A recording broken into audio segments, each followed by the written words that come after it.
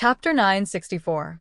The Deputy Speaker of the Federation Management Committee, Mr. Zion, glanced at the hundreds of members in the audience with his old eyes and said lightly, "Since even Colonel Lifone believes that Major Leonardo da Vinci is not a rebel, then I think we should listen to what Major Leonardo da Vinci has to say."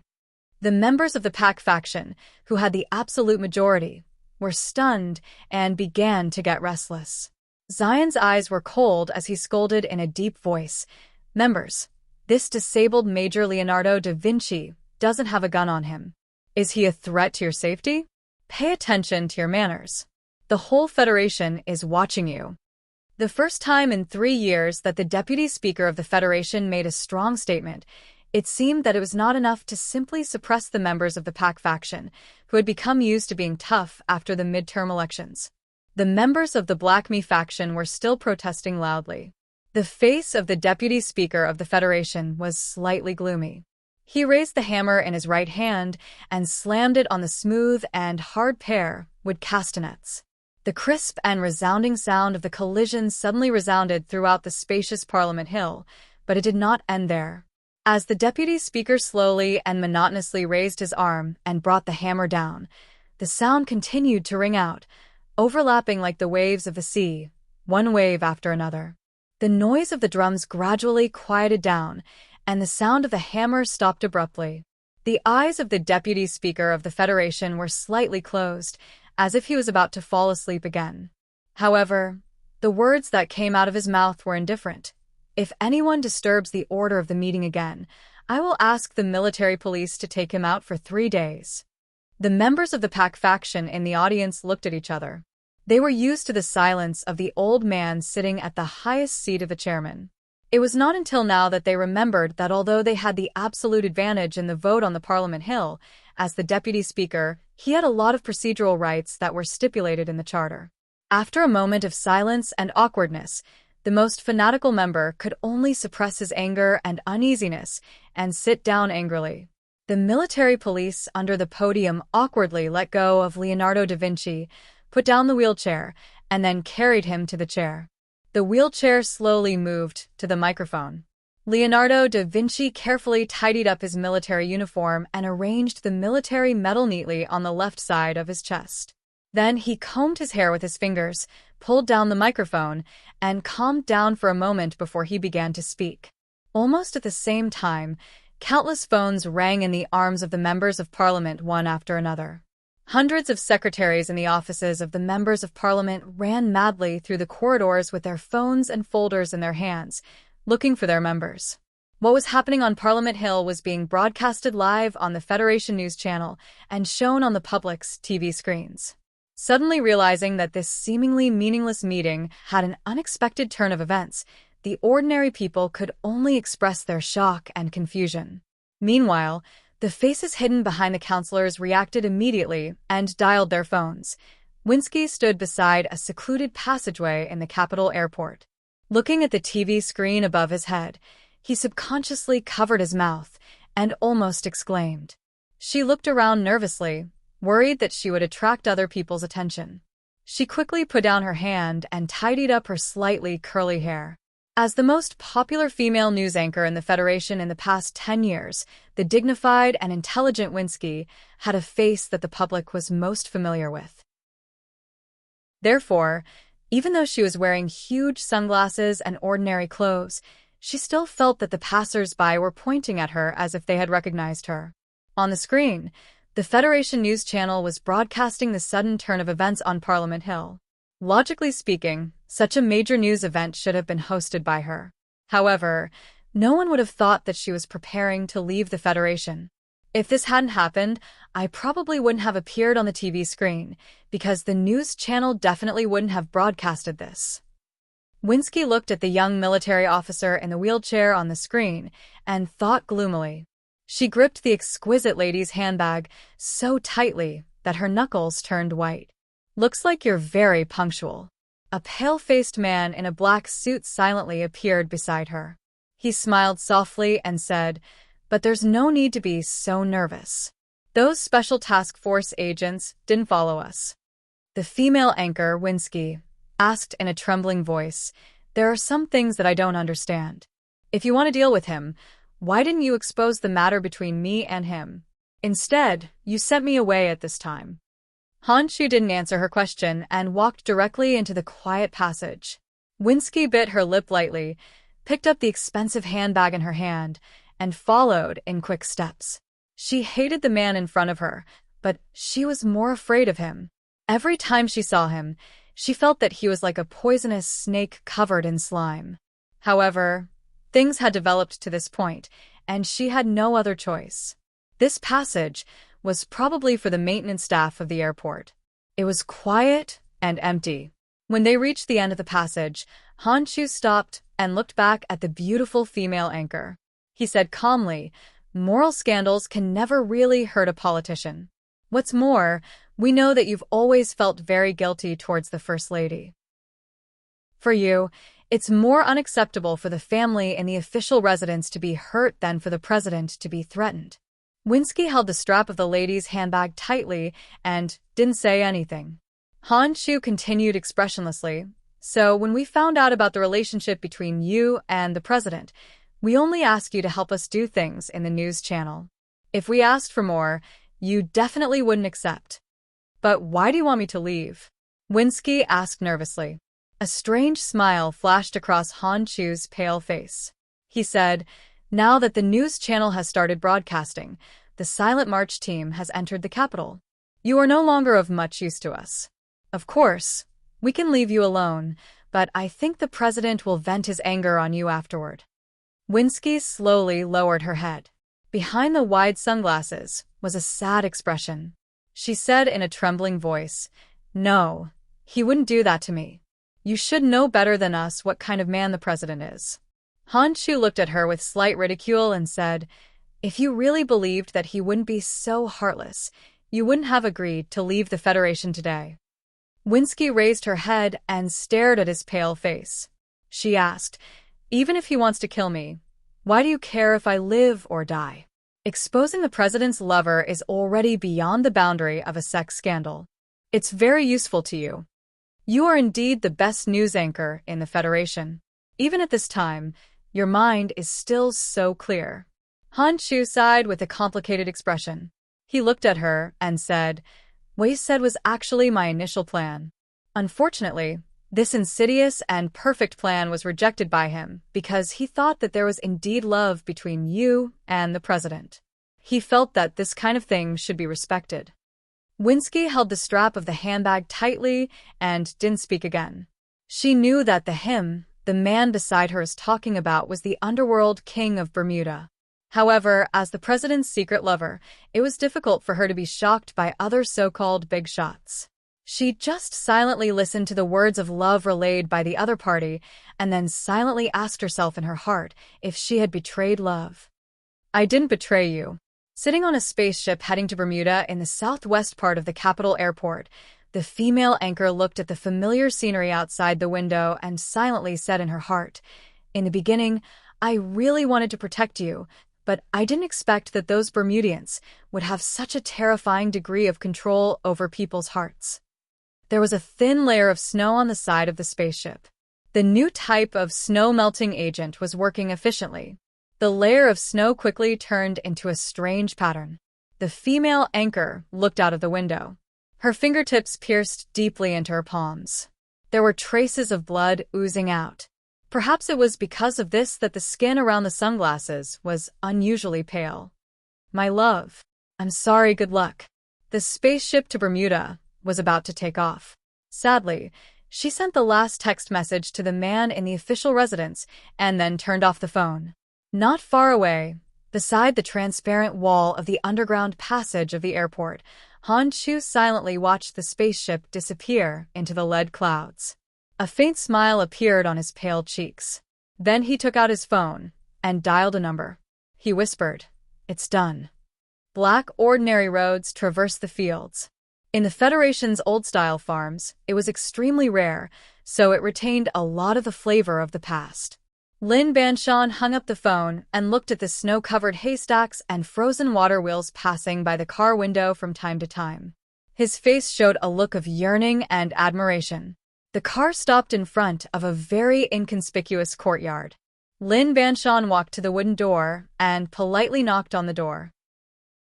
The courtyard door opened, and a two-story wooden building appeared.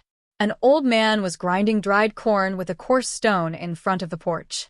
He didn't look up, but seemed to know who the visitor was. He smiled and asked, "Kid, you should be in the capital at this time?" In this world, even the old men in the Lin Manor didn't dare to call Lin Banshan kid. Probably only this old man was qualified. Lin Banshan still maintained the carefree attitude he had for the past 20 years. He walked to the porch and sat down on a small stool. He began to grind the dried corn with him.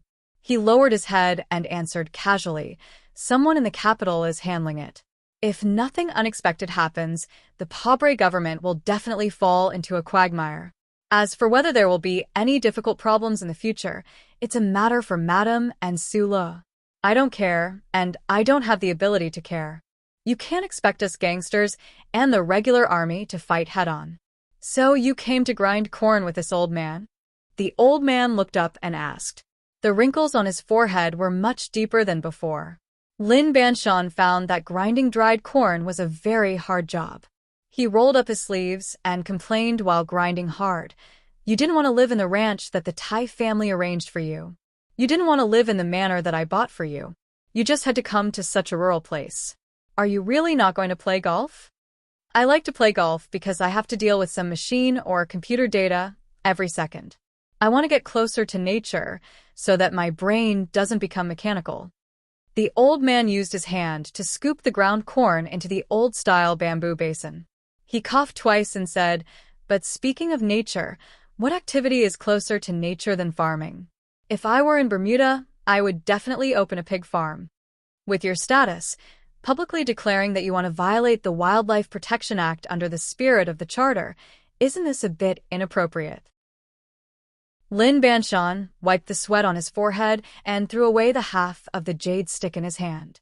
He said, "Old man, before you die, can you do something good?" "I retired a long time ago," the old man said with a smile. "I'll make a pot of porridge for you later. It'll be delicious. Don't use food to brush me off. Of course, you don't have to care about the government's affairs and the military's affairs. But don't forget, at that time, when you took advantage of my young age to coerce me into joining the Bureau. Serving the Charter is a lifelong career." Lin Banshan said, "In that case, even if you retire, as long as you are not dead, you are still the director of the Federation Bureau of Proclamation." Just like what Lin Banshan said to old Director Tai in the small farmhouse courtyard, although he had left the capital special district, everything he had arranged was still working steadily, and then he dragged the government into the quagmire step by step. After the bloody incident in the capital of South Kazhou, with the cooperation of the Tai family, Lin Banshan secretly succeeded in controlling the news department of the Federation TV station and dealt a heavy blow to the Federation government. After the incident, the relevant agencies of the Federation government began to investigate what went wrong with the news department and why the video that was obviously produced by the Silent March Command could be broadcast through this channel. With the full cooperation of the other major families, the news department of the Federation TV station threw out a few scapegoats, and with the help of the female anchor, it was difficult to avoid this investigation. Up until this very moment, the federal government hadn't even noticed the seemingly unrelated kidnapping cases. The power of the 7 major families was certainly not as strong as the Federation government, especially after the Joint Investigation Department took the Patriot Act and carried out several internal purges, which they would rather be wronged than miss. Their influence in the huge bureaucracy was rapidly weakened, and the officials they could control were getting fewer and fewer.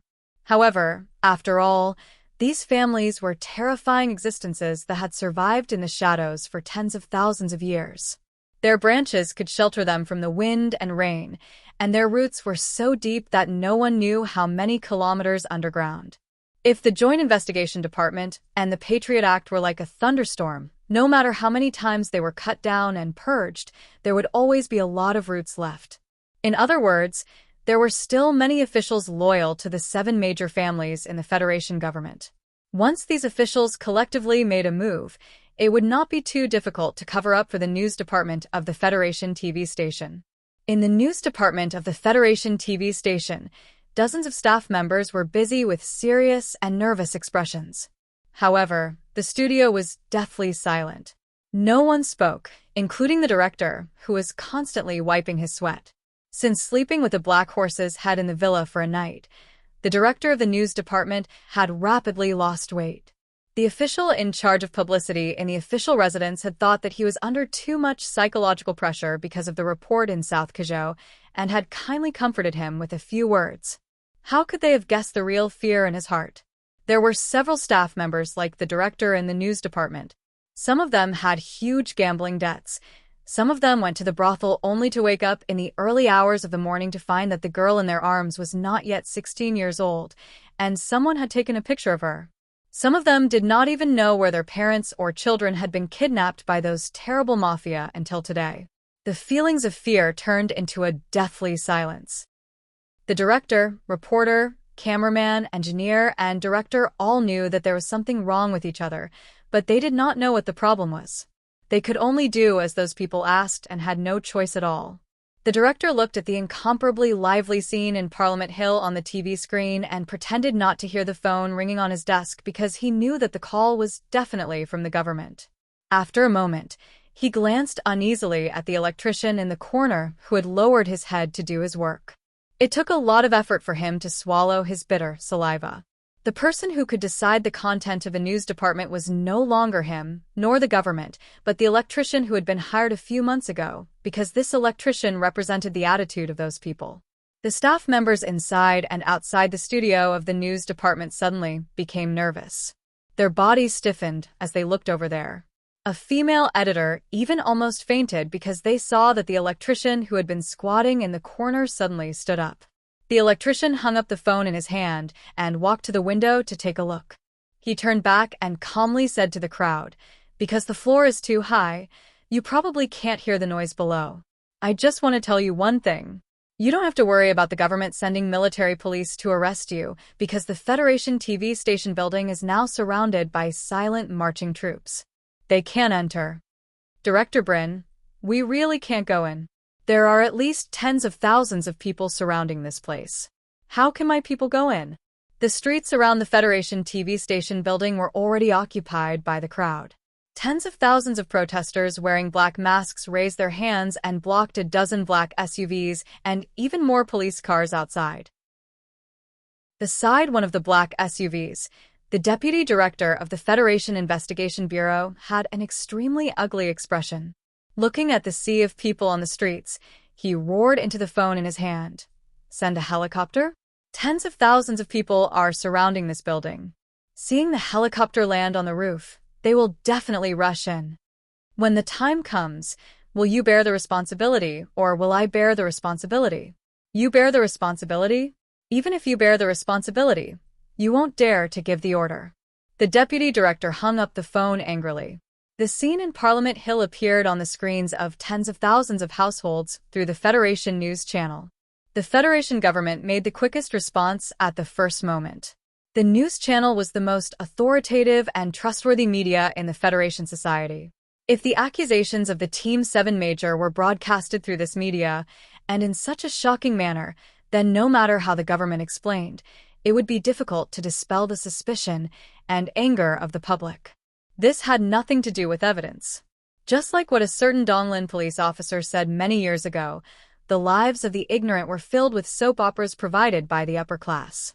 Therefore, the majority of the Federation's lower-class citizens didn't care whose evidence was stronger. They only believed what they wanted to believe, what they saw with greater visual impact, the so-called truth. The Federation government reacted quickly, but they didn't expect that the young senator seemed to have been prepared. Just as the Federation Investigation Bureau agents and police arrived in front of the news channel building, the place had already become a sea of people. The Silent March Command Center had been moved from the entrance of the George Carlin Art Center to an apartment building 2 kilometers away from the Federal Television Building. The owner of this apartment building was Li Xiaotong. As early as 3 months ago, the 7th Young Master had sent away all the tenants and secretly moved in the relevant equipment, just waiting for today to be handed over to the young senator. How many TV stations have already started broadcasting the news channel signal? For now, it's still 3. Increase the number to 10 in 2 minutes. The technical department will send out the signal frequency. If there are any problems with the reception of the TV stations, you will be responsible for solving it immediately. Yes. What's the situation on the various online forums? 74% is at the top. Keywords such as the Team 7 incident and Da Vinci have already occupied 6 of the top 10 search rankings. Public Relations Department continue to follow up. Also, the thousands of underground music stations, once the funds are received, ask them to stop selling aphrodisiacs today. All of them will be on the government's dark side. If there isn't enough information, send out the prepared broadcast stories. As for the newspapers, how many are still unwilling to publish? All the entertainment weeklies have already bought out their pages. A few major liberal newspapers have already decided to publish special editions. The problem is that the few newspapers that support the government are still unwilling to agree. Has the contract for the advertising space from Samlin Bank been faxed? It has been faxed, and it is being reviewed. Especially the Tribune, it was stated in the contract in advance that the advertising content cannot have political content. The top 2 floors of the apartment building had already been hollowed out. Hundreds of silent military headquarters staff were busy with the work at hand, turning the originally extremely empty hall into a tense headquarters.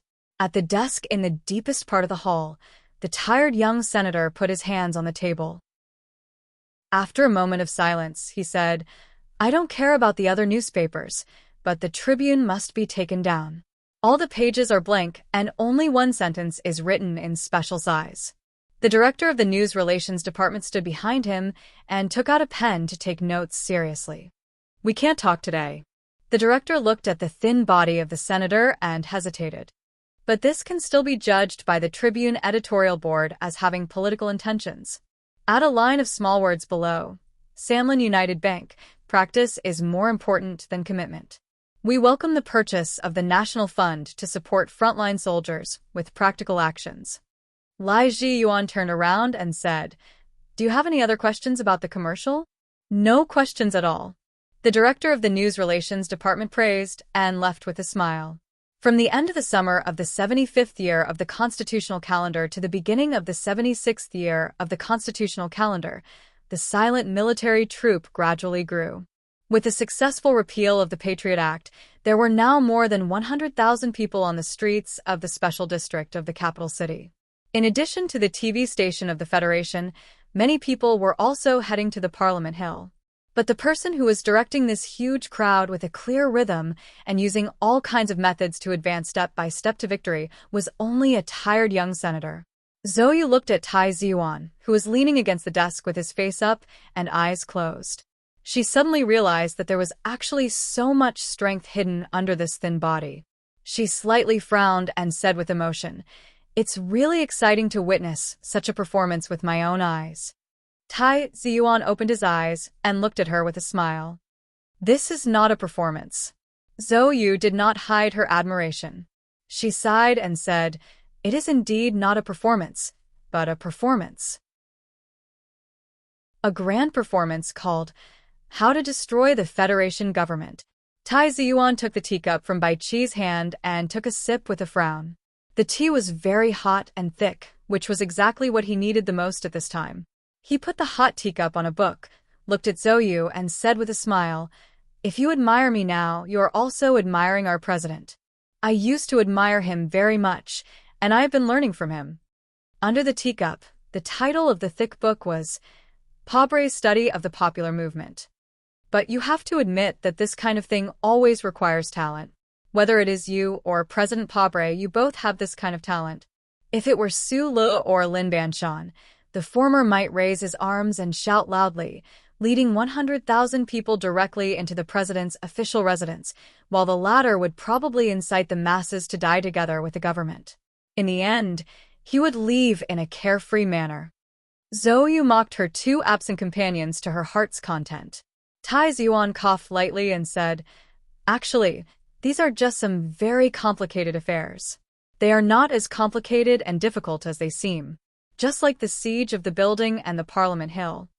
If one person can't do it, 10 people won't do it either. Only when there are enough people, so many that there is a huge disparity between them and the enemy, can humans often develop courage. Dripping water can penetrate stone, but it requires tens of thousands or hundreds of millions of water droplets. A stream is clear, but it can only flow calmly. It lacks the power to change the environment. Only when the stream converges into a river and finally into an ocean will it become powerful and fearless.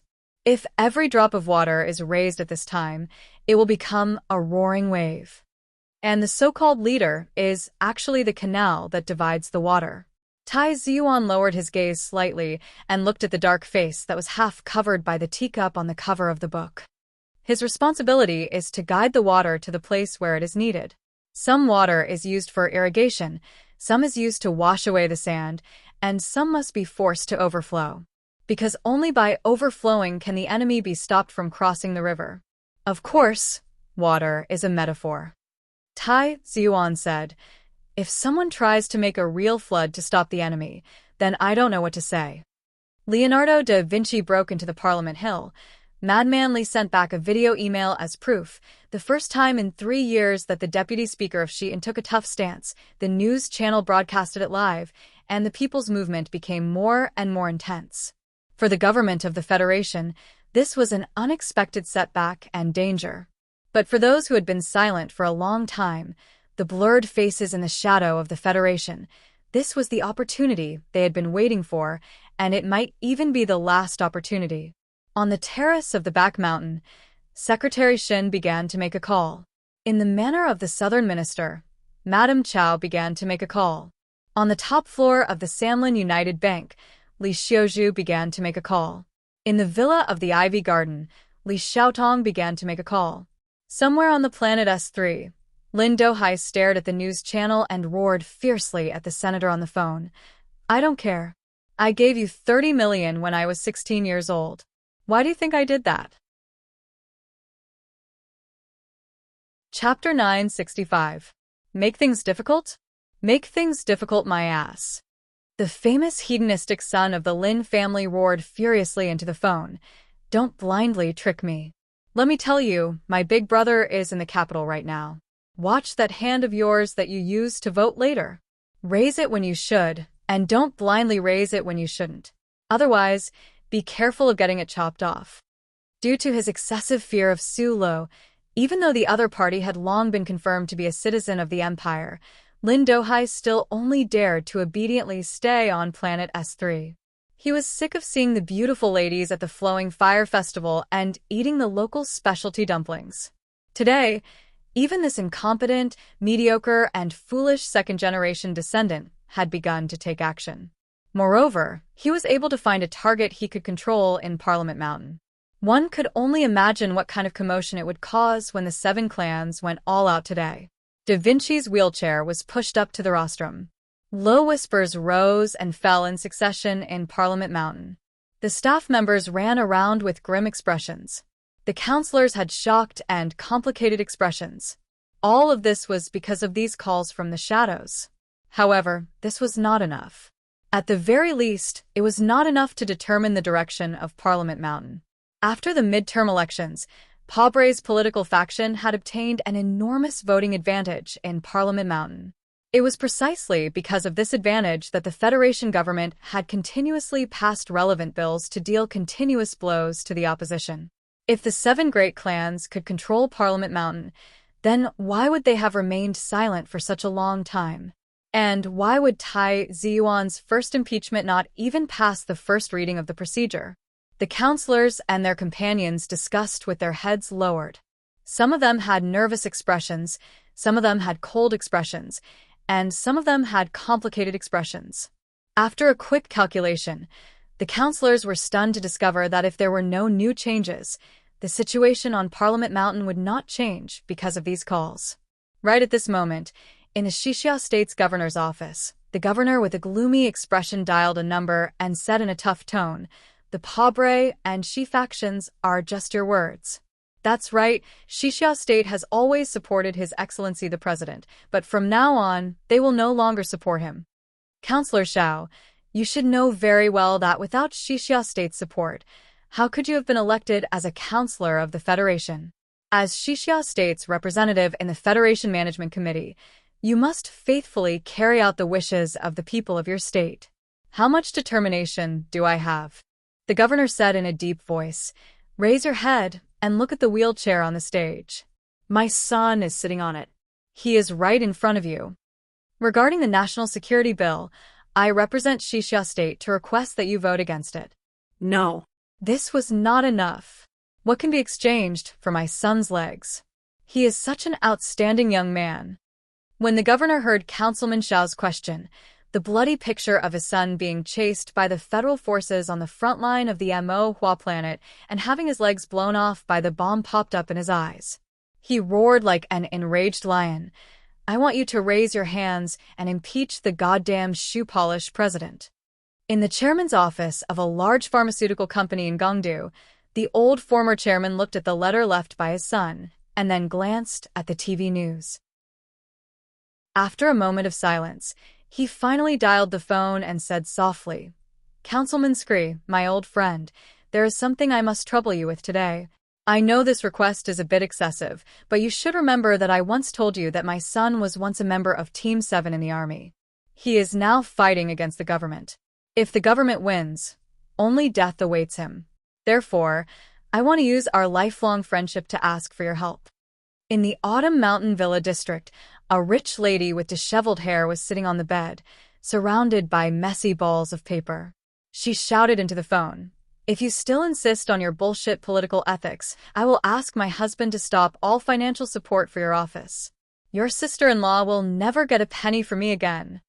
The lady fiercely wiped away the tears on her face and said hatefully, Councilman Sun Yu, if this still can't convince you, you can guess what even crazier things a mother who has lost her only son will do. After the first wave of intensive phone attacks on Parliament Hill ended, there was a temporary silence.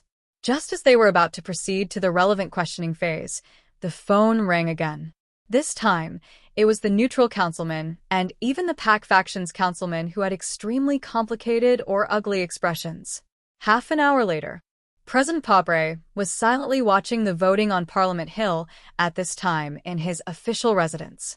When he saw that the Homeland Security Bill did not pass on the first reading, and when he heard the report from his subordinates, he remembered the faint worry he felt when talking to Du Xiaoqing. He remembered something from years ago. Through the documentary produced by the Golden Star Documentary Studio, the Federation got to know Team 7. In everyone's impression, Team 7 was a brave, united, and fearless fighting group. Every member was the bravest warrior. However, under the cover of those dazzling deeds, people had long forgotten that not every member of Team 7 was so unparalleled from the beginning. In the 68th year of the Xianli calendar, other than the few old members, the new members of Group 7 from the Harbor City Garrison Guard District did not have the calm and determined temperament that they had now. They were arrogant, weak, and timid. They were completely useless old soldiers, a group of good-for-nothing rich kids. Why? Because the parents of those 100 or so Team 7 members were powerful figures from all over the Federation. Their families always occupied certain positions in the upper echelons of the Federation. Therefore, they themselves were good-for-nothings. Time was like countless gauzes, filtering out many past images, including the government and the military. Everyone only remembered the valiance of the Team 7 members, but they forgot that they had an equally valiant family background. The parents of the members, who had wealth and power in the Federation, naturally did not care about moral responsibility and loyalty. However, as time passed, they began to understand and be proud of the pride of the youth. After constantly receiving news of their son's sacrifice on the front lines, they felt pain and sorrow, but they did not regret it. That was until they discovered the dark shadows behind this matter. Therefore, these local powers, who had originally maintained a neutral position and even faintly leaned towards the government, under the influence of extreme anger, began to act without holding back. Naturally, they were far from being as powerful as the 7 families. However, they and the circles they lived in were the cornerstones of the upper echelons of the Federation. It was a secret network that densely covered countless regions and industries. If one still remembered the 68th year of the constitutional calendar, the movement to save the soldiers that shook Parliament Hill and even silenced the government, one could roughly understand what kind of power the collective anger of this class had. Chapter 966. President Pobre glanced at the message and deleted it expressionlessly.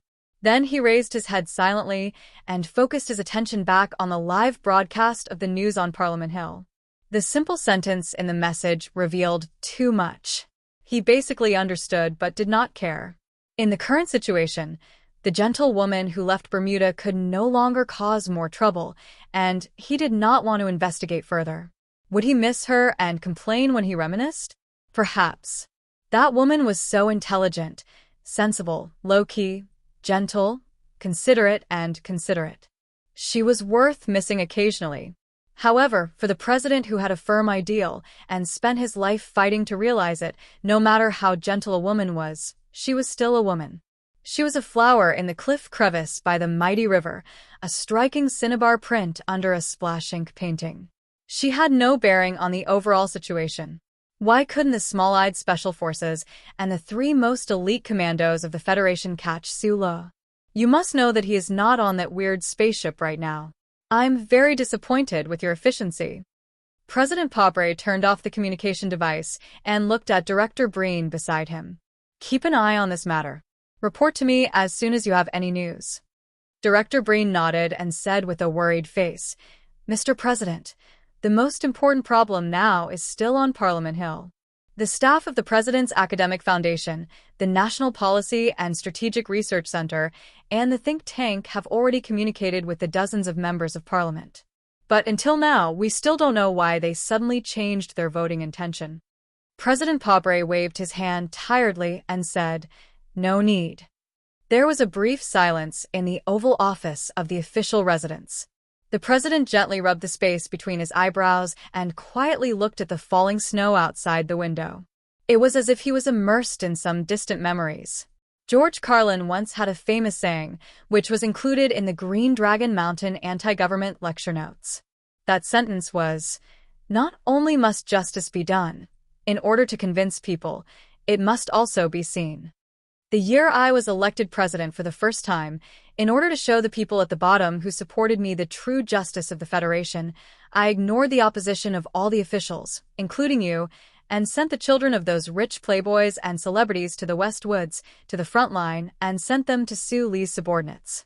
At the time, Sue Lo was the successor personally chosen by the war god, and only he helped me realize this wish. But even I did not expect that in such a short time, he could really turn those nobles into true warriors, into his most loyal members. Even though they knew he was a citizen of the empire, those members were still willing to risk their lives for him. President Pobre laughed at himself. He looked at Director Breen and said, "What's boring is that I actually forgot that I did this with my own hands." As a result, their parents dealt a heavy blow to the government at the most critical moment. Director Breen was stunned for a moment before he recalled the incident back then. He finally understood why Parliament Hill was so different today. Mr. President, the issue that the advisors are very worried about is whether Parliament Hill will use the momentum of rejecting the Homeland Security Act to propose an impeachment. He looked at President Pobre's dark and tired face and said worriedly.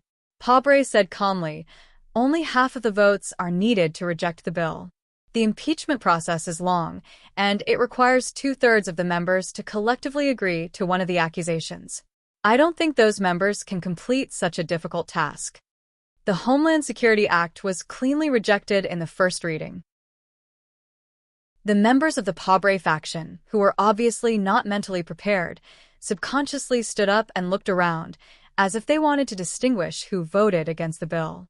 This was the first time since the midterm elections that Parliament Hill successfully rejected a bill proposed by the Pobre government. This scene had not happened for a long time, and it made the members fall into a strange silence. It seemed that everyone was not used to it.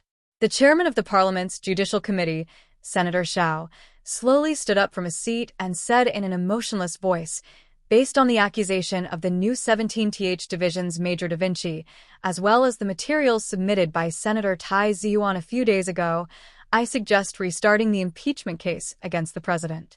According to the charter, we invite the Chief Justice of the Supreme Court, Hearing, to come and preside over the impeachment proceedings.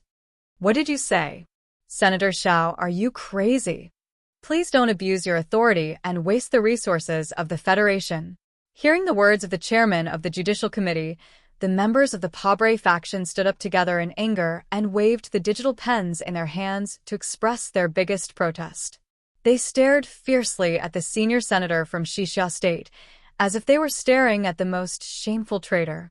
The quiet and solemn Parliament Hill was attacked by obscenities like a market. One could even clearly hear the sound of shoes knocking on the table and fists tearing through the air. It was chaos. Deputy Speaker Xian didn't seem to hear the fierce protests at all. He lightly knocked on the hard pear board in front of him, gave a slight warning, and said expressionlessly, "Now, we will immediately begin the first reading of the procedure." According to the Charter, the Federation Parliament had the right to impeach the president. However, even people who didn't understand the rules could imagine that it would be an extremely difficult process to implement this right. The first step of the standard impeachment process was for the Chief Justice of the Supreme Court of the Federation to preside over the trial. All members of the Parliament acted as the judges of the impeachment court and listened to the arguments of the prosecution and the testimony of the relevant witnesses. The chairman of the Judicial Committee and the representatives of the sponsors played the role of the prosecution, while the president's official residence had to perform the duty of self-defense. After the trial began, both sides would first make statements for 2 hours and then call the relevant witnesses to testify. After the cross-examination of the witnesses and the end of the debate, the Chief Justice questioned each member of the Parliament in alphabetical order of the impeachment charges.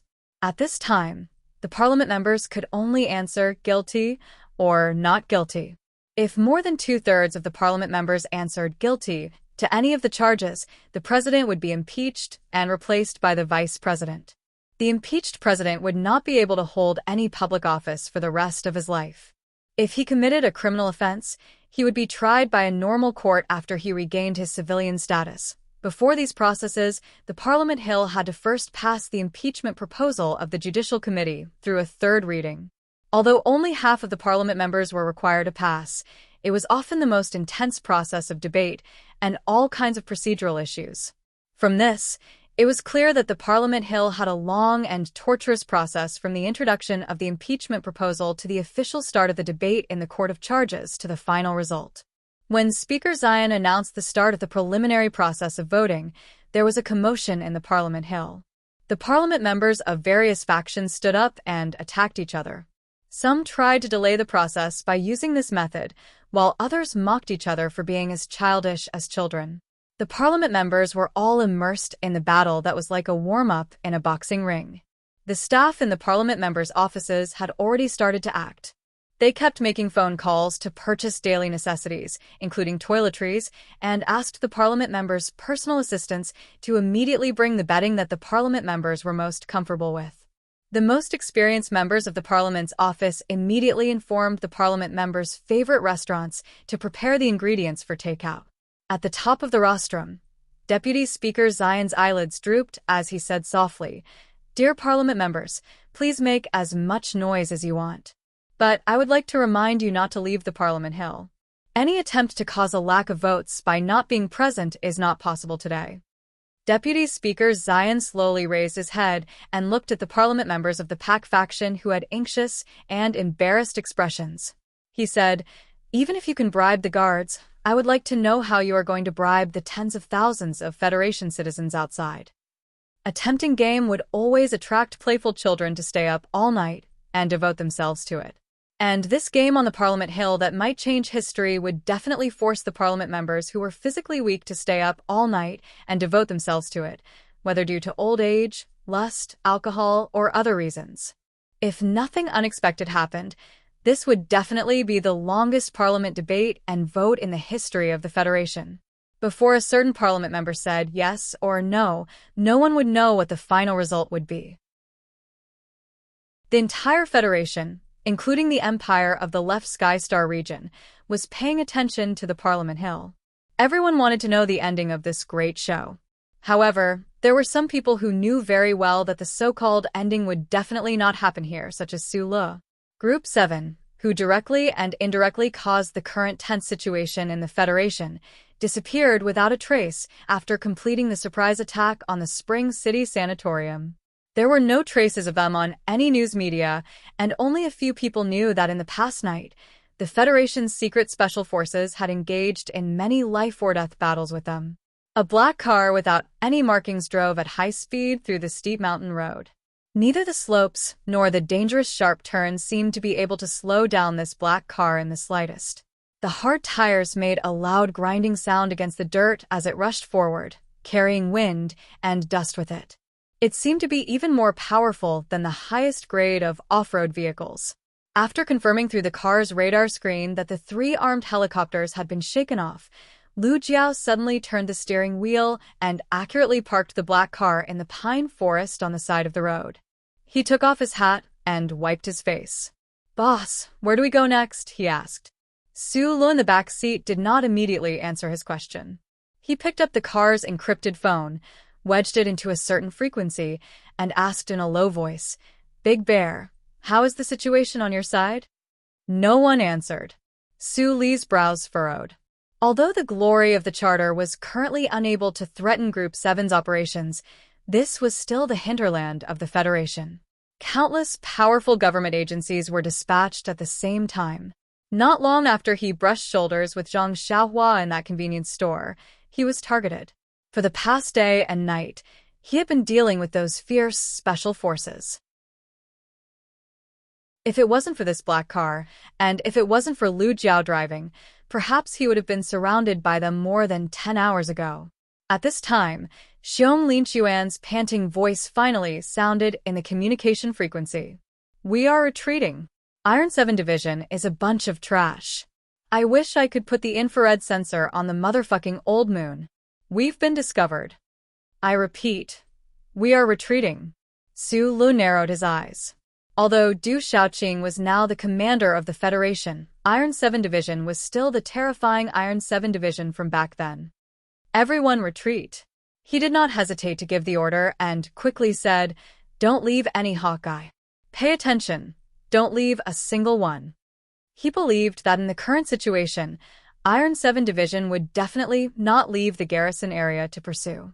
He then asked, "Yan Bingyan, how are things on your side?" A moment later, a rough voice sounded in the communication frequency. "Boss, the 3 of us are circling around the Snow Leopard assault team. Those bastards aren't very good, but their equipment is too fucking advanced. We can't hold on for much longer." Su Le reached out and pulled up the electronic map in the car. He looked at a certain light spot on the map and said, "Go straight at full speed from your coordinates, at West 32. You must get out before they encircle you.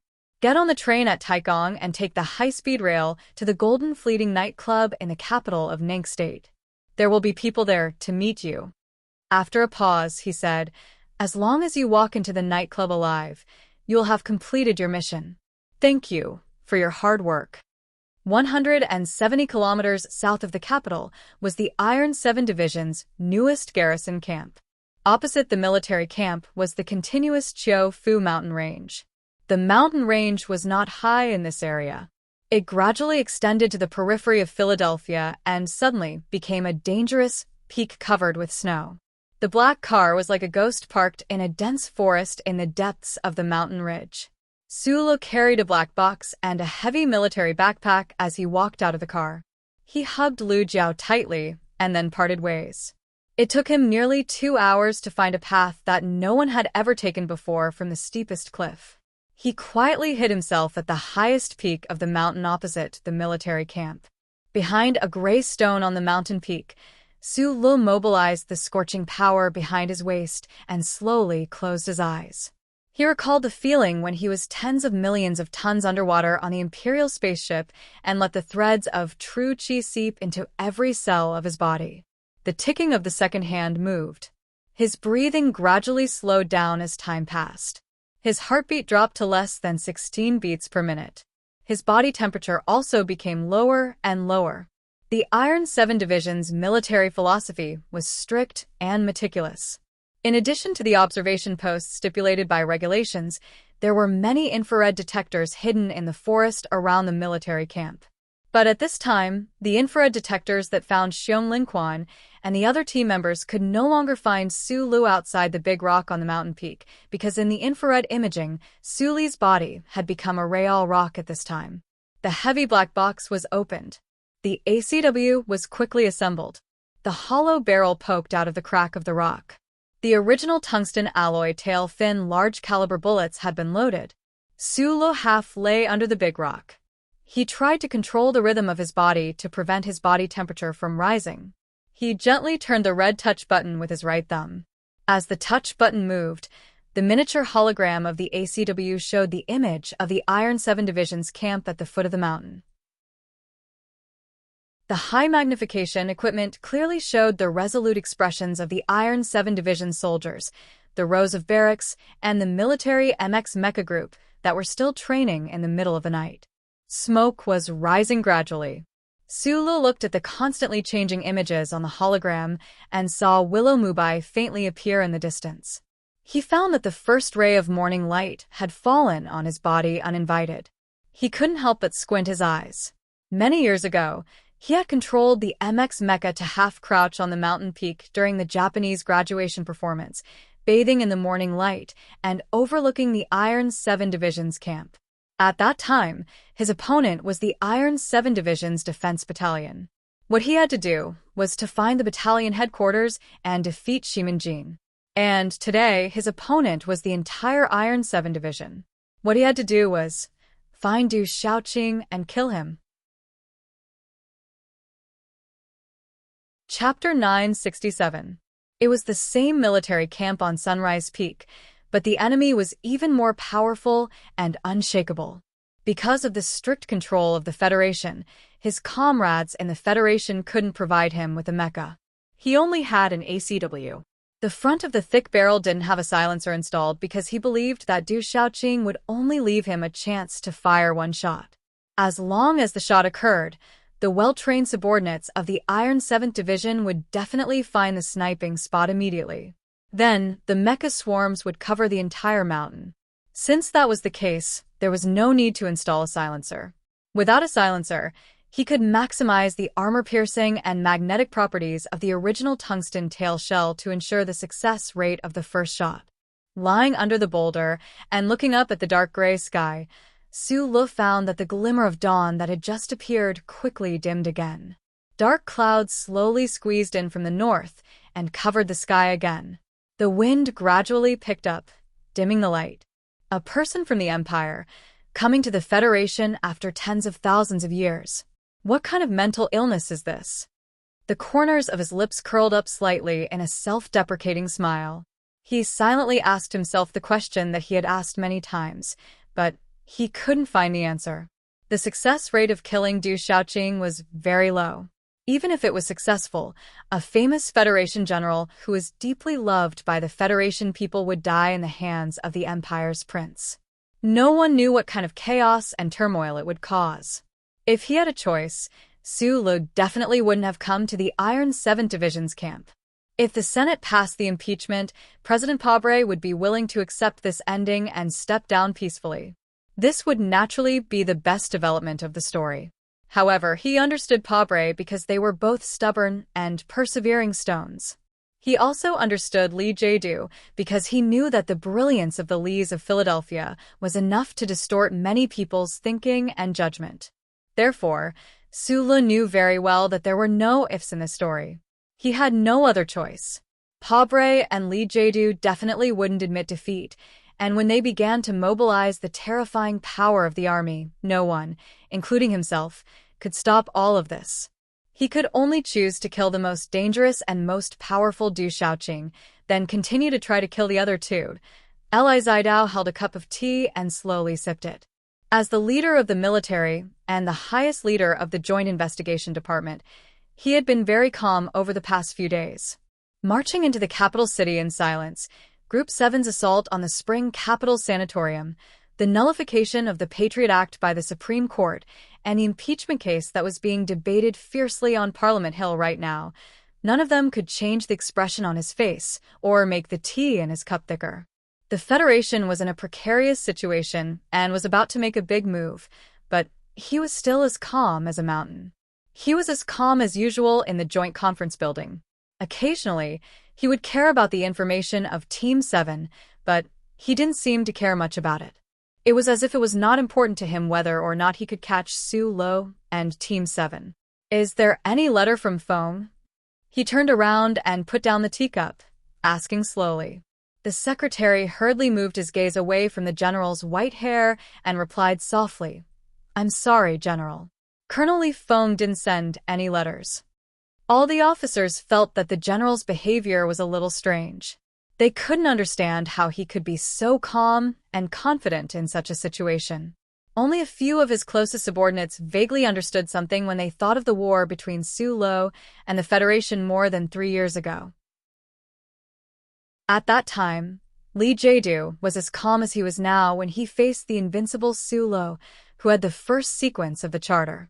After that, the changes in the charter computer that no one knew about proved that his calmness came from his strong confidence in his wisdom and methods. It came from the trump card that no one could think of. Li Jiedu looked at the slowly swirling tea leaves in the cup and remembered that when he was a child, his father would often use 8 rice jinchi to shake the tea in the cup and try to use this method to make him happy when he returned home from the front lines. At that time, he was indeed very happy when he was still a little boy. However, as he gradually grew up and realized that he couldn't have the magical ability that his father had, he could no longer be happy. As he got married and had children and found that his son had this ability, Li Jiedu's complex emotions reached a peak. Then he silently buried his childhood desire and sadness in the depths of his heart and never mentioned it to anyone. "Father, your ability can make the tea swirl, but I don't envy you anymore, and I don't envy Feng anymore. Because I have found an extremely powerful force, so powerful that it can make the stars swirl."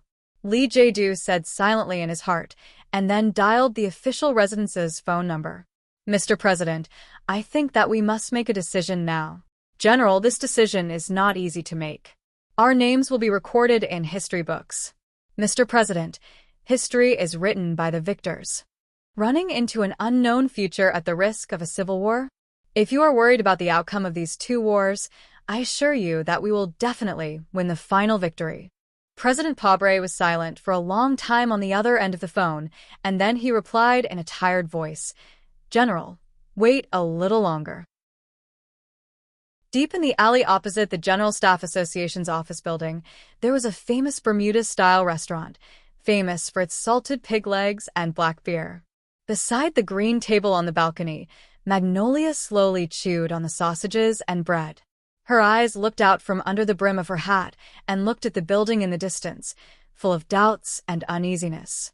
In the distant asteroid belt, in the cabin of the black, broken spaceship, the slender mechanical arm was shaking nonstop as it mumbled to itself like a drunk woman.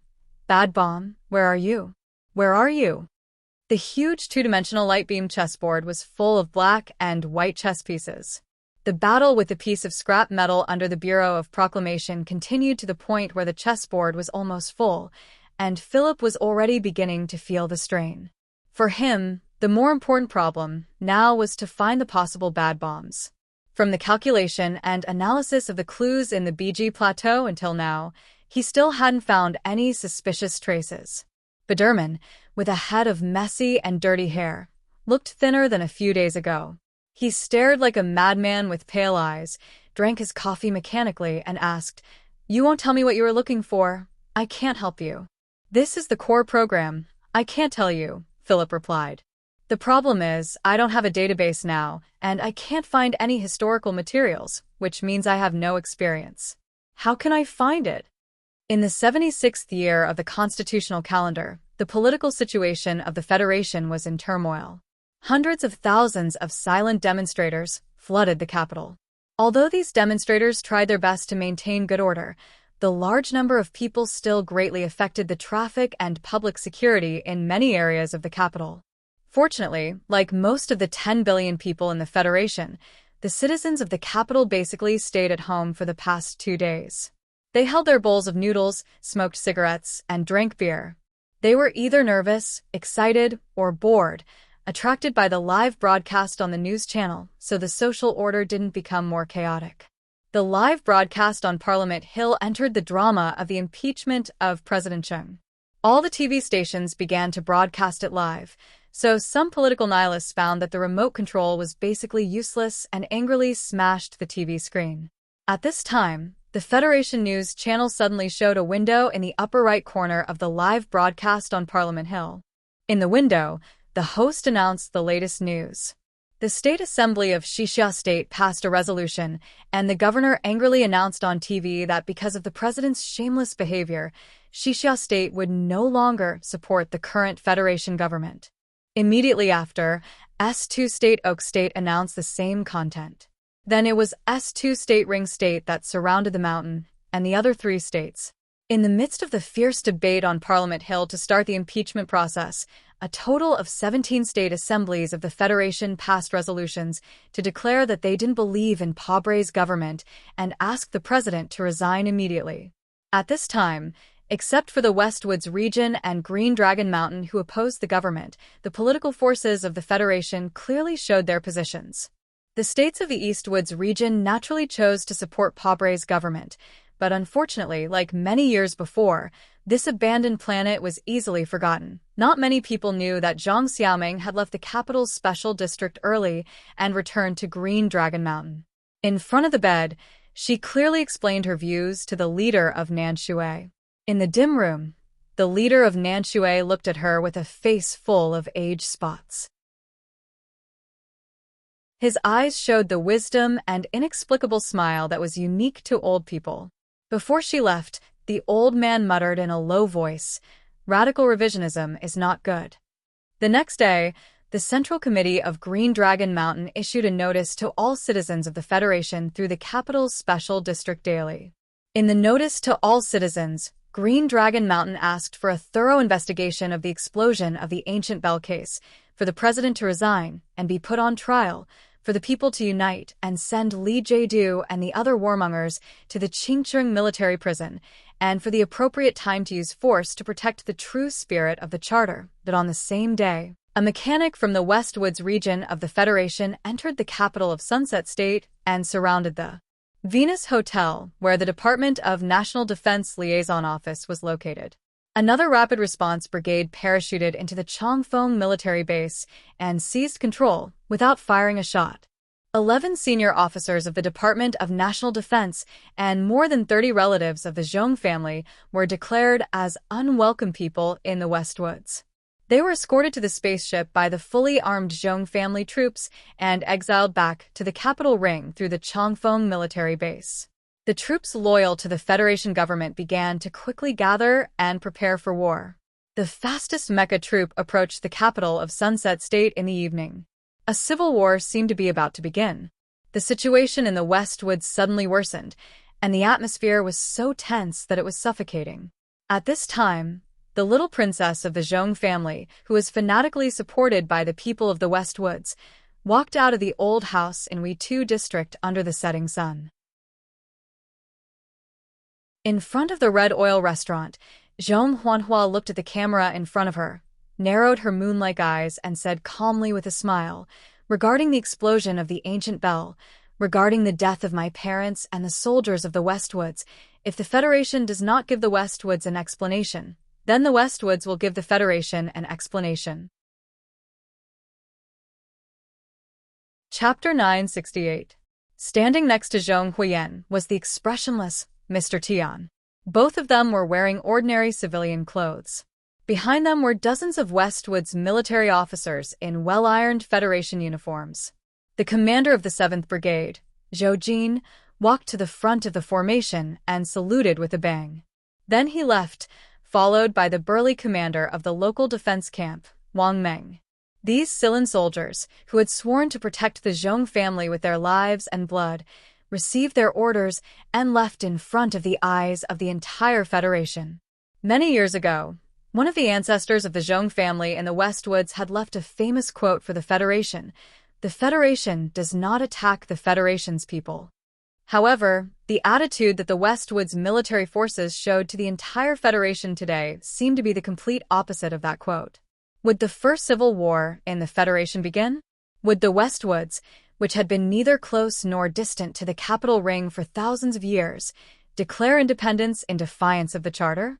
If it was an old man with a gloomy expression who led Cylon's native forces to issue the strongest voice against the capital ring, the Federation society and media would immediately begin condemning him in speech and in writing. They would label him as a maniacal, ambitious schemer and a bloodthirsty schemer. However, the one who appeared in front of the entire universe was an orphan girl whose parents were both dead. Most people began to believe that the explosion of the ancient bell was a conspiracy of the federal government. In the face of this pitiful orphan girl who had no one to rely on, it was difficult for anyone to associate her with an ambitious schemer. No one could blame her in the name of morality. On the contrary, the people sympathized with her and pitied her. Therefore, after the Westwoods Declaration was made, anti-government protests spread throughout the Federation. There were two more demands: to oppose the Civil War and to ask the government to give justice to the Westwoods. The governor of Xixia State arrived at the capital's special district in a special vehicle. He unfurled a very long light screen banner in Charter Square and then was arrested for violating the Traffic Act. The governor did not resist at all because this was his plan. He believed that when the people of Xixia State saw the image of him being handcuffed, more people would leave their apartment buildings and walk on the streets. In order to deal with the situation in the Westwoods and the increasingly tense atmosphere, the 3rd Military Region Station S3 started to prepare for war. However, when a mecha operator requested the Duck Mountain Assembly Base to distribute the relevant components, he didn't get a response. The Duck Mountain Assembly Base was the largest logistics base of the Federation. The garrison of the base raised their alert level. The 2 heavy alloy doors slowly closed. Countless heavy firepower groups were ready to fire at any time. In the conference room of the base, several generals of the Federation rejected the 4th transfer request of the 3rd Military Region without hesitation. In the dim front desk, the idle general who was relieved of his post as Minister of Defense 3 years ago and sent to the General Assembly Base turned around and looked at his loyal subordinates. It's true that the military shouldn't have its own thoughts, but with the Constitution, the Federation forces don't fight civil wars. Right now, the Federation is already in a precarious situation. Do we need the help of a person from the Empire to get back on the right track? As a soldier of the Federation, I can't afford to lose face like this. We must save ourselves. As the anti-government forces in Green Dragon Mountain and the Zhong family in the Westwoods expressed their unyielding stance, the terrifying shadow of the Civil War spread like lead clouds in the sky. The invisible and powerful pressure caused many people to silently change their attitude. Many of the loyal people who supported the government had become silent. The remaining forces of Pable in the 3 major unions in the 4 states were no longer as passionate and aggressive as they were a few days ago. Some members of parliament had also begun to think about the future. After a night of intense debate, the bargaining and the procedures finally ended. After 3 procedural votes, they officially entered the impeachment process. When they saw the images on the news, the silent citizens who were waiting in front of the Federation TV station in front of the Parliament Hill burst into the most excited cheers and screams. In stark contrast, the president's official residence was silent in the snow. This wasn't the first time President Pabre was impeached, but the impeachment proposal proposed by Tai Zuan didn't even pass the first reading before it ended miserably. Who would have thought that today's impeachment would actually enter the final stage? The staff in the president's official residence had complicated expressions. They felt that the snow outside the window seemed to have defeated the temperature control system in the room, and the surrounding environment suddenly became cold. The evidence is still being submitted. After a while, the prosecution and defense will have 2 hours of self-defense time. The defense lawyer and the relevant personnel of the Ministry of Justice have already arranged it. In the Oval Office, Director Breen looked at the president by the window with a tense expression. His voice became a little hoarse and uneasy. According to the research of the Foundation, the Research Lab, and the think tank, as well as the attitude of the senators obtained from the return calls, we now have 41% of the votes in our hands. Theoretically, the impeachment proposal has no chance of passing. In the end, all stories have nothing to do with probability. Things that are theoretically impossible often become the most real harm in the end. President Pobre replied, then raised his arm and motioned for Director Breen to leave. There was no one in the Oval Office. The president poured a glass of wine, sat on the sofa by the window, and slowly sipped it. He lit a cigarette and looked at the snow and led clouds outside the window in silence for a long time. He was the son of a miner in Donglin who was extremely lucky to come to the capital ring. Then he became a lawyer, a public interest lawyer, a poor lawyer, a stupid lawyer who almost couldn't practice anymore. Then he became a lawyer consultant for the three major unions, the darling of the liberal media, a breeze in the political circle of the Federation, and finally the most powerful man in the Federation. The turning point of this legendary life was when he got drunk in a small tavern. Since then, Pobre rarely drank and never smoked a cigarette again. You once had nothing, so what right do you have to be depressed today? Do you want to watch the Federation be led into the abyss of despair by corrupt politicians, greedy families, and soldiers who don't hesitate to fight a civil war? No, Pobre, you have to stand up. It's time for you to make a decision. The dark-faced man stood up and stared coldly at the snow outside the window. Suddenly, he slammed the wine glass to the ground and turned around. The First Lady stood silently by the door. Her eyes moved from the glass pieces on the ground to his face. Her eyes were full of worry, uneasiness, and a touch of sadness and loss. I'm not doing this for myself, nor for power. I'm doing this for the Federation. You should know how much I love this Federation. President Pobre pursed his lips in pain. Facing his wife's gaze, he walked to the desk, picked up the phone, and dialed the few numbers he needed to dial. The thick clouds of snow were heavy, but they still couldn't completely block out the sunlight coming from the atmosphere. The morning light had already become bright. It was because the light was everywhere that people often forgot about its existence. Sulo, whose body was stiff, quietly lay under a huge rock like a stone man. Through the miniature light screen next to his face, he monitored the movements of the military camp on the other side of the mountain. After observing for a long time on the mountain peak, he still couldn't find Du Xiaoqing's barracks. In fact, because the distance was too far, he had to wait until Du Xiaoqing walked out of the barracks if he wanted to kill him. Suddenly, his pupils contracted. His heartbeat, which was forcibly suppressed by true qi, started to beat rapidly at this moment. Then, it returned to normal. On the other side of the mountain, there was some movement in the barracks of the Iron 7th Division. From the outside, the layers of barracks and the statue-like mechas covered in rainproof cloth didn't seem to have changed at all.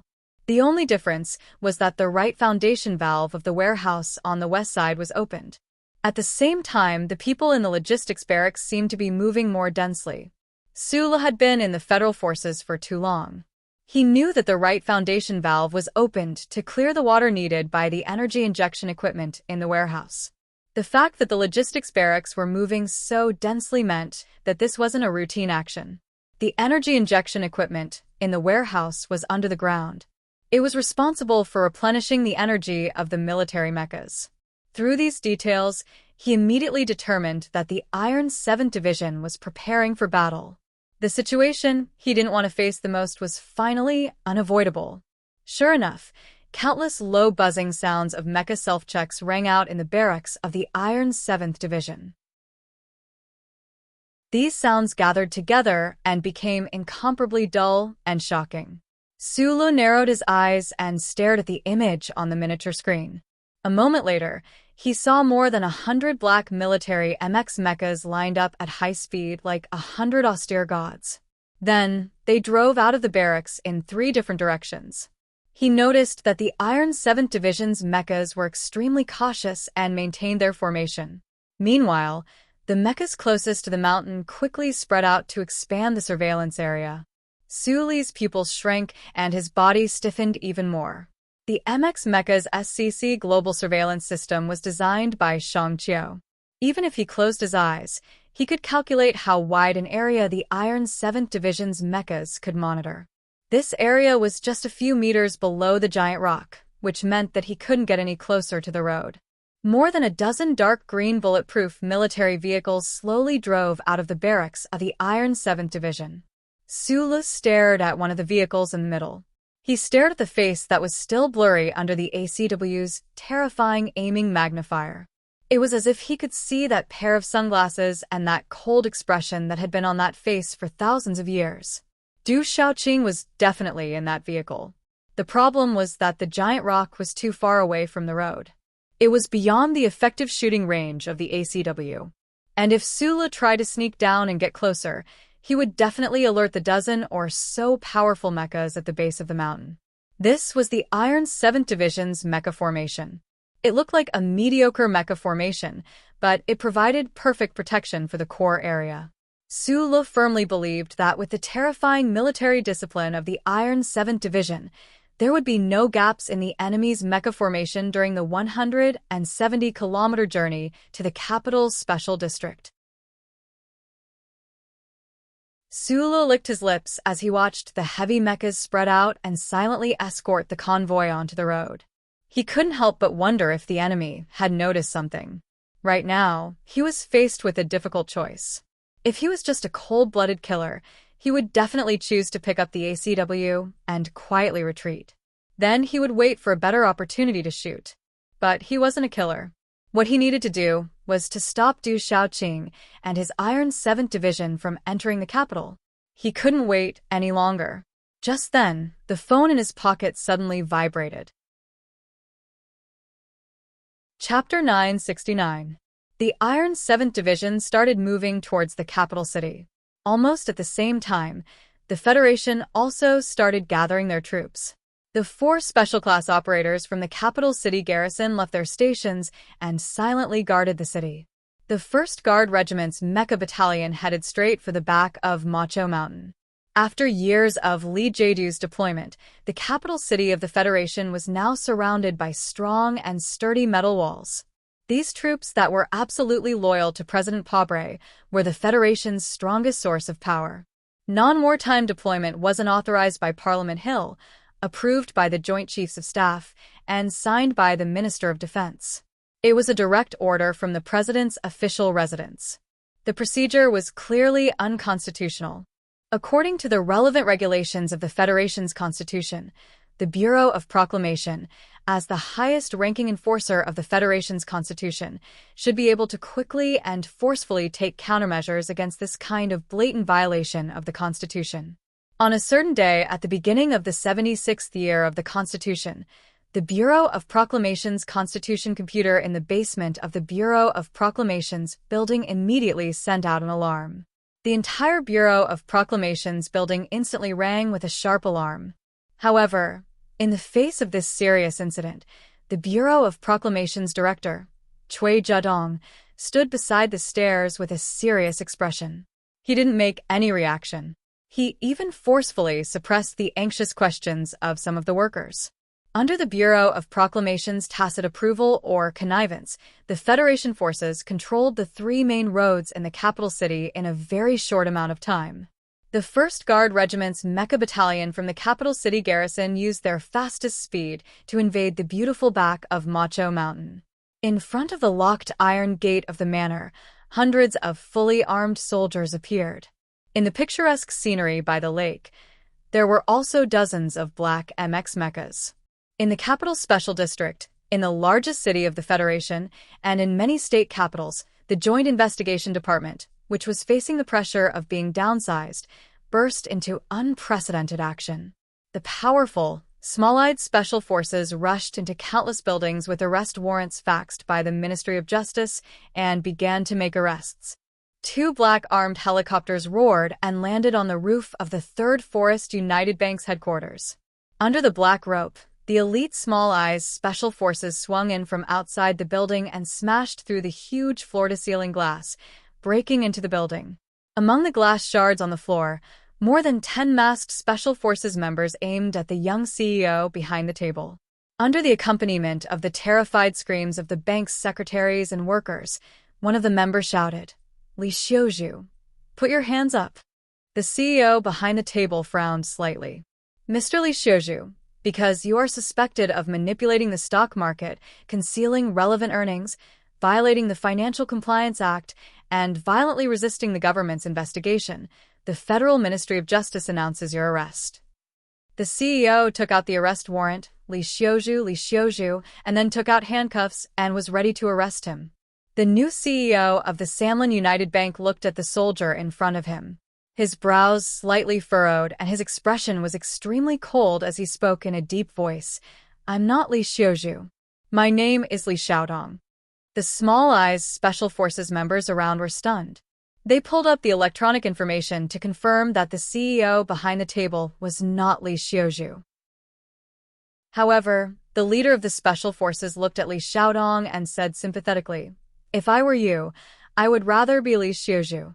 Then he took out another arrest warrant and said in a deep voice, "Mr. Li Xiaodong, you are suspected of selling information to the Empire and conspiring with the Empire's spy Hiyu to murder General Zhong Suahu of the Federation. You will be tried by the Federation Military Court." Li Xiaodong looked at the arrest warrant issued by the Ministry of Defense and frowned slightly. After a moment of silence, he sighed and then stretched out his hands. Such a scene happened in many places in the Federation. Just like Li Xiaodong, the big shots of those families, no matter where they hid, would always be found by the Small Eyes Special Forces and arrested for various reasons. The 7 great families, who had been hiding in the shadows of the Federation for countless years, possessed strength and connections that ordinary people could not imagine. However, at this moment, in the face of the terrifying and unreasonable offensive of the Federation government, they were still being defeated one after another. Because this was the first time in the history of the Federation that the President's Office, the military, and the Bureau of Proclamation had launched an attack on the 7 families at the same time. Under the attack of the holy and terrifying Trinity, the 7 families that had lasted for tens of thousands of years were already on the verge of collapse. It seemed that they were about to see the scene of the abyss of death. At this time, Su Lu, who was hiding in the rock peak and watching the scenery of Ironshire's battle, received a call from the lady in the back mountain of Macho. Su Lu knew why Lady Tai knew how to contact him. He only knew that no matter where he was, she could find him. "I want you to delay Du Shaoqing, at least until the Parliament passes the impeachment." Lady Tai said this indifferently on the phone, and then hung up. Su Lu was left stunned and speechless as he stared at the bottom of the mountain in a daze. Below the mountain was an entire division, the Federation's strongest Iron 7th Division. More than 100 terrifying military MX mechas were scattered across the field. Behind the dozen or so military vehicles, hundreds of armored vehicles were rushing over. He only had 1 person and 1 gun. "Should I thank you for your ridiculous trust in me?" The moment Su Lu closed his eyes, he sent the most respectful greetings to the lady in his mind. Then he suddenly turned around, picked up the heavy ACW, and jumped onto the rock under the sun. He aimed at the military vehicle on the road below the mountain. Without any hesitation, he stood on the rock and used the most standard horizontal shooting position. He narrowed his eyes and pulled the trigger at the military vehicle in the distance on the balcony behind Macho Mountain. Lady Tai sat silently at the table. She looked at the calm winter lake in front of her. She looked at the floating ice shards on the lake and the snowy forest on the opposite shore reflected by the ice shards. "Are you nervous?" she suddenly asked. Butler Jean noticed that the lady hadn't drunk the tea in front of her. He slowly walked up to her and replaced her cup. He didn't answer the question because he knew that the lady was asking about someone else. Secretary Shen stood behind the lady. After a moment of silence, he replied, "I am indeed a little nervous. The capital ring is so unstable and dangerous. It's really hard to imagine." Lady Tai gently pinched the slightly hot ear of the cup. She smiled and said, "That's because you're too young. Or rather, you haven't had the opportunity to come into contact with the real history outside of history textbooks. Since the end of the Republic, who knows how many situations like this have happened in the history of the Three Forest Galaxy." The war between the government and the 7 great families didn't just start today, and it's also impossible for it to end today in such a crude and simple way. The lady looked at the winter forest on the opposite side of the lake and said calmly, "Countless of our ancestors died tragically in military prisons. Several presidents also died in pools of blood due to assassination attempts. It wasn't until later that everyone realized that there was no benefit in continuing this war that they chose to coexist." She continued expressionlessly, "Mr. President is similar to young people like you. He's not willing to learn more about history. After all, the Lee Jae-do family's history is too short, so they can't understand that everything has a reason to exist." After saying this, Lady Tai looked at Shin Lee and said with a smile, "As the most humiliating character in the Trinity Association, they thought that they would know my bottom line and all the trump cards of the 7 great families through you. That's why they dared to use such a crude and rude method. However, they didn't expect that through you, I would be able to see their every move clearly. I know who their supporters in the Senate are, but they don't know anything. Madam, you're very farsighted." Secretary Shen had followed Lady Tai for almost 10 years, so he didn't think that his words were flattering. He frowned and said in a low voice, "But since you knew beforehand that the government would use the military, why did you insist on not leaving? The reason why these 1,000-year-old families were able to survive in the Federation is not only because they have too many resources, but also because these families have their own persistence and sense of glory. That's why I believe that no matter if it's the Lee family or the Nanxiang family, when faced with the arrest of the federal forces, they definitely wouldn't run away. At least, they would leave behind a few people with enough weight to maintain their own glory." Lady Tai smiled and said, "As a descendant of the imperial family, the Tai family doesn't have the right to run away. If they were scared and ran to Bermuda, this war might have ended a few thousand years ago. But it's still too risky." Secretary Shun looked at the forest on the opposite side of the lake. Lady Tai looked at the vague silhouettes of mechas in the forest and said with a mocking smile, "Since you already knew that the one in charge of attacking this area was the Mecha Battalion of the 1st Regiment, then what danger is there? Or perhaps you should call the president now and ask him why this military unit hasn't attacked yet. Instead, those mechas are guarding Macho's back mountain." Secretary Shin looked in shock at the dozen or so black mechas patrolling the forest.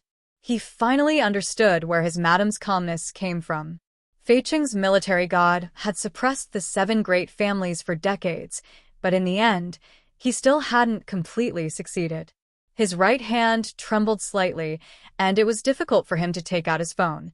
The Federation government launched its final attack on the 7 great families. Those families that had been silent for 3 whole years finally began to bare their sharp fangs. In the middle of a heated debate on Parliament Hill, a hardcore supporter of President Pabre suddenly asked to speak. This representative used the most unyielding attitude to attack the president and the government. Before the impeachment vote had even started, he passionately declared that he would definitely vote in favor of the impeachment vote. The hall was in an uproar.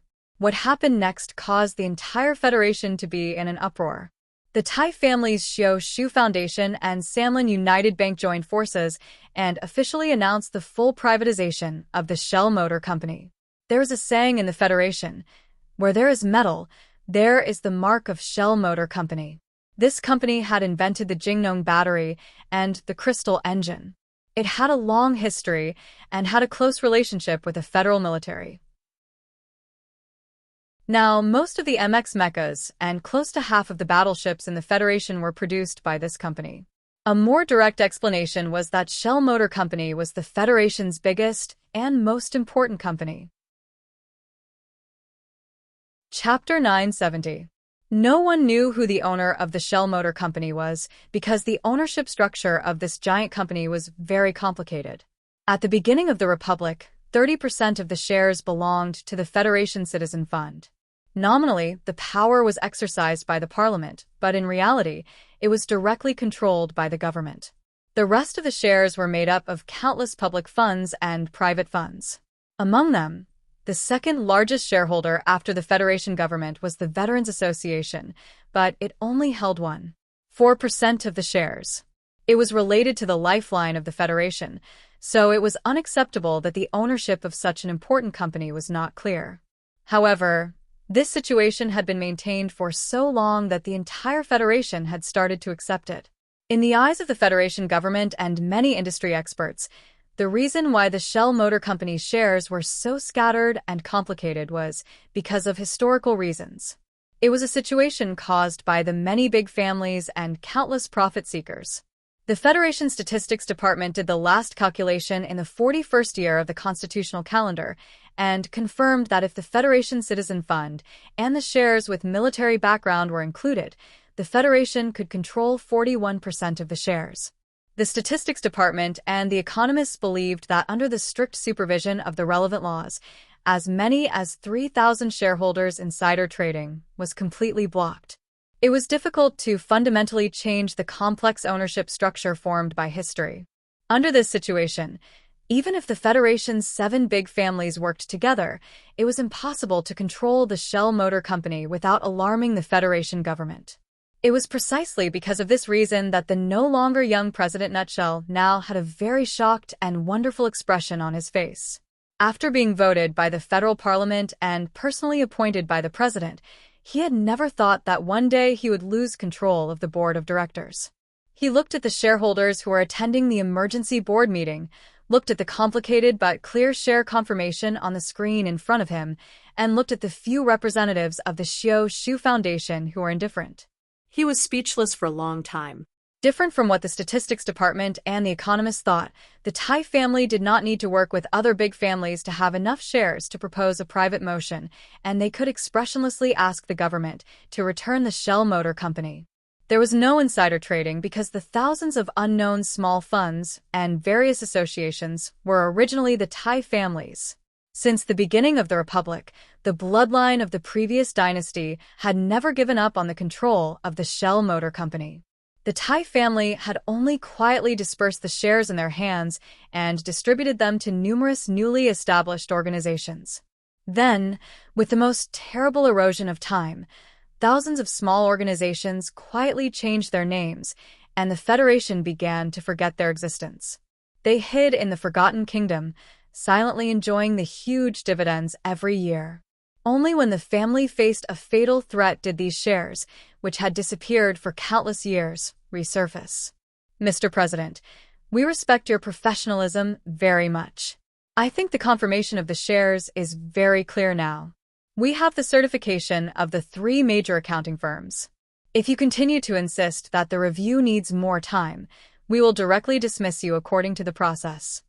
The representative of the Xiao Shu Foundation looked at the president of the Nutshell Foundation expressionlessly and said, "In fact, we all know very well why you are stalling for time, but I have to remind you that what we do is within the legal framework. Please don't bear the responsibility of the government that you shouldn't bear." The president frowned and asked, "I really want to know why you didn't hesitate to expose thousands of years of hidden shares to take back the Nutshell Motor Company. What is your purpose?" The lawyer walked out from behind and took out a few documents and spread them on the table. He said very kindly, "According to the purchase contract and financial guarantee contract signed between the Shell Motor Company and the Federation government, 3 large amounts of money should have been received by now. We hope that the government can return the money immediately." The president of the Nutshell Foundation frowned even more. He was very clear about the current financial situation of the Federation government. It was already very difficult to support the Left Sky Starfield war. If it was in the past, the government could definitely delay the payment to the Nutshell Motor Company, but now, the Tai family couldn't accept it. As for the only company that could continue to provide the government with war loans, the Samlin United Bank, it was said that their new CEO had just been arrested by the government. The president's smile became bitter, and he asked, "What if the government doesn't return the money?" The lawyer suddenly changed his expression. He was cold and ruthless like a Bermuda loan shark. He slammed the table and roared, "It is only right to return the money owed. If the government doesn't return the money, all the production bases under the Nutshell Motor Company are not allowed to give them a single warship or mecha. The 4 feather-level warships that were preparing to leave the old moon base are to return immediately. The daily maintenance of the base is to stop immediately. Also, all the mechanical engineers that the company left in the army must be recalled. Don't forget that we are the ones paying their salaries. The president's body turned cold. He thought about the terrible situation that the Federation forces would face if all of this really happened. He couldn't help but clench his fists and shout, "Are you crazy?" The lawyer wasn't crazy, because he was carrying out the will of Lady Tai. Facing the attack of the government, the madam's real crazy response was yet to come. If the voting rights in the parliament and the drastic change in the Nutshell Motor Company couldn't cause the Federation government to panic because of the limitation of time, then the following thing was completely different. Behind the New Moon base, in an important crystal mine area of the Ministry of Defense's General Assembly base, a violent explosion suddenly occurred. This explosion didn't cause too many casualties, but it directly turned 455 units of crystal mines into green smoke. Crystal mines were very stable energy sources. Other than the abnormal transition of electrons caused by laser irradiation, they were as safe as a pile of rocks. This sudden explosion in the New Moon base was like a bolt of lightning that struck the hearts of many important people in the government and military. For the Federation forces, in the war against the Empire, crystal mines were definitely the most important strategic resource. Without crystal mines, the Federation's fleet wouldn't be able to cross the vast universe, and no matter how strong the Federation's ground mecha troops were, they would only become a pile of steel garbage that looked at the left Sky Star region from the capital ring. 455 units of crystal mines turned into green smoke in the explosion. This wasn't a loss that couldn't be endured, but the problem was that if this explosion was deliberately caused by some power, then it meant that the other party had the ability to paralyze the Federation fleet at any time. The cold winter wind blew into the balcony and suddenly became warm, gently blowing the hair beside the wrinkles at the corner of the madam's eyes. She took the phone from Secretary Shun, smiled slightly, and replied, "Mr. President, Macho has been controlling the Crystal Mine Consortium in the back of the mountain for too many years. From exploration, mining, purification, preservation, and transportation, there are too many steps in this process. Even I don't know how many methods there are to turn these crystal mines into useless rocks or green smoke. When did you start preparing?" The madam slowly stood up, walked to the railing, and looked at the picturesque landscape covered by the winter snow. She gently breathed, then elegantly replied, "Maybe it started on the day the Empire ended.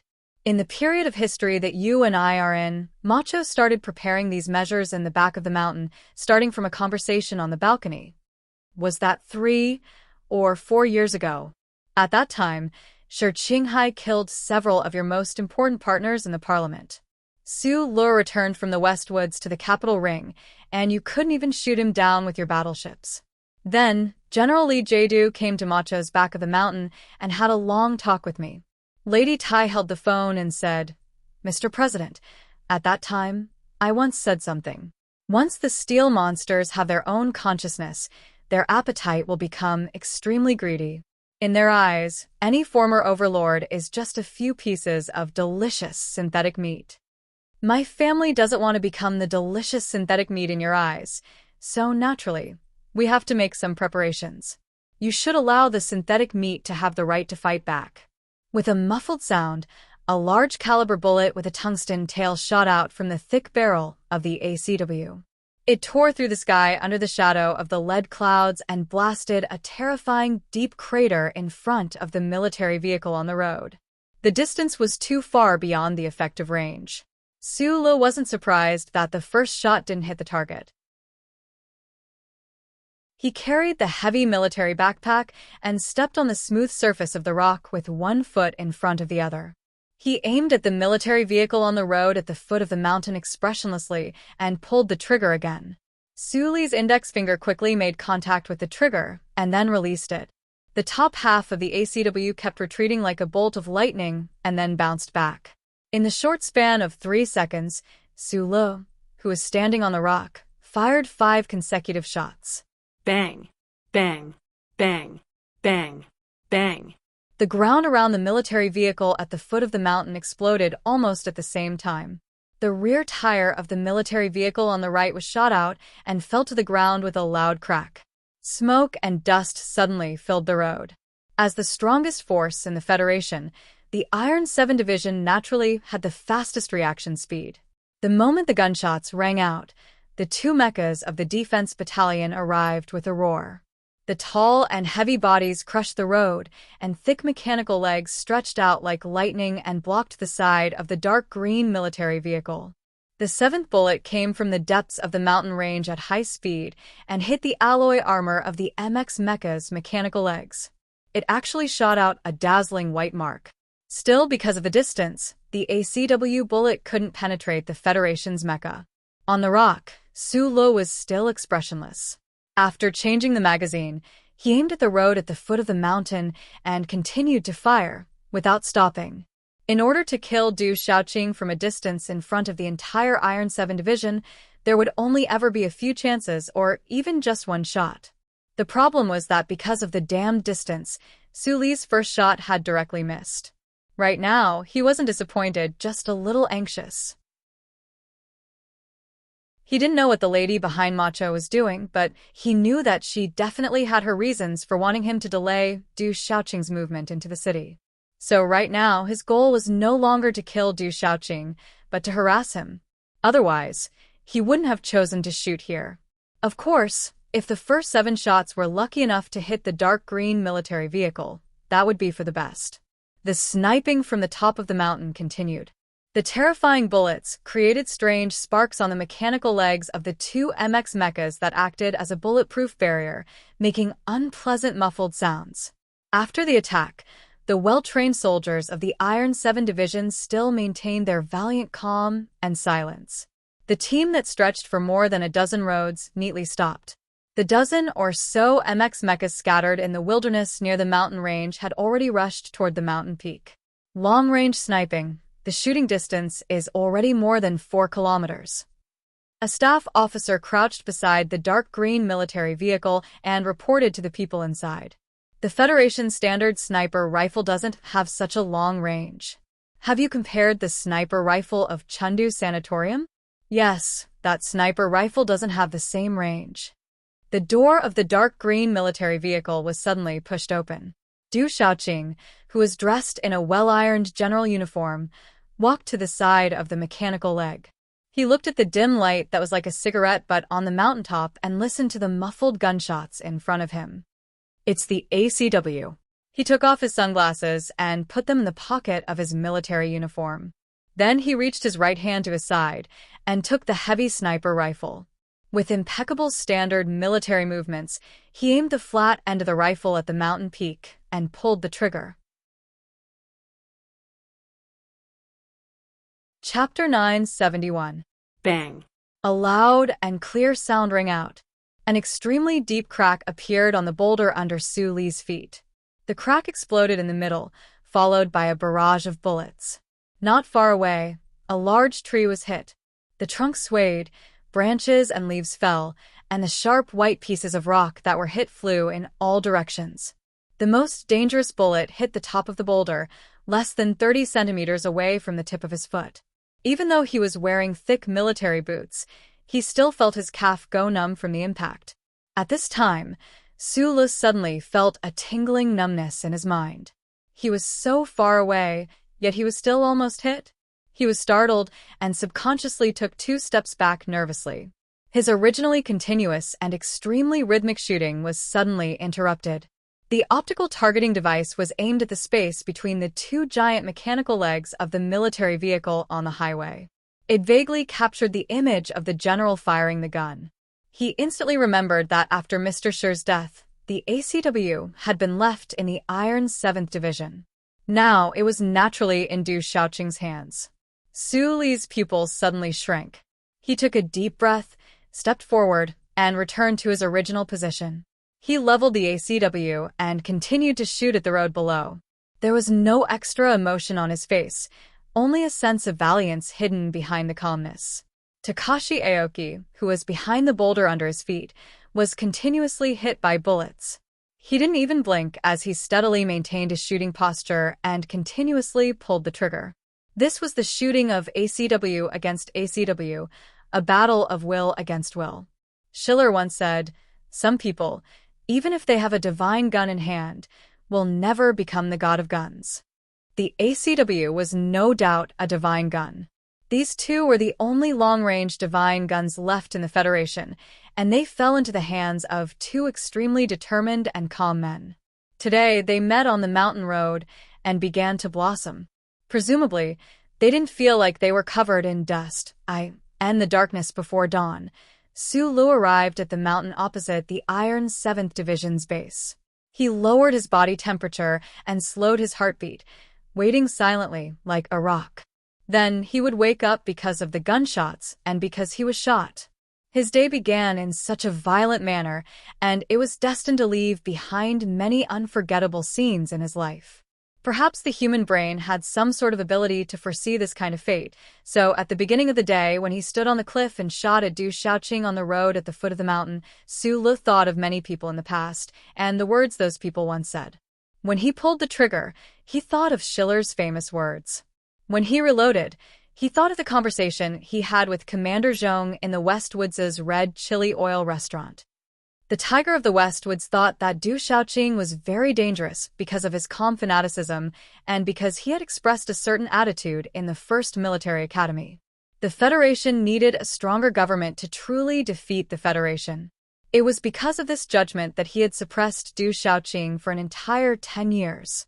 Su Lu knew that Du Shaoqing was very dangerous because he was no longer the commander of the Iron 7th Division, but the most unshakable existence in the federal military.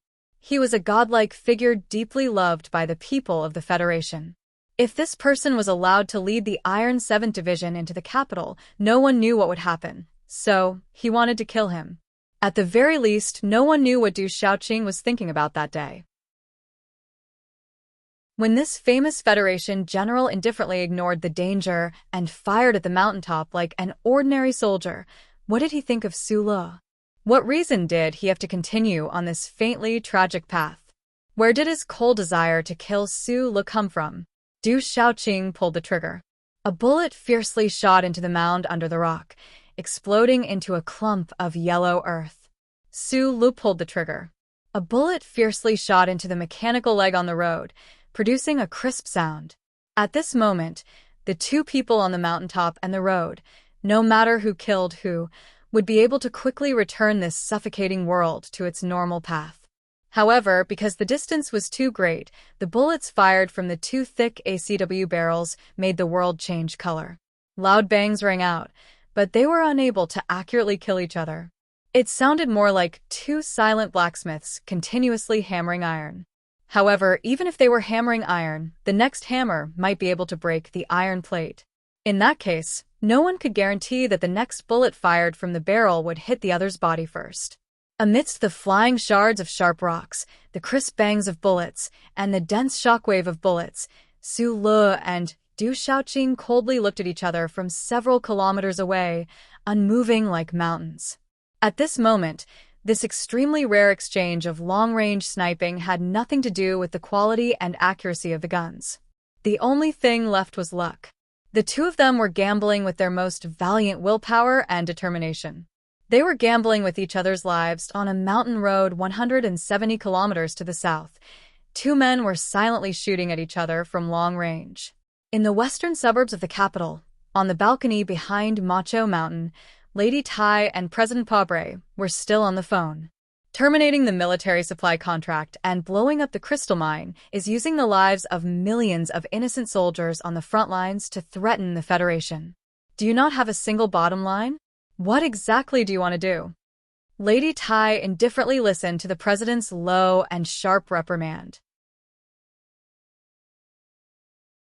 She replied, "Mr. President, keeping a promise is the most basic of morals. It is the bottom line of human interaction. The Crystal Mine Consortium and Nutshell were the conditions given to us by the entire society when we gave up the imperial power. If the Federation had kept the promise from back then, the shares of the 3,000 families would not have surfaced. If the government did not have any ideas about the Crystal Mine Consortium, the crystal mine would naturally be safe. The problem now is that you and your government have treated my family crudely. You have underestimated the Tai family and forgotten what this noble family name represents. This family has ruled humanity for tens of thousands of years, and the other 6 families were the retainers of the Tai family. Therefore, the Tai family has the responsibility and obligation to protect their existence, except for the Zhong family in the West Woods. Because the Zhong family was the first to betray the dynasty.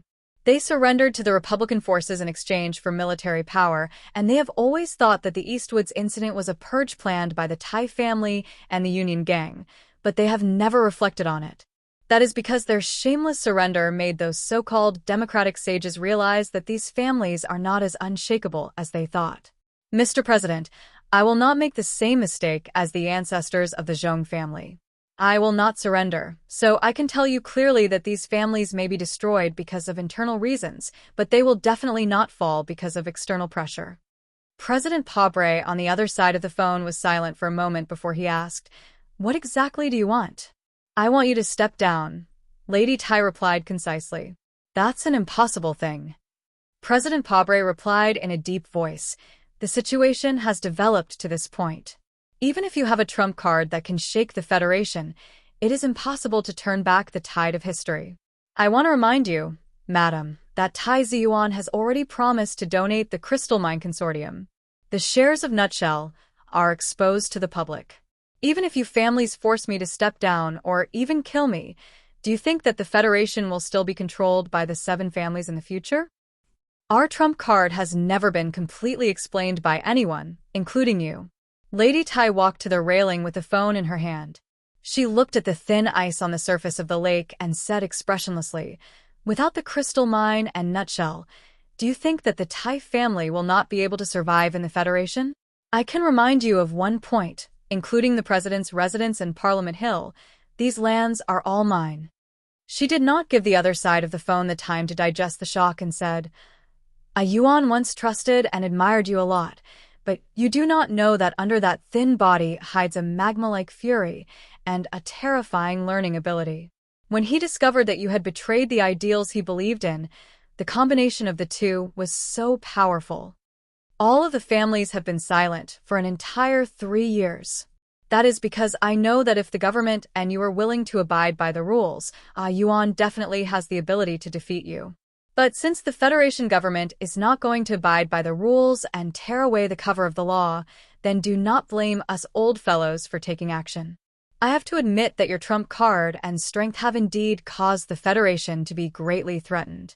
But, madam, have you not thought about how the current situation will end if the government is not willing to compromise? At that time, you should be very clear about what kind of reaction the federal forces will have. Mr. President, if you start to go crazy, if Li Jadu starts to go crazy, if most of the people in the government start to go crazy, then I will have no choice but to become a crazy woman." Lady Tai held the railing with her left hand and the phone with her right hand. She said in a deep voice, "Even if we die together, so what? Our descendants will continue to live, and you and your government will gradually be eroded in these ruins, and then become an insignificant line on the pillar of shame in history." Her voice suddenly became cold, and with an extremely rare sharp and cold tone, she said sternly, "If you dare to let Du Shaoqing and his Iron 7th Division take one step into the capital, then we will all be destroyed together. If you want to destroy the Tai family, then you must take the Federation down with you." Mr. Pobre, from 3 years ago, I knew that you couldn't win this war, because you weren't clear-headed at all. You didn't know that you were actually fighting against the entire world alone, against a great history that you didn't know how great. On the other end of the phone, President Pobre was silent for a long time, and then his tired voice became stable and tough again. He slowly replied, "Madam, if this is your last condition, then let us and this rotten world be destroyed together." After the call ended, Lady Tai stood by the railing of the balcony, looking at the quiet lake in the forest in winter, and was silent for a long time. Secretary Shen, who was standing behind her, had a nervous expression because of the president's last sentence. "In your opinion, is Du Shaoqing crazy?" Lady Tai suddenly asked. Secretary Shin shook his head. Very good. Pobre has already started to regret, but let's see how long he can hold on. Lady Tai lightly touched the cold stone railing, as if she was describing the old general on the chessboard, who was full of vicissitudes of life, hiding in the soldiers, and never waking up again. Chapter 972. There was an old proverb in the Federation, which was called passing on the torch. Because too much time had passed, most of the people didn't know the meaning of these 4 words, but for the people of the big families, they knew very well that these 4 words represented the reason why the family could survive for thousands of generations, and represented the endless desire to live and multiply. In the past years, no matter how heavy a blow the 7 families suffered in the war with the rulers, and how much their strength suffered the most extreme damage, as long as the bloodline still existed and the best of the descendants lived on, then there would be a day when they would be able to repeat their glory. In the apartment building that had been turned into a silent military headquarters, the fully armed Black Hawk Security Company manager Shui looked at Tai Ziyuan in front of him and said, "Young master, look outside. I brought 400 of the most elite subordinates here, and the goal is to take you away, not to be persuaded by you to watch this civil rights movement." "I don't need to persuade you." Tai Ziyuan gently covered his mouth with a white silk handkerchief, looked at the solemn family forces outside the apartment building, and said with a smile, "The truth is that I don't want to leave, and you know very well that if I don't want to leave, you can't make me leave." "Young master," Shui anxiously said, "we are not the Li family, nor the Nan family. The Tai family only has you, and now that the government has shed all pretense of cordiality, Du Shaoqing and his Iron 7th Division will enter the capital soon. If something happens to you, the Tai family will be finished." Tai Ziyuan slowly put down the white silk handkerchief, pointed at the busy staff in the hall behind him, and said seriously, "The results of Parliament Hill will be out soon. 100,000, no, now more than 300,000 people are waiting in the streets of the capital for the final victory or the shadow of death, and these are all my responsibilities. How can I leave at this time?" "Responsibilities? Then what about your responsibilities to the family?" Shui looked at him with disappointment. "I don't think I have the obligation to take responsibility for the family." After a moment of silence, Tai Ziyuan gently patted Shui's shoulder and gently replied, "Shui, in my world, there is no concept of master and servant. Whether it is you, my mother, or that old man from the Li family who has already passed away, in fact, you have never understood what my true thoughts are." The young senator walked to the floor-to-ceiling window and looked at the sea of people that had already filled the streets not far away. He looked at the men, women, and children who were waving flags without knowing that danger was approaching. He said calmly, "In the battle against President Pobre, I more or less borrowed the strength of my family, but my purpose is still not the survival and glory of the 7 great families. My purpose is very simple. Whoever violates the charter and the laws of the Federation should pay the price." Tai Ziyuan turned around, pointed his right index finger at his pale face, and said with a smile, "I'm really moved. Until today, I believe that whether it's Zulu, President Pobre, or you, none of you are willing to believe that I'm different from the elders of the family. I'm a newbie, a complete newbie. Don't try to knock me out and take me away. Otherwise, whether it's you or my mother, none of you can bear the possible consequences when I wake up." After saying this, Tai Ziyuan no longer continued to look at Shui and those confused family members. He silently walked back to the command center hall, looked at the finance department manager who was still in a state of shock, and said with a smile, "I didn't expect that in my magnificent legacy there would be a part of the Nutshell Mobile. Please calculate with your colleagues in the finance department when you are free. If all the people of the Federation want to buy 11% of the shares of a Nutshell Mobile, how much would it cost per person on average?" Shui slowly put down the heavy standard machine in his hand and looked at the thin back of the desk in the distance with a complicated expression. As a core member of the Tai family for generations, for the first time, he was shaken by the concept of the so-called family of thousands of generations. Could it be that these things were really very boring like what the young master said? The homeland of the Federation was already in a precarious situation. Once this war really started, then no matter who won or lost, it would inevitably lead to the most tragic and terrifying ending. However, it seemed that the Creator wanted the people of the Federation to experience more tests and wanted the people of the Federation to know what was the true meaning of internal and external troubles. Therefore, more stories happened in the Zwitian Galaxy, which was far away from their homeland. Your Highness, the Crown Prince is now lost in the Federation, and the young princess is also staging an uprising in the Westwoods. If we launch such a large-scale attack on the Federation's war zone at this time, I am very worried that their situation will become more dangerous. The Deputy Minister of the Ministry of Military Affairs who received His Majesty's order looked at Huai Chaosher, who was walking out of the camp in fear. His body was extremely low, and his voice was constantly trembling. It is his own choice to risk his life for those outlanders. Since that is the case, he must bear the consequences of this choice. Huai Chaosher did not turn around. Her voice was abnormally calm. The Empire will not give up such a good opportunity in front of us just because of his life and death. The invasion force of the Federation is currently in a state of panic. Logistical support is rare and inefficient. If we lose this opportunity, have you ever thought about how many soldiers will die because of this when we want to take back planet Mo and chase the invaders out of the Zwitian Galaxy in the future? Huai Chaosher narrowed her eyes slightly and looked at the hundreds of Empire fighter jets whistling through the sky. She looked at the densely packed wolf Fong mechas in the wilderness. She looked at the equipped military vehicles passing through the simple roads. She looked at the ordinary soldiers of the Empire who were holding guns and silent and uneasy. She said expressionlessly, "I am an older sister, but I am first and foremost the Empire's princess. I am the highest commander of the Empire's frontline troops. I have to be responsible for these fresh faces living in front of me." After saying this invincible princess took off her black military cloak and threw it to Paul behind her. She then jumped onto the tall peach miasma mecha. Before Du Shaoqing left the Zwitian Galaxy, he had left her an extremely valuable gift. The Federal forces had obtained 2 great victories in planet Mo Straits War Zone and the Southwest War Zone. All military analysts firmly believed that the Empire's ground forces, which had suffered heavy casualties and lacked the protection of a fleet, would not be able to carry out a large-scale attack for at least 2 years. The front line should be peaceful for a long time.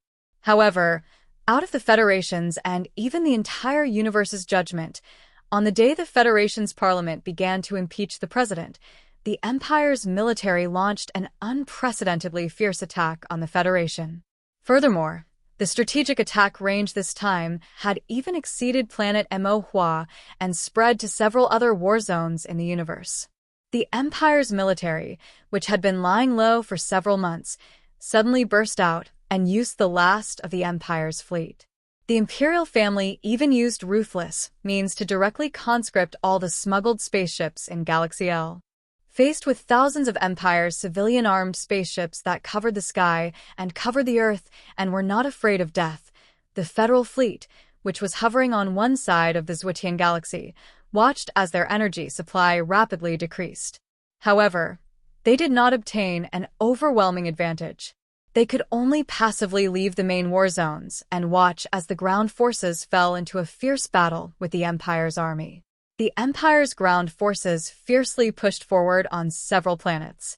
Their commanders did not seem to care at all whether it was soldiers or mud that fell under the Federation mecha, nor did they care whether there were still allies in the area covered by the bombardment of the cluster formation bases. They only cared about advancing, and advancing. The battle on planet Mo was the most intense.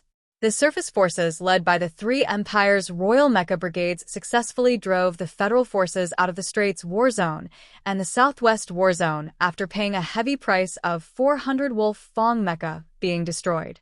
Faced with this kind of almost berserk method of advancement, the Federation's Lieutenant General Hu Lian, who is known for his iron chain defense, was bitterly disappointed before the battle even started.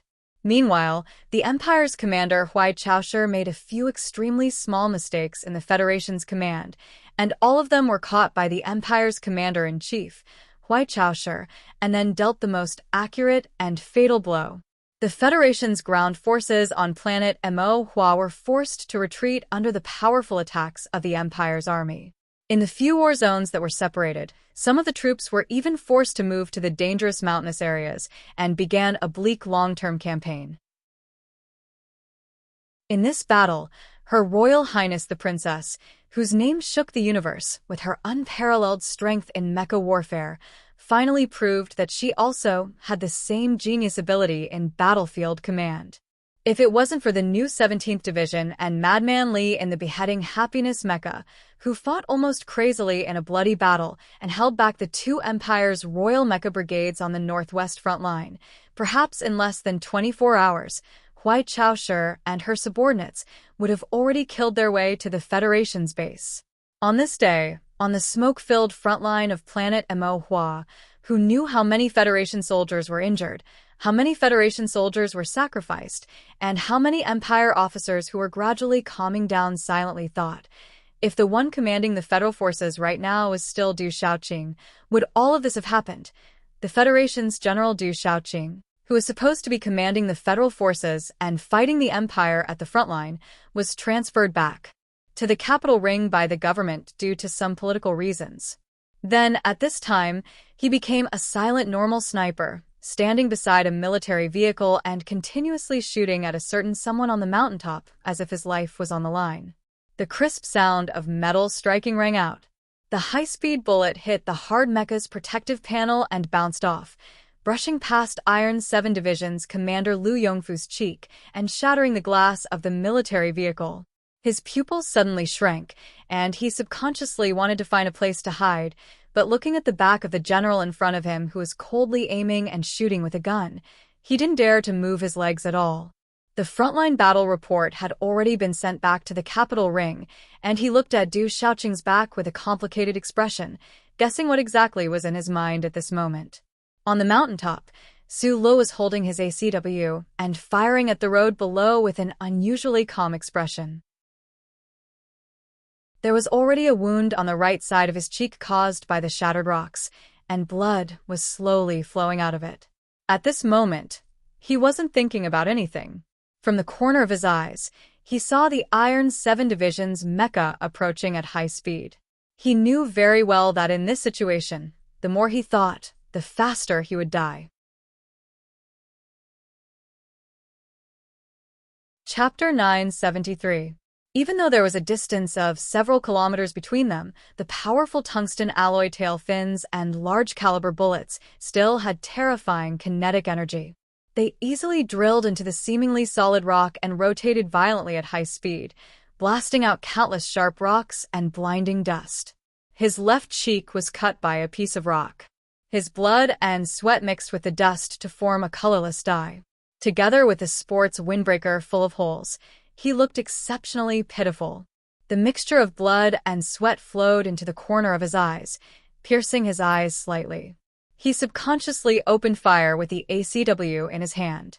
Looking at the military vehicle in the distance beside the road, a clear bullet point was only a little bit away from Du Shaoqing. Sula couldn't help but curse under his breath, lamenting his luck and his misfortune. The slight numbness from his military boots made him realize that at this moment, whether he wanted to or not, if he didn't retreat in time, only death would await him.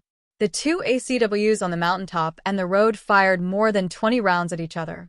The 10 MX mechas scattered at the foot of the mountain from Iron 7 Division were already close to the top of the rock. Su Lo was the engineer who understood the MX mecha the best in this universe. He knew that ever since the counterattack in the West Woods, the Federation had begun large-scale mecha battles. All of the MX standard mechas had their long-range weapons removed. For example, the main cannon that was designed back then was only left with the Darlin's autocannon. During that period of time, he had calmly stood on the rock and played cool with Du Shaoqing.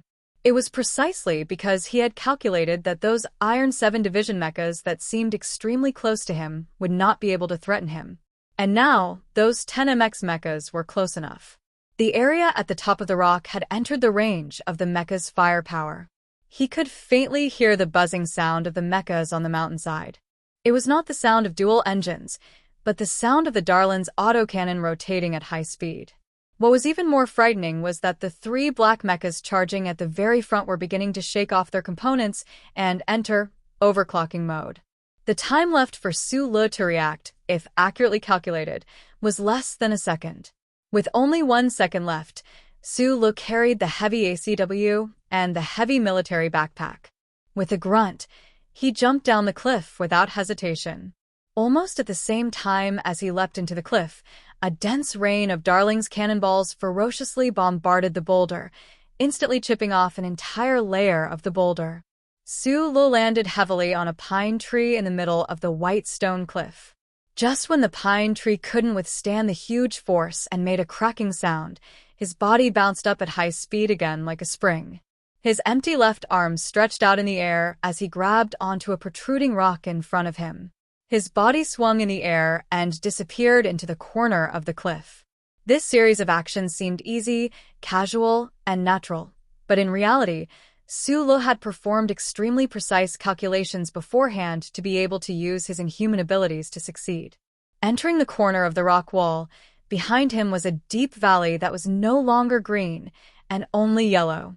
Carrying a heavy military backpack, he quickly ran into the valley. The huge backpack seemed to want to cover his entire body. But the strange thing was, he didn't know why he always held the two guns horizontally. He would rather sacrifice some speed in running than carry them on his back or carry them with one hand. A moment later, the loud roar of engines tore through the mountain path that had just been quiet for a moment. Three black mechas, already in overclocking mode, broke through the mountain rocks and gave chase with a ferocious momentum. Behind them, almost 10 mechas followed. At this time, Su Le had already charged about 300 meters into the valley, like a flash of lightning. He suddenly stopped running at high speed. His military boots dug deep into the mud to dissolve the huge inertia. His body twisted under the support of terrifying strength and pulled the triggers at the three black mechas behind him. Pa, pa. Not conforming to the norms of any military tactics manual, and beyond the imagination of the strongest warrior, Su Le, who was being chased by the mechas, actually had the time to turn around and fire 2 shots at lightning speed. This was why, after leaving the cliff, he would rather sacrifice running speed to maintain the posture of holding his pistols with both hands. It was because he needed to ensure the speed of his shots. At such a close distance, the Federation's Gun King, ACW, definitely had the ability to shoot through the sturdy alloy plates of the mechas. The three black MX mechas behind him obviously knew this. At this time, these excellent pilots of the Iron 7th Division also displayed their excellent control skills. None of the three black mechas made any movement to slow down or evade. Instead, they suddenly crossed their fists in front of their chests and used their thick mechanical arms to protect the cockpit. The 2 armor-piercing bullets that Su Le had been preparing for a long time hit the mechanical arm of the black mecha at the front. 2 sparks flashed, and the black mecha's mechanical arm emitted green smoke. However, the mecha itself did not suffer any damage. Its speed did not even decrease in the slightest.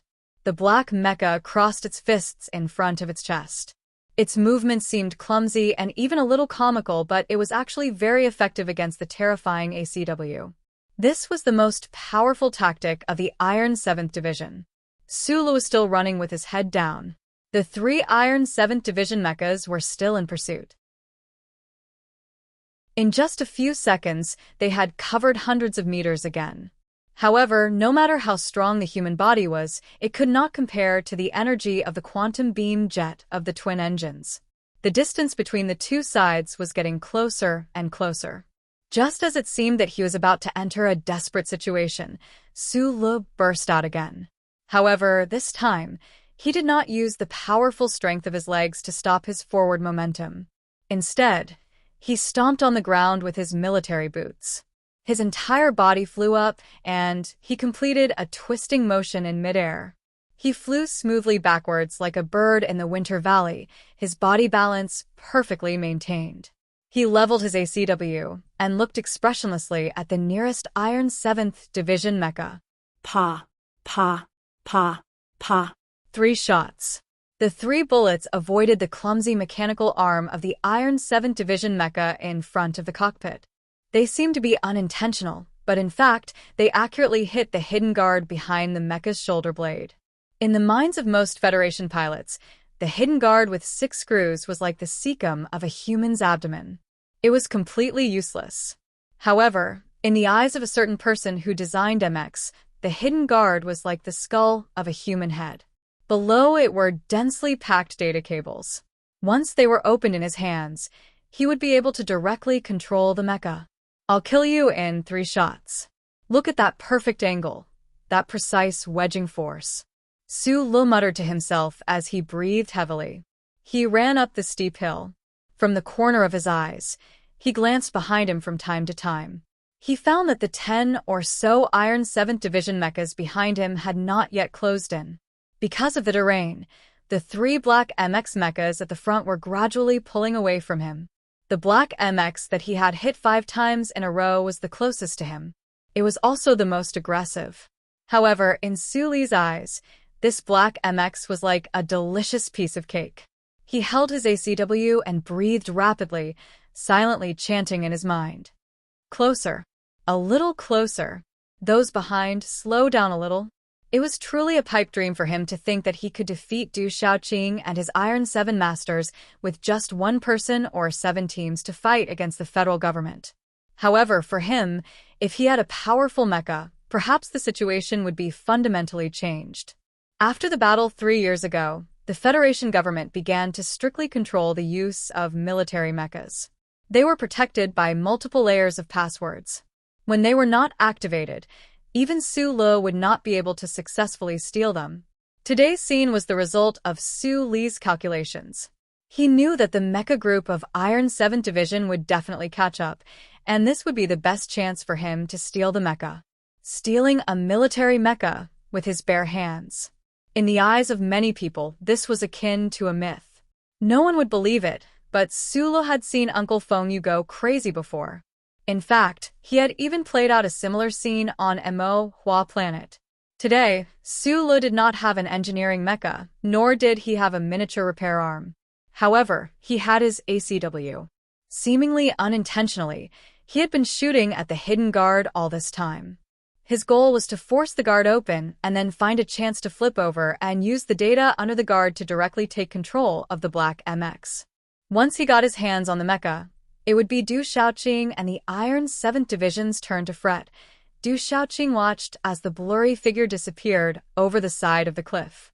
He watched as the 10 or so mecha chased after it. Expressionlessly, he took back his ACW and handed it to the officer beside him. Then, he picked up his sunglasses and gently blew off the dust on the lenses before putting them on and walking towards the military vehicle. Suddenly, his sword-like eyebrows shot up. He abruptly turned around to look at the rocky peak that was now nowhere to be seen. He remembered the battle report Li Feng had sent back from Mo Hua planet a few days ago, and remembered the MX mecha that Su Lo had successfully captured. His raised eyebrows suddenly sank. Du Shaoqing said in a low voice, "Withdraw all mecha." Including Division Commander Lu Yongfu and all the staff officers, no one understood why the division's mecha had to withdraw just as they were about to catch up and eliminate that damned sniper. However, the discipline of the Iron 7th Division was as strict as a mountain. Facing this Division Commander Shaoqing, who was no longer a division commander, everyone was used to following orders without questioning or questioning. The order for the mecha group to withdraw immediately reached the mountain valley in the shortest amount of time possible. Du Shaoqing stared silently in the direction of the deep mountain valley through his sunglasses and then ordered, "Troops continue forward. Target is the 1st Unified Special District." The surrounding Iron 7th Division officers were slightly taken aback. Then, some of them understood Division Commander Shaoqing's meaning.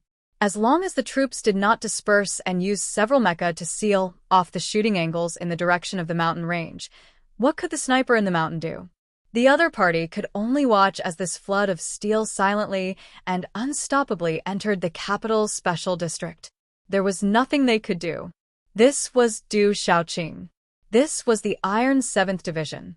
This division and its core figure sometimes looked a little too mechanical and cold, but they yearned for victory, but were not greedy for it. Their eyes were clear, their steps firm. They may not be the strongest division, but they were definitely the division that made the least number of mistakes. Du Xiaoqing sat back in the car with an expressionless face. He didn't look at the handcuffed officer beside him. He slowly undid the top button of the general's uniform, dissipating the heat in his body. Then, he silently thought of the previous moment. Why did he inexplicably hold an ACW and shoot at Su Le? If this had happened on the battlefield, this would have been an absolutely unforgivable mistake. He, who was known to never make mistakes, slowly frowned, feeling very puzzled. Chapter 974. The handcuffed officer was the commander of Iron 7th Division's 2nd Regiment, Zhou Yu. Back then, he was a top student of the 1st Military Academy. Du Xiaoqing had recognized his talent and forcefully summoned him from Macho and Su Li's underlings to Iron 7th Division. Then, the gentle young man gradually matured on the battlefield. Zhou Yu was highly regarded by Du Xiaoqing. As an officer famous for his tactical deduction, Zhou Yu held an important position in Iron 7th Division. But now, he was just a prisoner in the back of a military vehicle. The phone call from the president's residence reached Iron 7th Division's base. Du Xiaoqing ordered all troops to set off for the capital. No one in Iron 7th Division questioned this military order. At this time, Zhou Yu stood up. In front of everyone, he took out his gun and silently placed it on the table in front of Du Xiaoqing. He used this most extreme action to express his strongest opposition. Zhou Yu's bold stand did not affect Du Xiaoqing's decision, at least on the surface. After he was arrested, the Iron 7th Division set off on time, and he was stuffed into the back of Du Xiaoqing's military vehicle and forced to follow them to the capital. Commander, you made a mistake just now. The current commander of Iron 7th Division was Lu Yongfu, but as long as Du Xiaoqing appeared in this unit, the Iron 7th Division would only call him commander. Zhou Yu, whose hands were cuffed behind his back, did not look at Du Xiaoqing. His eyes fell on the valley in front of them and said, "Why did you make a mistake?" "Because even you don't know if this is the right thing to do. And I firmly believe that this is wrong. Federal forces interfering in political affairs is a serious violation of the spirit of the Charter. Commander, even the Empire people in the valley understand this, and even risked their lives to stop you. Why don't you understand?" Du Xiaoqing's expression did not change at all when he heard his subordinate's angry objections from the back seat. His cold eyes drifted slightly as the military vehicle moved. After a moment of silence, he replied indifferently, "Back then, in the building of the Ministry of National Defense, Su Le once pointed at my nose and said that the army should not have its own thoughts.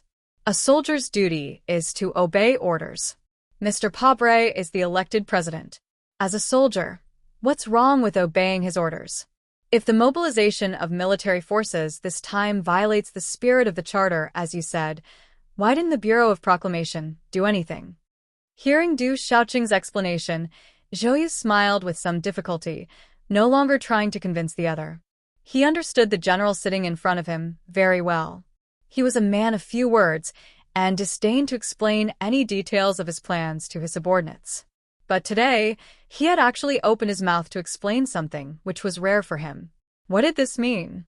It could only mean that he was constantly looking for reasons to strengthen his resolve.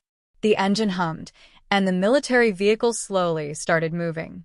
A cool breeze blew in from the window, and the temperature dropped a little. The expressionless Du Xiaoqing still seemed to feel a little hot, and he unbuttoned the second button of his military uniform. Precise calculations, powerful mobility, and an impeccable plan to lure the enemy in with the flow of the situation had created this seemingly futile but actually murderous opportunity to flee for his life in the valley. However, just as he was about to carry out his plan and set off a heaven-defying wave, he found that the black MX mecha closest to him had already quietly retreated at some point in time, leaving only 2 trees in this place. This was like an excellent boxer who did not hesitate to hold his head and take a beating passively, getting beaten until his nose was bruised and his face was swollen and bleeding profusely, pretending to be weak and stalling for time until he finally found the moment to land the fatal blow. He viciously threw out the right heavy punch that he had hidden for 11 rounds, only to suddenly realize that the punch was aimed at empty air. Su Lo, whose face was covered in blood and stains, stared blankly at the two trees. He watched as the dozen or so Iron 7 Division mecha retreated into the wilderness at the bottom of the mountain range. He stood there like that pitiful boxer, dumbly standing in place. He ran back to the cliff near the mountain range and looked down at the steel troops that had already finished organizing and were neatly marching towards the capital. He couldn't help but frown deeply. The Iron 7 Division had dealt with his thousands of changes by remaining motionless. The difference in strength was too great, so this was destined to be the most conservative and least wrong way of dealing with him.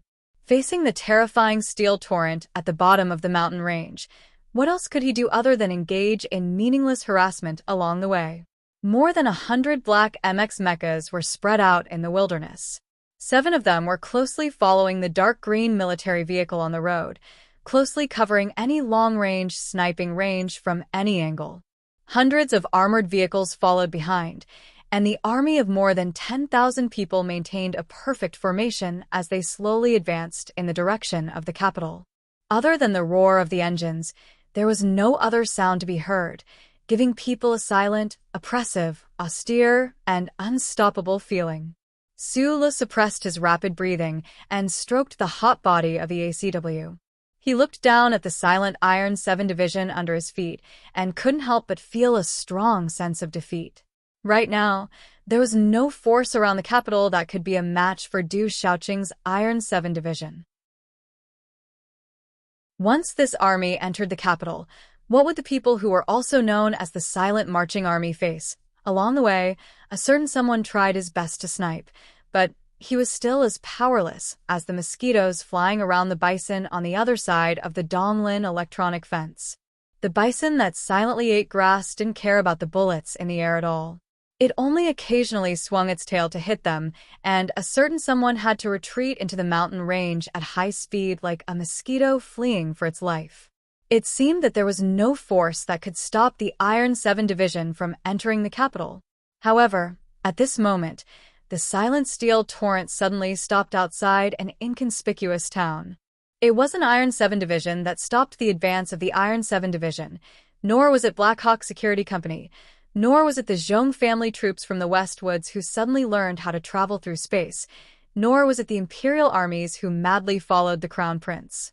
It was just a man covered in dirt and bleeding wounds like a beggar. No beggar, not even the beggar gang leader in Schiller's 8, could slow down the pace of the Iron 7 Division at all. However, this beggar was Dong Fengyu, the former commander of the Iron 7 Division. Many of the officers and soldiers of the Iron 7 Division in the armored vehicles in front of him were personally selected by him and promoted to be his subordinates. Dong Fengyu, who was holding a pair of crutches, looked at the armored vehicle that slowly stopped in front of him. An abnormal flush of excitement appeared on his face. He supported himself with his crutches and struggled to move forward. The wounds on his body that were left a few days ago were now bleeding. The current commander of the Iron 7 Division, Lu Yongfu, who had received the news, quickly rushed to the front of the troop. Looking at Dong Fengyu, who looked like a miserable beggar, his pupils shrank. He reached out to help him and then take him away. Unexpectedly, Dong Fengyu pushed him away and shouted in a deep voice, "Get lost."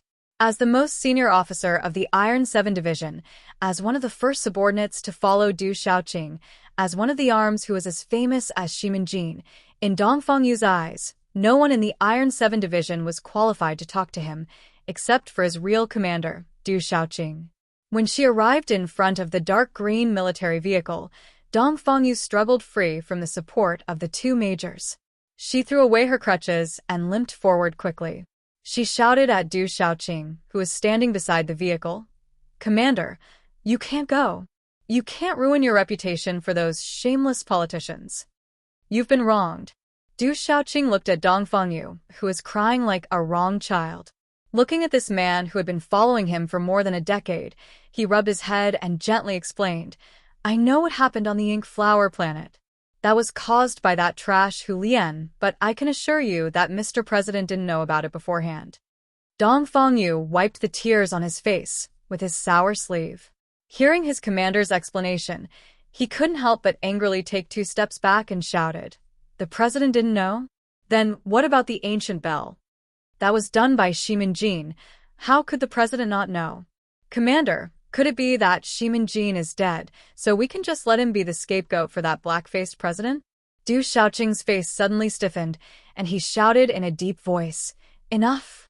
Not enough!" Dong Fengyu's temper had always been sour and irritable, otherwise he wouldn't have caused such a big mess with the Iron 7th Division. Among the oldest officers of the Iron 7th Division, Du Xiaoqing was famous for being good at guessing Du Xiaoqing's intentions, and he was famous for being the only one who dared to debate with Du Xiaoqing. Because of those stupid politicians, I was shot on the battlefield and my intestines flowed out in 2 basins, and then I stuffed them back in. I was lying on a stretcher in the southwest war zone of the ink flower planet for several months. I was carried by those little bastards that I originally looked down on and ran all over the place to hide, and only then did I survive. If the president didn't know about this murder at the beginning, then what about later? Why did they still want to silence me after I returned to the Federation? Dong Fengyu abruptly tore off her tattered clothes, revealing her bony chest and abdomen. Other than the terrifying old scar on her abdomen, there were also countless recent wounds. Now, those wounds were bleeding incessantly, and the stench of pus had been washed away. It was a horrible sight to behold. The surrounding Iron 7th Division officers looked at the miserable wounds on his body, and their faces became very ugly. "Commander, look at these wounds on my body." Dong Fengyu stared at Du Xiaoqing's face and shouted sternly, "From the first day I returned to the Federation, the government special forces began to hunt us down, and that NTRT member who followed me only lasted for 2 days before he died. I let him down. If I let him follow Iron 7th Division, or even leave with Sula, perhaps he wouldn't have died. He didn't deserve to die. We endured so long and suffered so much to escape from the ink flower planet, but in the end, he died in the Federation. I can't accept this, Commander." His voice was full of hatred towards the Federation government and that president, and he shouted mournfully, "They wanted to kill me, but am I dead? No, even if my body is so rotten, I'm still alive. Why? Because they forgot that I was once a soldier of the Iron 7th Division." "Commander, that day when you volunteered to become the commander of the independent battalion in the 7th Division, you told me and Shimin that since you were born in the Iron 7th Division, you can't die so casually." "Commander, I'm not dead. Commander, I went to NTR for 4 whole years, and I didn't look like a human nor a ghost, but I didn't want to commit suicide, and I endured it. Why? Because I didn't want to lose face for the Iron 7th Division." Dong Fengyu stared at Du Xiaoqing with bloodshot eyes, raised his chin proudly, and said loudly, "That's why I didn't want my most respected commander Du Xiaoqing to do something that would lose face for the entire Iron 7th Division. Unless Commander doesn't recognize me as a soldier of the Iron 7th Division, then let the mecha run over me." Du Xiaoqing looked at him silently, his chest rising and falling slightly under his dark green military uniform. Suddenly, he raised his arm and chopped at the left side of Dong Fengyu's neck, and then he didn't look at the unconscious person in the arms of the other officers, and directly turned to walk towards the military vehicle, shouting just before he boarded, "Medic! Here! Keep him alive!" Yes. Sitting in the front passenger seat of the military vehicle, Du Xiaoqing glanced at Zhou Yu's face from the corner of his eye. Zhou Yu was clearly expressionless at this time, but Du Xiaoqing somehow felt that he saw a faint trace of mockery. Dong Fengyu was once the commander of the 1st Division, and Zhou Yu was the current commander of the 2nd Division. These 2 soldiers, both with the word Yu in their names, were once his most trusted subordinates, but today Du Xiaoqing suddenly felt inexplicably anxious, and his body was a little hot. His straight eyebrows slowly furrowed, and he subconsciously undid the third button of his well-ironed uniform. Perhaps it was fate's arrangement, but on this day, the Iron 7th Division's march towards the capital seemed to be unstoppable, but on the road, they were constantly forced to stop moving forward.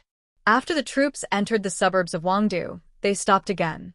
All the mecha, vehicles, and soldiers vigilantly watched their surroundings, guarding against attacks that could come at any time. This time, they were forced to stop moving forward because there was a serious traffic jam on Highway 2 from Wangdu to the capital. The military MX mecha could naturally continue to advance at high speed through the fields, but the hundreds of armored vehicles and military vehicles could not do so. If they wanted to enter the capital to control the situation and maintain order, it was far from enough to rely solely on the heavy, lethal mecha. The hundreds of armored vehicles and military vehicles of the Iron 7th Division did not enter Highway 2. The troops were waiting for the engineering mecha to open up the communication and auxiliary roads, and then enter the military passage. This was a situation that had been planned, so Du Shaoqing was not anxious at this time. He looked at the traffic jam outside the window, and his long frown slowly relaxed. Outside the window, there was a crowded crowd and traffic. Countless civilian cars, accompanied by cheerful honks, rushed into Highway 2 and then drove towards the city in the distance. The shadows of more than 100 military mecha covered both sides of the road, and the hundreds of armored vehicles silently formed a long line. The sudden arrival of the federal forces brought great shock to the citizens of Wangdu. There were small car accidents, and more civilian vehicles subconsciously made a detour. The crowd also quickly dispersed, and countless pairs of eyes fell on the armored vehicles and mecha warily. Where are these troops from? Why are they here? What do they want to do? Don't be afraid. I think it's the Iron 7th Division? It's the Iron 7th Division. Among the crowd of onlookers on both sides of the road, there were civilian military enthusiasts who recognized the designation of this unit from the equipment and painted insignia. Whispers quickly spread around. Shocked gazes mixed with fear turned to confusion, and then to curiosity. The expressions of the citizens of Wangdu changed from stiff to relaxed, and many people even laughed, pointing at the mecha in the distance and discussing the advanced equipment of the Iron 7th Division with the people beside them. Since the Westwood's counterattack in year 67 of the constitutional calendar, the federal military units that appeared the most on the television screen were the Iron 7th Division and the 7th Division. With the exposure of Su Li's identity, the 7th Division had long been forgotten, but the Iron 7th Division still firmly held the #1 position in terms of exposure, and also held the #1 position in the hearts of the Federation people. In the hearts of all the Federation people, the Iron 7th Division was the flag of resistance against the invasion of the Empire, the embodiment of justice in the Federation, and the most reliable steel division in the Federation. The people on the side of the road and in the cars did not know why this silent and solemn Iron Division of the Federation had appeared in Wangdu. They were curious about where the Iron 7th Division was going and what they were going to do, but not a single person was worried because they firmly believed that no matter what this heroic Federation unit did, it was protecting the interests of the Federation and the people. A brave boy broke free from his companion's grip and ran towards the black MX mecha. He ran past the shadow of the mecha on the ground and ran to the palm of the mecha that was taller than him. He looked up curiously at the huge and mighty mecha body in the air and carefully reached out a finger to touch it. A vegetarian girl who had just bought fresh vegetables and was about to drive back to the Wangdu Youth Apartments walked out of the market in the suburbs. When she saw the armored vehicle in front of her, she screamed in fright and quickly covered her mouth. She knew which unit this was from the discussion of the aunties beside her. She looked at the expressionless but very handsome young soldier on the armored vehicle, and her eyes began to become infatuated. She raised her hand and sent him a shy flying kiss. The communication and auxiliary roads in front had been opened, and the Iron 7th Division was preparing to enter the special road for military supplies. The armored vehicle slowly started to move. The young soldier on the vehicle saw the girl enthusiastically send him a flying kiss and could no longer maintain his cold expression. He awkwardly waved his hand in response. At this moment, in the turbulent situation of the Federation, any small, unconscious gesture could lead to many interesting conjectures or misunderstandings, let alone the Iron's 7th Division. Seeing the young soldiers on the armored vehicle waving their hands in response, some rookies on the side of the road, who had just started to hang out in the Military History Saturn Forum, came to the wrong conclusion and began to excitedly announce their speculations to the people around them. Thus, the reaction of the Wangdu citizens around the road was more than enthusiastic, and some even began to whistle to express their welcome. With a soft thud, something smashed through the crowd and luckily passed through the half-lowered window, landing on Du Shaoqing's knees. The officers of the Iron 7th Division were shocked. They reacted quickly and pulled out their guns to counterattack. Du Shaoqing waved his hand to indicate that they should not be nervous and said calmly, "People like Su Lo won't shoot in a place like this." After saying this, he picked up the fresh flower on his knees and fell silent, relying on the river-like Xinqi in his body and the compressed energy bars in his backpack. Su Lo ran 170 kilometers through the steep mountains and finally arrived at the suburbs of Wangdu that he was familiar with. His speed was not much slower than the fully mechanized Iron 7th Division, but in order to achieve this, he had paid a heavy price. His body was exhausted to the extreme, and he did not have the time or strength to wipe the sweat and blood off his cheeks. He looked battered and exhausted. In an electrician's room under the overpass, he watched the Iron 7th Division armored vehicles enter the special military passage one by one. He slowly released his index finger from the ACW trigger converter. It was still Schiller who said, "The person who understands you the most is not your friend, but your enemy."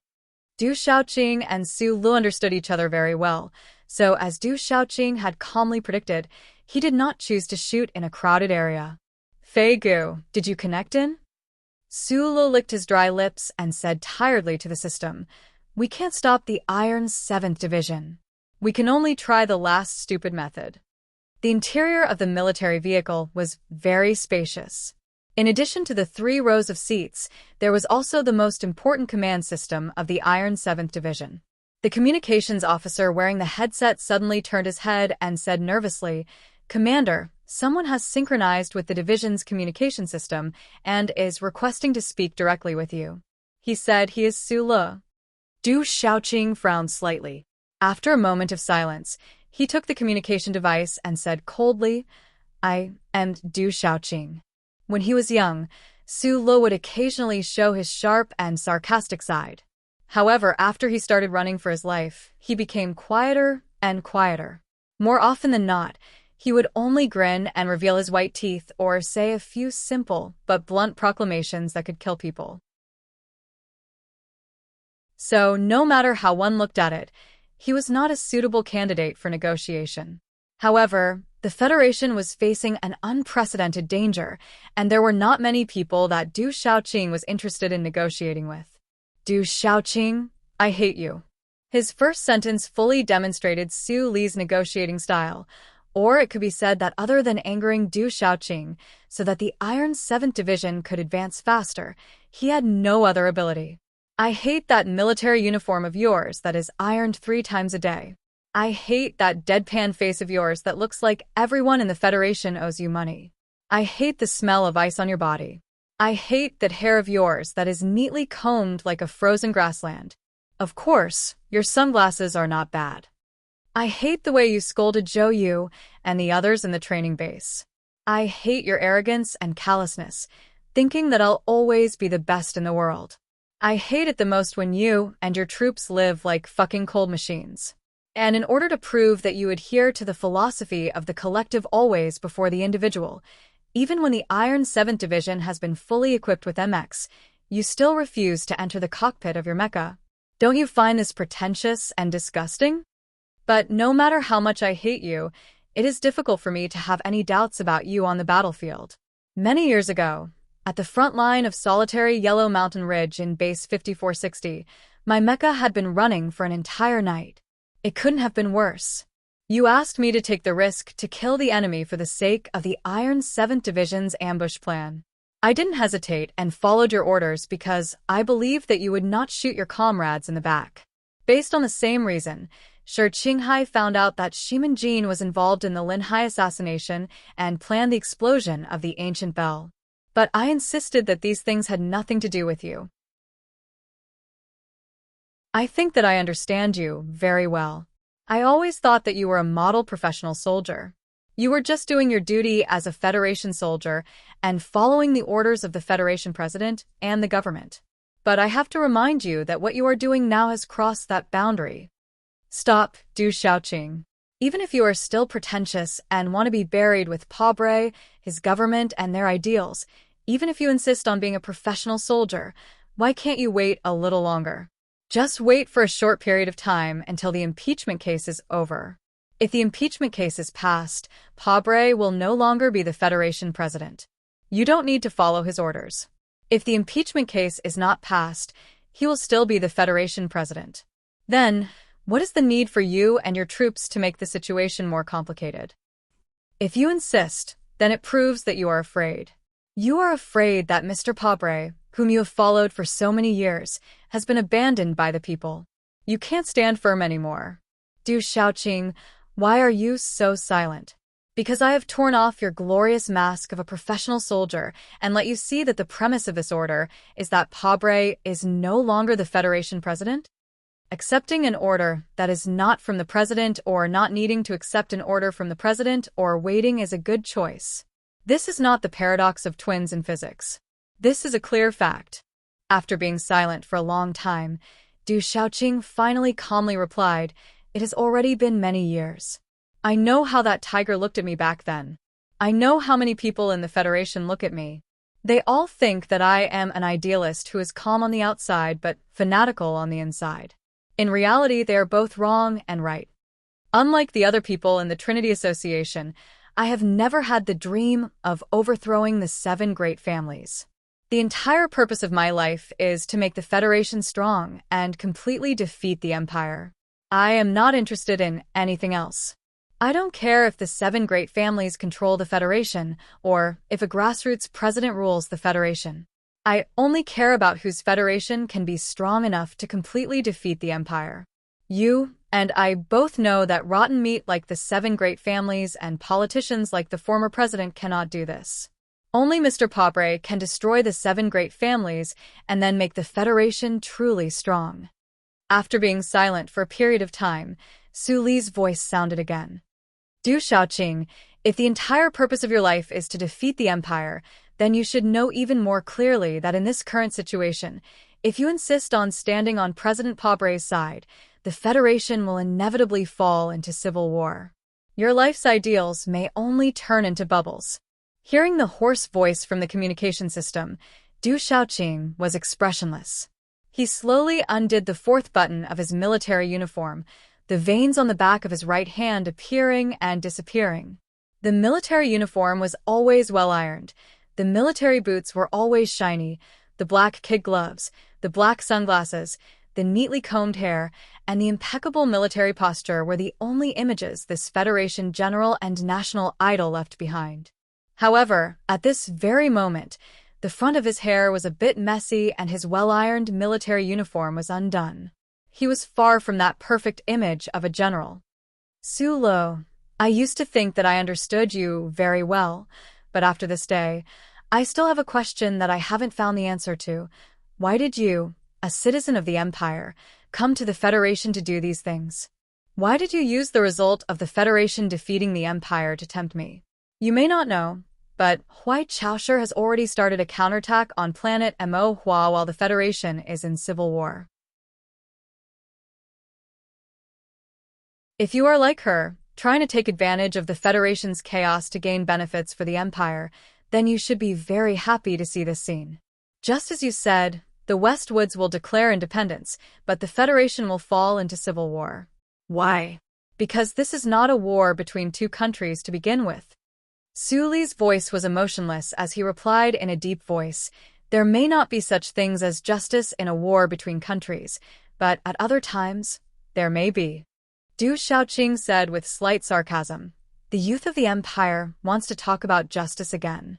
I admit that to me, this matter should be more of a personal vendetta. My ultimate goal is very simple. I just want Pabre and those people to be judged. However, whether this result can be realized or not is justice for those who have already died, even if it is overdue justice. There is no justice in a national war, no heroes in civil war. In the dark green military vehicle, Du Shaoqing looked at the flower he was fiddling with and was silent for a very long time.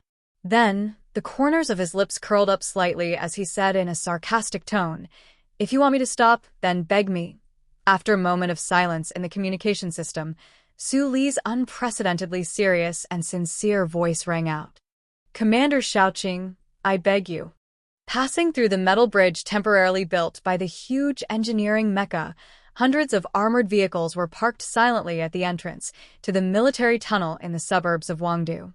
More than 100 black MX mecha were spread out in the wilderness beside the tunnel, vigilantly observing the surrounding movements, ready to launch suppressive fire at any moment. Su Lo, who was being closely guarded by the Iron 7th Division, did not feel too proud at this time. Through the ACW's aiming equipment, he watched as the well-ironed general in his military uniform walked into the armed helicopter under heavy protection. He watched as the 7 dark-colored armed helicopters rose into the air in the light snow above Wangdu. The string of nerves that had been stretched taut all this time suddenly loosened. Fatigue and pain instantly took over his entire body. He held onto the wall of the electrical workshop to prevent himself from collapsing. Negotiating with Du Shaoqing seemed to be more stressful than engaging in a life-and-death battle with Madman Li, but could this be considered a success? He did not know. He could not even understand why Du Shaoqing would be so easily convinced by him and leave the Iron 7th Division's main force with only one company of soldiers. This was because he did not know about Zhou Yu, who was handcuffed in the back of the military vehicle, or Dongfang Yu, who was still unconscious like a beggar in the medical vehicle. He also did not know about the delicate flower that had been thrown into the military vehicle, nor did he know that Du Shaoqing had unbuttoned 4 buttons in a row. Su Lo was now even more puzzled by the other's words about the meaning of life.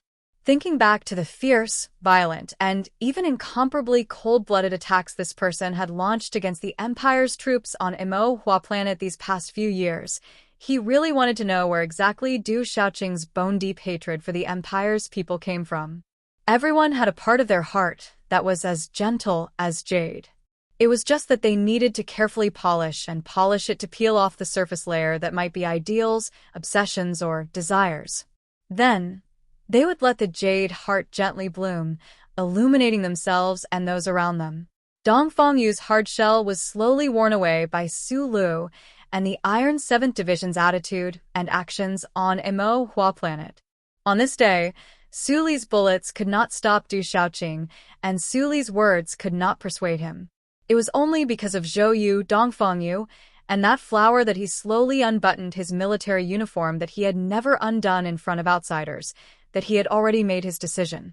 No matter how important external factors seemed to be, the most difficult choice had to be made by oneself in the end. Dozens of special task force agents in black suits quickly set up a cordon. 7 dark-colored armed helicopters landed on the wide lawn in front of the president's official residence. The snow had just fallen from the sky and was not heavy, but the strong wind from the helicopter's rotors rolled up the snow that covered the lawn and tore the snow into pieces. It was like a snowstorm had struck. President Pabre stood by the window of the Oval Office and watched the soldiers of the Iron 7th Division disembark from the armed helicopters one after another. He looked at the general, who was at the front of the group walking towards the official residence. The expression on his face changed from anger to deep disappointment, and finally into a deathly silence. He walked to his desk and listened to the heavy door behind him open. He did not turn around. He slowly filled his glass with hard liquor and then quietly looked at the amber liquid in the glass for a long time. I already thought that Shunli might have a problem. So, is it your turn to have a problem now? President Pabre asked with mixed feelings. He reached out and held the glass as if he wanted to drink it in one gulp, but for some reason, he slowly let go. He held the edge of the table with both hands, leaned forward slightly, and lowered his head. Du Shaoqing walked into the Oval Office with no expression on his face. He took off his military cap, and held it between his arms. He saluted with a bang. After a moment of silence, he said, "Yes, I have a problem." President Pobre did not ask Du Xiaoqing what the problem was. He said self-deprecatingly, "When everyone has a problem, then it is obvious that the person who has a problem should be me." After saying this, his body seemed to become unusually heavy. His tired hands holding the edge of the table could no longer bear it. His broad back trembled slightly, like a mountain that was about to collapse. His wife refused to come down from the bedroom upstairs. His daughter had not eaten at the same table as him in the bedroom upstairs for 3 years. Outside the window of the official residence, the slogans of the silent marching crowd could be faintly heard. These people used to be his staunchest supporters 3 years ago. Countless staff members were still nervously busy inside and outside the official residence. Hundreds of Special Task Force agents were dutifully guarding their posts. Supporters were still by the railings outside the lawn. Du Xiaoqing was behind him. However, President Pobre's figure seemed particularly lonely, as if he was alone. "Mr. President, I think that there is a problem with the emergency plan from Chairman Li Jiedu. At the same time, I insist that he is not a real soldier, nor is he a simple politician. He is a strange, deformed child. If the Federation continues to follow his plan, it will be very dangerous." Du Xiaoqing looked at the back of the president with mixed feelings and guilt. President Pobre put his hands on the table and was silent for a long time. Then, as if he had sensed something, he subconsciously raised his head and looked at the people who supported him outside the lawn. He saw the angry middle-aged men who were ready to stop the silent march in tears. He saw the young students who cheered for the arrival of the armed fighters of the Iron 7th Division. It was as if he saw himself passionately distributing leaflets and protesting loudly in the streets. His mind buzzed like thunder. "Nowhere, my dish, I like it."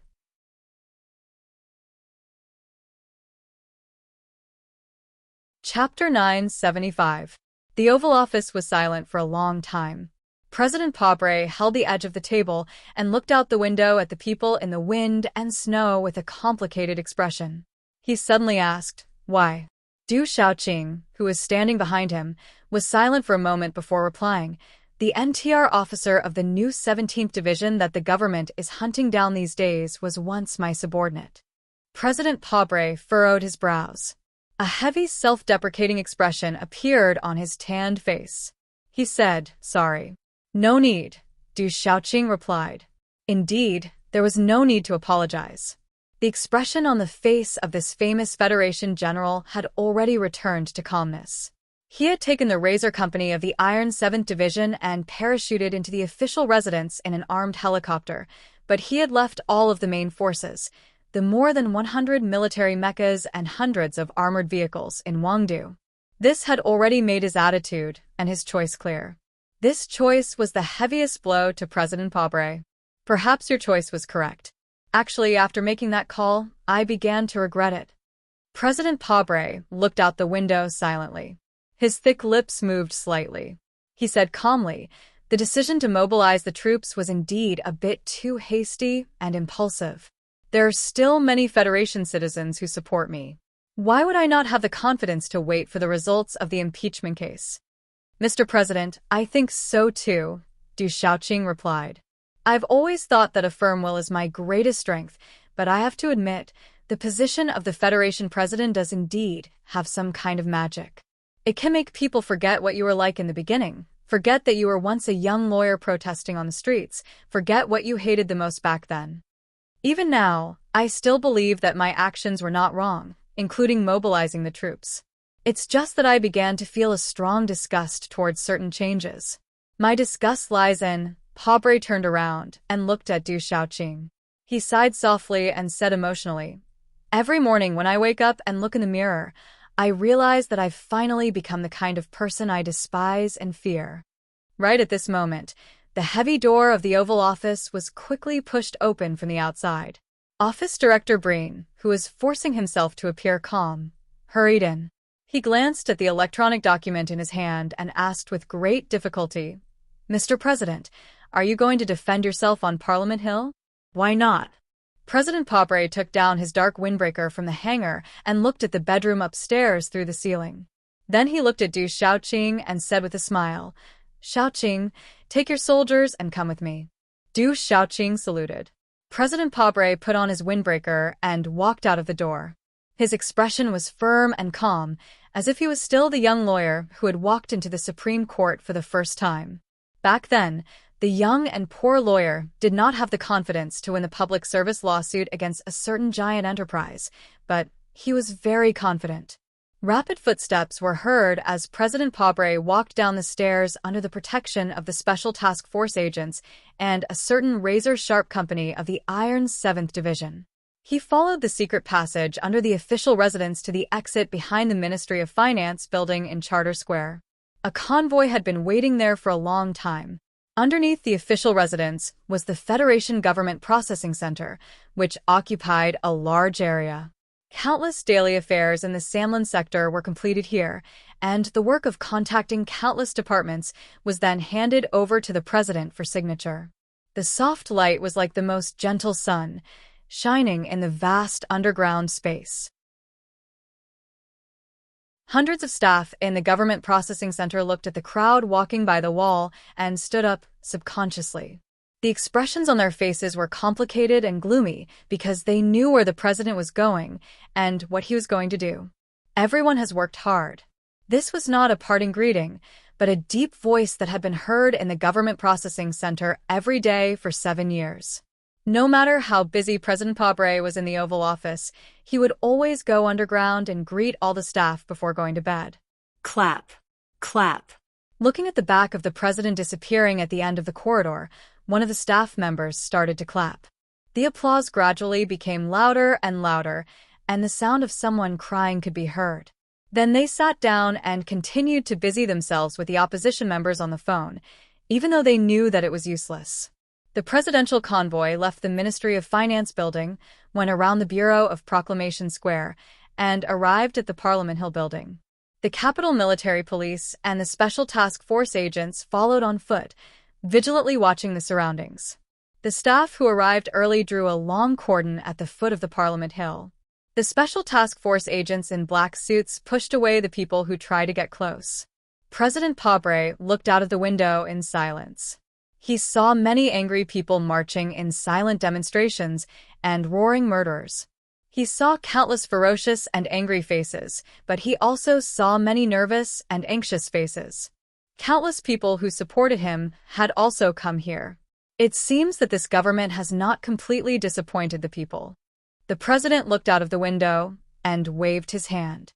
He said calmly, "At least, I believe that no one can deny that the healthcare reform bill will help the people at the bottom."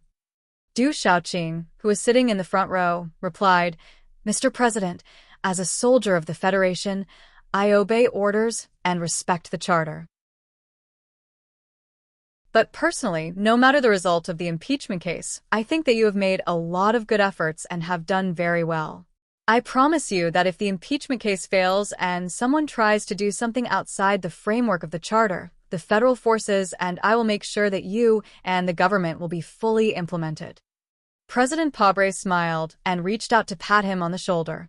On the solemn rostrum of the Parliament Hill, Pobre looked calmly at the packed seats in front of him. His expression was calm, and his voice was still deep and powerful. However, today he was not delivering the annual State of the Union address. Instead, he was defending himself as the impeached president. This defense was very simple, and it might even be the shortest speech he had ever given in his life. There was no emotional refutation in this defense, no sharp loopholes to catch, and it seemed that he did not even bother to provide evidence. "You sitting in the seats now, and the people behind you, no one has the right and position to judge me, the President of the Federation.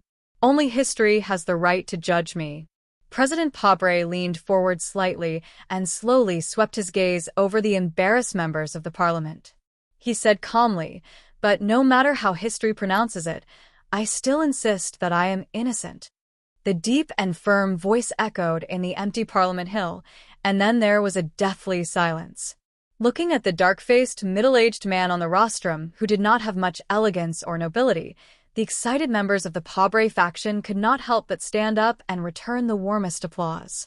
This was the poorest president in the history of the Federation. A poor lawyer who came from a mining family in Donglin had finally ascended to the throne of power in the Federation. Looking at the face they had loathed for 7 years and thinking of the fierce battles in front of and behind the scenes, even the opposition members of the parliament could not help but feel endless emotions in their hearts. They subconsciously began to softly clap. After the defense ended, the Parliament Hill entered the most crucial voting session. President Pabre and his government officials left the hall and went to the conference room to wait for the final result. According to the calculations of the subordinate organization of the official residents, there should be at least 40% of the Parliament Hill members who could not lose their votes. However, before the final result of the voting was out, no one dared to say that they would definitely win. The old man on the rostrum of Parliament Hill smiled and nodded to the even older chief judge, who seemed to have fallen asleep beside him. After clearing his throat, he said, "Everyone, the vote for the impeachment bill against President Pable has officially begun. Before the vote, I want to say a few words. Although we all like money and power, for the sake of the Federation, for the sake of the little sense of responsibility that you may have when you answer yes or no, please try to only ask your own rationality and emotions." Everyone knew that Deputy Speaker, she, and was the closest political partner of Lady Tai in the back mountain of Macho. It was natural for him to make such a statement before the impeachment vote. However, when the vote began, many people were shocked. Senator Sun Yu, do you think President Pabre is guilty of the first charge? Yes. Senator Scree, do you think President Pabre is guilty of the second charge? Yes. No. Yes. No. The impeachment vote was going on anxiously and nervously. As several members unexpectedly voted in favor of the impeachment, the hall began to be filled with a strange and depressing atmosphere. The members who did not understand what was going on whispered to each other with extremely complicated expressions. The people in the Parliament Hill knew the senators who could be controlled by the 7 major families and could be swayed by the political forces of each state. However, they did not expect that more than a dozen of the most staunch senators of the Pabre government would also vote in favor of the impeachment. Senator Evo was the daughter of a miner in the Donglin district. She had no background, but everyone knew that she was the staunchest supporter of President Pabre. Regardless of whether it was the Patriot Act or the several bills that increased the president's authority, she voted in favor of them without hesitation. She had even expressed her agreement to change the election law during the private briefing period and supported President Pable to complete an unprecedented 3 consecutive terms. But today, she chose to support the impeachment of the president. There were many senators like Senator Evo who changed their minds at the last minute and cast a shocking vote. In the Parliament Hill, the PAC faction originally had the advantage, at least more than a third of the votes. However, at this time, under the sudden continuous attacks, they were losing ground. Whether it was the PAC faction members who voted not guilty or those who were preparing to vote not guilty, their faces began to turn pale as they looked at the staff counting the votes. The voting process was not even halfway done, but they seemed to have seen the final terrifying result. At this time, many of the senators in the Parliament Hill looked at their colleagues in the front row or beside them who had changed their minds and suddenly realized how much power the lady in the back of the mountain had hidden. But what they did not know was that not all of the senators who betrayed the Pabre government at the last minute were the actions of the lady. There were at least a dozen senators who voted according to the will of the Green Dragon Mountain. Director Breen pushed open the door and rushed into the conference room. In the past few days, as the director of the Office of the President's Residence, he had always been in a state of anxiety and panic, but he had always concealed the expression on his face very well. At this moment, he finally could no longer hide his true emotions. Because of nervousness, beads of sweat dripped down his hair and wet his collar. Looking at President Pabre by the window, his expression looked like he was going to cry, but also like he was struggling to squeeze out a smile. He looked very funny and helpless. His lips slightly opened as if he wanted to speak, but his hoarse voice rubbed for a long time, but no sound came out. The conference room was silent. Through Director Breen's expression, the government officials in the room waiting for the final result knew that the voting situation was definitely not good. Everyone's expression suddenly changed, and the female advisor of the campaign policy office, who was in charge of the specific work of the impeachment case, directly fainted. The National Security Advisor took out a handkerchief from his pocket with trembling fingers and kept wiping the sweat on his forehead that only existed in his imagination. He kept muttering something to the pot of green plants in front of him, his eyes abnormally empty. The deathly silence lasted for a long time, and no one in the conference room dared to speak. The man standing by the window finally turned around. President Pobre did not have bad habits such as smoking and drinking, and he had a regular daily routine. Although his body was still healthy and could even be said to be strong in his middle age, at this time it was so difficult for him to make such a simple turnaround. It was as if one could hear the painful and sour sound of his vertebrae rubbing together. It was like a strong machine that was overloaded and suddenly lost all of its energy source and reason to move forward at a certain point in time. He quietly looked at the officials in the room and did not say anything. He directly walked out of the room with Du Shaoqing and left Parliament Hill. On the road, let's meet in Santa Fe.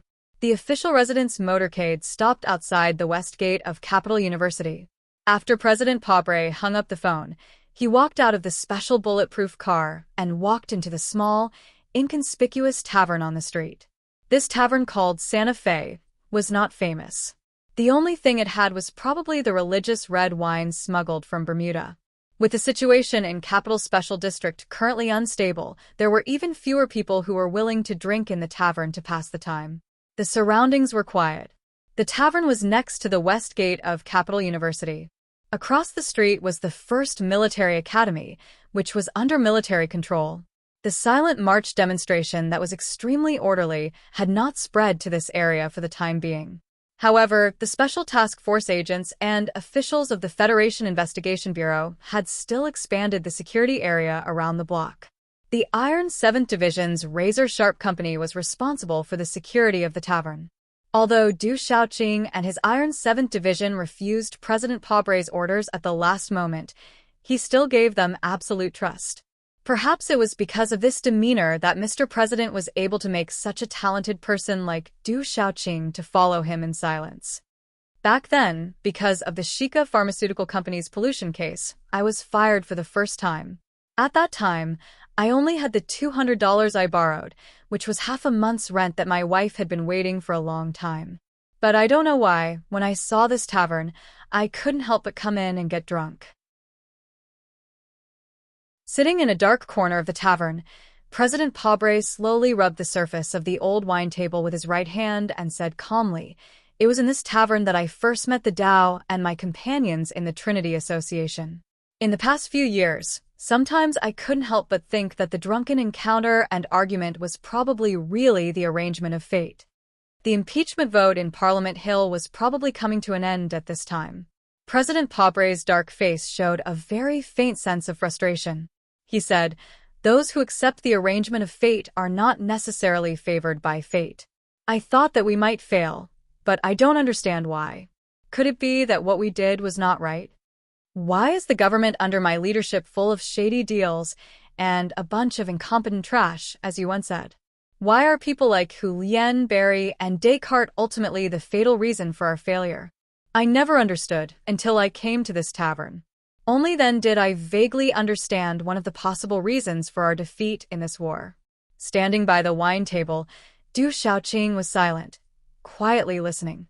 "Last time, I told you that there are too few true idealists in this world, and our cause, even the most basic operation of the government, requires countless people. What can I use to attract them? I can only use official positions and power to attract them, not those empty ideals. And many years ago, those members of the Trinity Association I saw in the tavern were the most outstanding geniuses in the Federation, like you. They were all idealists, and they could have become the core of the government, the foundation of the Federation. If I could still have such a group of companions, the course of this story might have been completely different, and the ending of this story might have been completely different." President Pobre looked at the dimly lit tavern, as if he was looking at the faces of those companions he was most familiar with, and said sadly, It's a pity that they're dead. Too many of my genius companions died under the guns of Shi Qinghai and Su Le. If we really lost our cause, then a large part of the reason was because of the unreasonable assassination of those two young people. But there's no point in talking about this now. I just miss those companions. President Pabre smiled slightly, pointed to a small wine table to his right, and said, "That day, we argued for half an hour in the private room and very simply decided what to do. Then we came out and continued to drink. I still remember that Byron and I were sitting at this table." Then he pointed in another direction and said, "Mao is sitting here, and Hu Zhu and a few others were drinking over there. They were rich in Taoism, so they opened 3 bottles of brandy number 1 that day. Later on, we came to this tavern to drink a few times. Although it wasn't a lot, we all sat around the same place.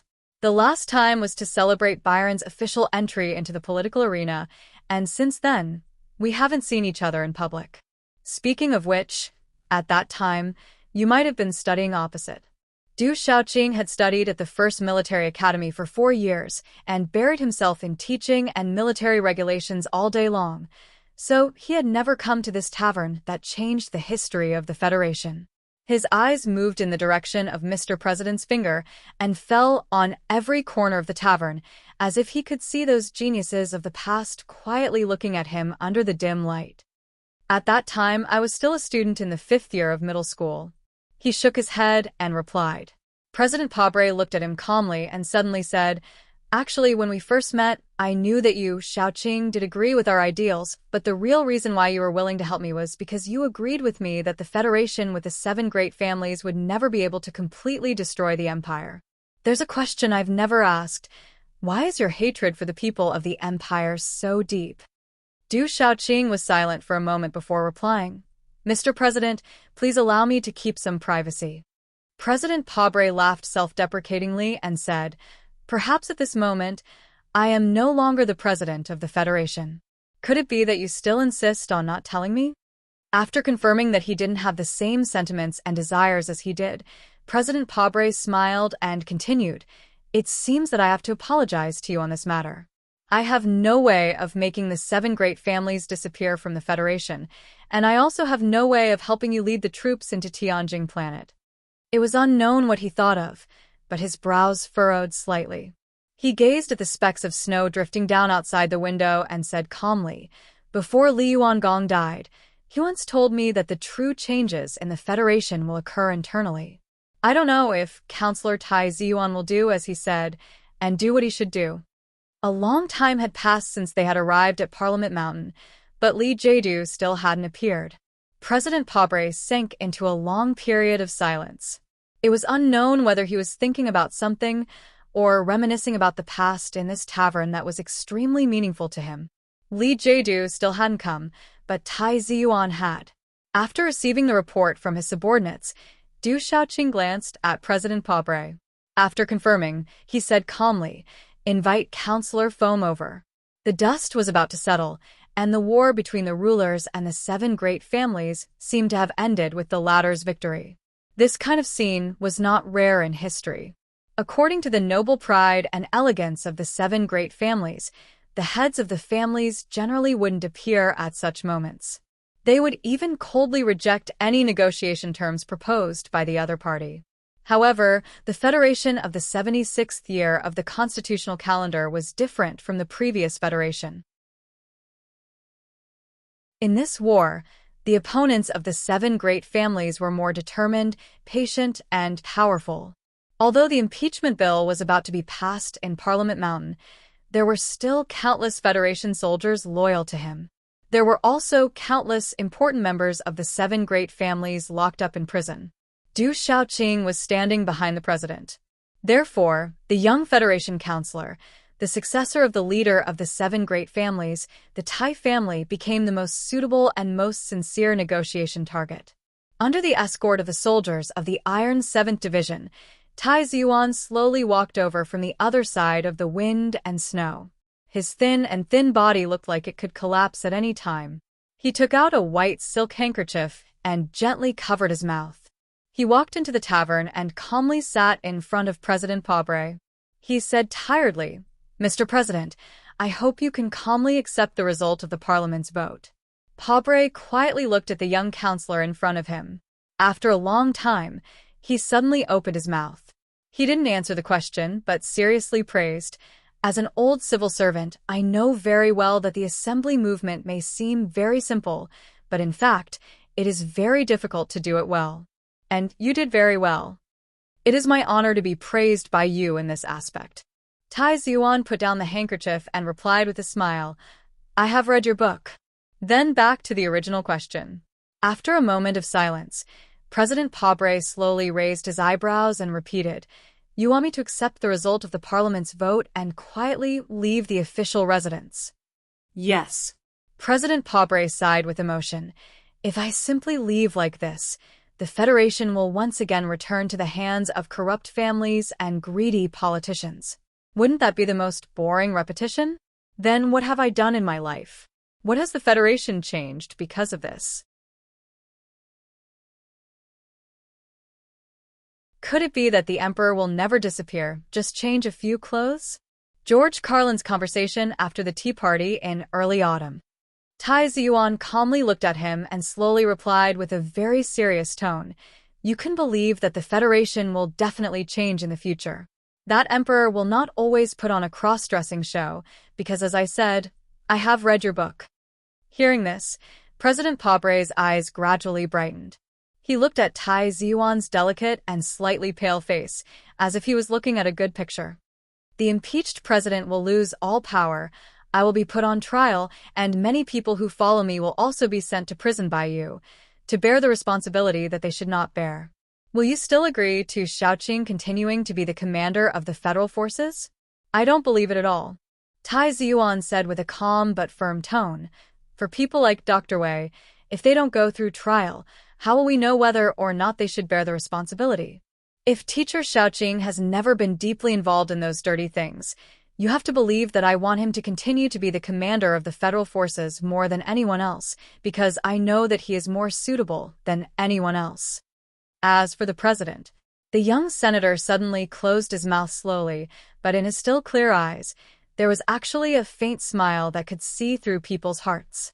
Du Shaoqing, who had been silent all this time, suddenly said in a deep voice, "In order to ensure the safety of the president, the parliament must issue a special pardon, and the successor must sign it, providing a full pardon and even protection to the former president in exchange for the other party to voluntarily hand over the power in their hands, thus avoiding social unrest and even civil war in the Federation." This was not rare in the history of human society, and the most famous case was many years ago when the Tai dynasty handed over equal rights to all the people in exchange for great benefits and a promise to never hold the past accountable. As the descendant of the former royal family, Tai Ziyuan was naturally no stranger to this kind of political arrangement. Before he came here to negotiate, he had even thought of an answer, but for such an important promise, even if he was from a noble family, he could not make the decision alone. He made a few calls to the Li family, the Nan family, and other families. At the end of the street, in the snow, a car was parked calmly. Lin Banshan, who was sitting in the back, picked up the phone, asked a few questions, and then nodded. Tai Ziyuan hung up the phone, looked back at President Pobre and Du Shaoqing behind him, and said, "As long as you agree to resign, the Federation's next government and any government in the future will not hold you accountable. But that is not a special pardon. The name of the bill will be an order to provide legal protection to the Federation president and his family who stopped exercising full power. The specific provisions will be sent over later." President Pobre frowned slightly, and after a moment he said, "The key is the opinion of Westwoods." Tai Ziyuan replied concisely, "I will provide enough compensation for Westwoods to give up." This was a political compromise negotiation hidden behind the scenes of the parliamentary vote, hidden in the shadows of hundreds of thousands of people behind the silent march. The 7 families seemed to have given too much, but in fact, because Du Shaoqing stood silently behind Pobre alone, they had enough bargaining chips. A sharp chirp sounded on the campus of Capital University. Because it was very far away, it sounded like the cry of a winter bird. But when it fell into the ears of the people inside and outside the tavern, who had a military career, it was an extremely clear gunshot. Then, the sound of gunshots rang out again. Although it was not dense, it was obvious that it was getting closer and closer, as if the shooter was approaching the tavern. The Federation Investigation Bureau and Special Task Force agents on the periphery had begun to exchange fire with the invading enemy, and the command system seemed to be affected by some strange interference, becoming extremely slow. Du Shaoqing walked to the entrance of the tavern and listened to the indirect gunshots from 3 directions behind him. He looked at the empty street, looked at the courtyard wall that was extremely quiet in the wind and snow, and slowly frowned. He waved his hand to signal the Iron 7th Division's razor-sharp company to spread out and set up a defense. In the tavern, President Pabre looked at Tai Ziyuan quietly. Tai Ziyuan shook his head. In the car at the end of the street, Lin Banshan frowned and asked Zhang Xiaohua sitting in the front row, "If it's not our people, then who dares to cause trouble at this time?" For the Federation, which was in the shadow of civil strife, for the Federation, whose frontline troops were suffering a serious blow, and for the Federation, which had been in turmoil for too long, this tavern next to the west gate of Capital University had changed its history. Now it was another very, very important moment. This moment could not be disturbed, could not be interrupted. The scattered gunshots and the tense atmosphere inside and outside the tavern did not seem to affect Tai Ziyuan at all. He stared into President Pabre's eyes and asked in a deep voice, "Mr. President." President Pabre was silent for a moment before he said, "I agree." These 3 simple words were too crucial and too important for the current Federation. At this moment, in those manors and prisons, countless people began to clap and celebrate. Then, at this moment, a hoarse, tired, but unusually strong voice came from across the street. "I disagree." Hearing this voice, the soldiers of the Iron 7th Division on the street were shocked. They could not imagine how someone could hide from the team's scanning equipment and get so close to the tavern. They quickly raised their guns and aimed in the direction of the voice. It was the modeled wall of the 1st Military Academy. There were traces of time and snow on it. Suddenly, a person jumped off the wall with a whoosh and swept away the remaining snow on the wall with the cold wind. That person moved so quickly that the soldiers of the Iron 7th Division did not have time to aim and fire. They only heard a series of gunshots coming from both sides of the street, especially from the west gate of Capital University. More than 10 men in advanced infantry equipment rushed over with modified sniper rifles. "Don't move. Don't move. Don't you fucking move. 7th Division bastards, don't move. Cannon. You fucking cannon of the 17th Division. Put down your guns, you son of a bitch." The members of Team 7 snuck into Capital University through the underground sewers and then used feints to attract the attention of the Special Task Force on the perimeter. They quietly approached their destination. They were already panting and exhausted from running all the way, but they still believed that they could take control of the situation immediately. However, when they found that they were facing an old acquaintance, an old enemy, an old rival, the razor-sharp company from the Iron 7th Division, they knew that taking control of the situation had become a luxury. Xiong Linquan pointed the barrel of his gun at the officer in front of him, who was only a lieutenant colonel, and roared, "If you dare move, I'll blow you up. You can fucking try." The commander of the razor-sharp company of the Iron 7th Division roared back. Just like how Team 7 felt at the moment, when the commander realized that these people were all from Team 7, he became more cautious than usual, even though there were many of them on his side. These 2 groups of soldiers had clashed many times in the open and in the dark during maneuvers and on the battlefield. They both knew how powerful each other was, so no one dared to act rashly. In such a tense situation, only the small-eyed man who had jumped down from the wall dared to move. Wearing a tattered sports coat and carrying a heavy military backpack, Su Lo walked silently from the wall to the tavern across the street in the wind and snow, just like he did every time he was in battle. The only difference was that he wore a pair of glasses on the bridge of his nose. When he jumped down, Du Shaoqing, with his sharp eyes, immediately noticed this. He clasped his sunglasses tightly with his right hand behind his back and quickly gave the order to not shoot.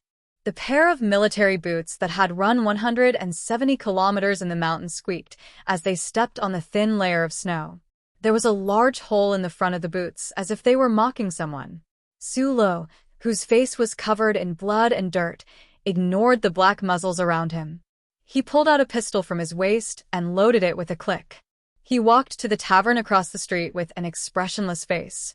Xiong Linquan and a dozen other team members also approached from both ends of the street. They aimed their TP rifles at the nearby soldiers of the Iron 7th Division, completely ignoring the wounds on their bodies and the blood dripping into the white snow. When he walked past Du Shaoqing, who was standing at the entrance of the tavern, Sulu paused and looked at him. He reached out his left hand to push his glasses up the bridge of his nose and said, "Thank you." Du Shaoqing gripped his sunglasses tightly with his right hand and looked at him expressionlessly. Naturally, he wouldn't say nonsense like, "You don't need to be so polite." He coldly asked, "Are these the glasses that Shi Qinghai used?"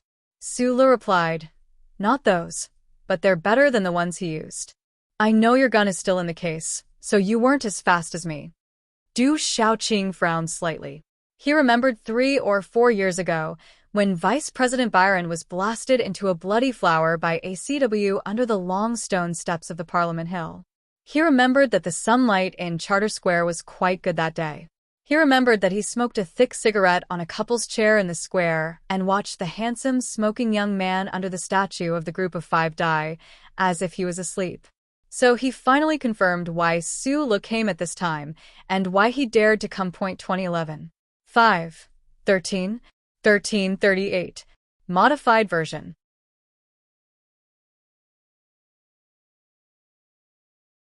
Chapter 976. Hiding behind a beautiful velvet curtain and making some shady deals and compromises behind the backs of the entire audience? This is probably the legendary insider trading. The people involved in insider trading know very well that their faces are indeed very ugly at that time, so they have to hide in dark corners, such as in this tavern, whispering to each other like thieves so that no one can hear them, right? But it's really a pity that my hearing is too sharp. Even if there is a thick curtain, even if there is a street between us, I can still hear it so clearly. The loaded military pistol was tightly gripped in his hand, and the heavy military backpack was heavily carried on his shoulders.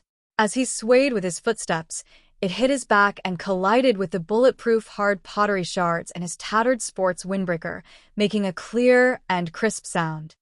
After so many things have happened and so many evil deeds have been done, you can just drink a few glasses of wine and chat casually, hand over the position to the other party, and then retire with a smile.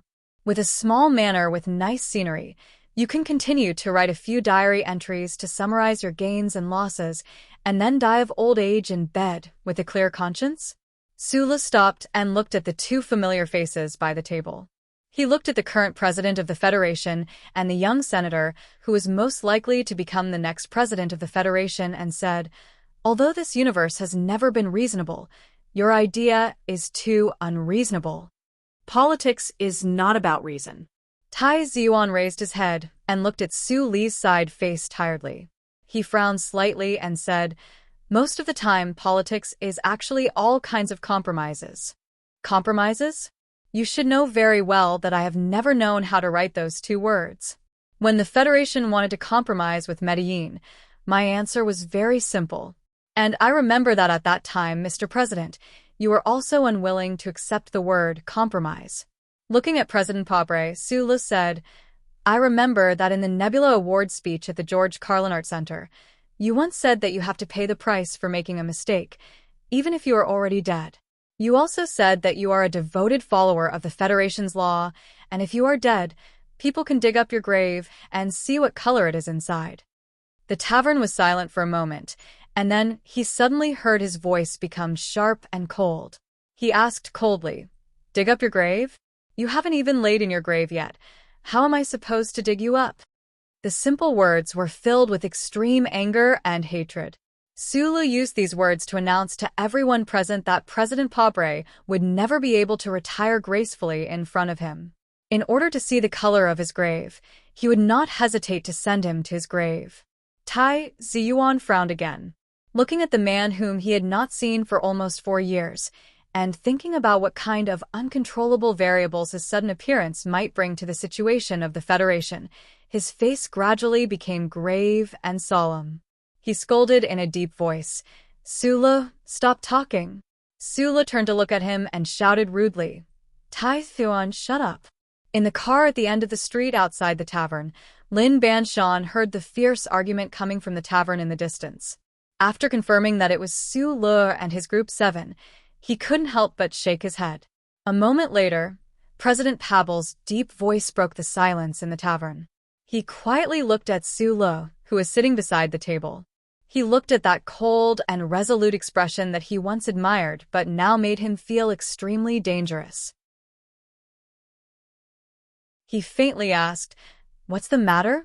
He said faintly, "If the letter you left behind when you left the Federation is true, and you still think that you are a member of the Federation, and you love the Federation, then I really don't understand.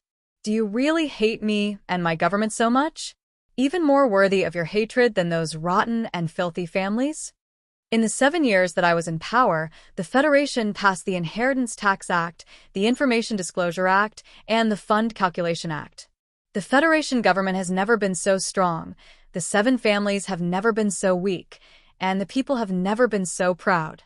Don't always look at the silent demonstration that Senator Nightmare Origin has mobilized. You should also look at what the people who support me are saying. They have better benefits, they have better healthcare plans, and their children can share the fruits of the education reform. Yes, they're still being exploited by the capitalists and those families, but at least now those families won't dare to be as unscrupulous as they were in the past. Who made the Federation change like this? It's me, President Pabre said calmly. If it weren't for me, would the upper-class officials and nobles have given out so many benefits? Would they have taken so many steps back? Su Le, if you see yourself as a member of the Federation, then you should respect and appreciate my 7 years of hard work. If you are only clinging to some moral views in your heart, then I really want to know what right you, a citizen of the Empire, to meddle in the affairs of the Federation. Faced with Mr. President's sudden anger and questioning, Su Le's eyes narrowed.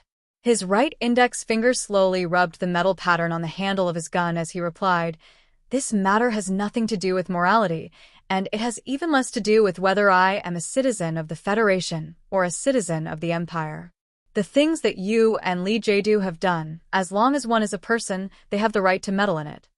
But the Federation does not need you to meddle in it, because this is the Federation's own business."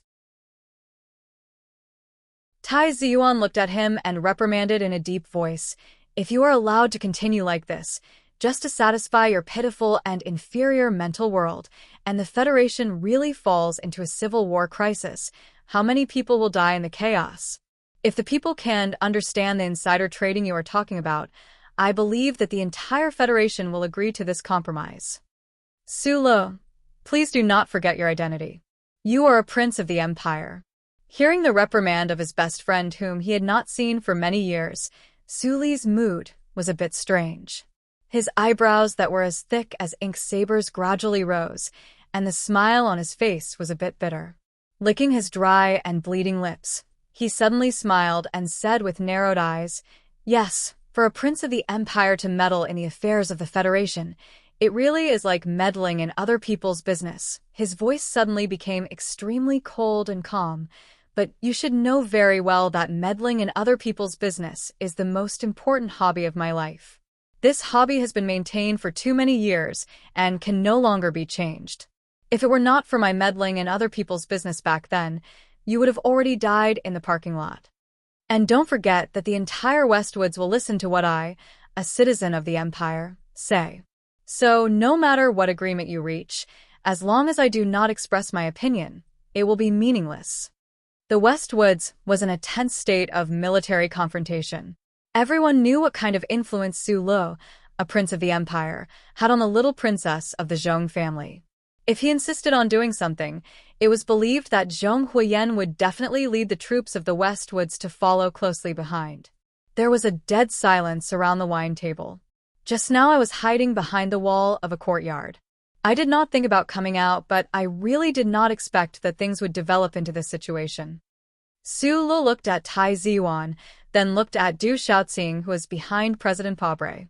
His thick eyebrows that were raised like sabers gradually calmed down, and he said with a self-deprecating and slightly sad smile, "Compromise, compromise. Always compromise? Compromise, compromise. Everyone is compromising, and I am the only citizen of the empire who refuses to compromise? This is indeed ridiculous and absurd. What is going on? Is the world crazy? Or am I crazy?" There was too much sadness in his plain, self-deprecating tone.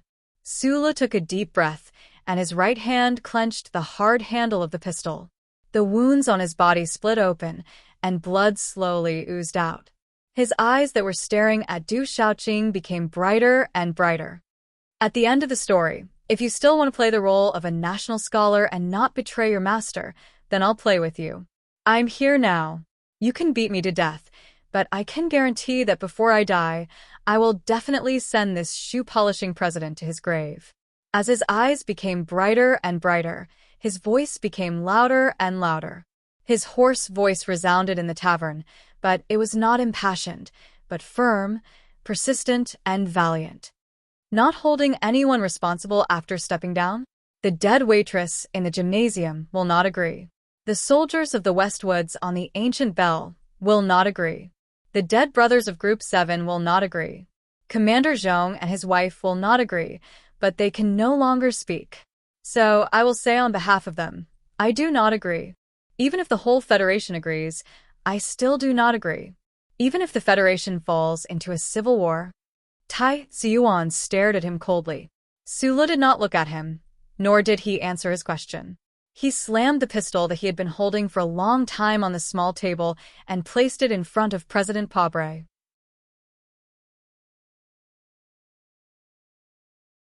He said in an emotionless voice, "A civil war is indeed terrible, but other than compromise, there are actually many ways to end it all, to prevent the Federation from falling into a civil war and, to my satisfaction, sacrifice yourself."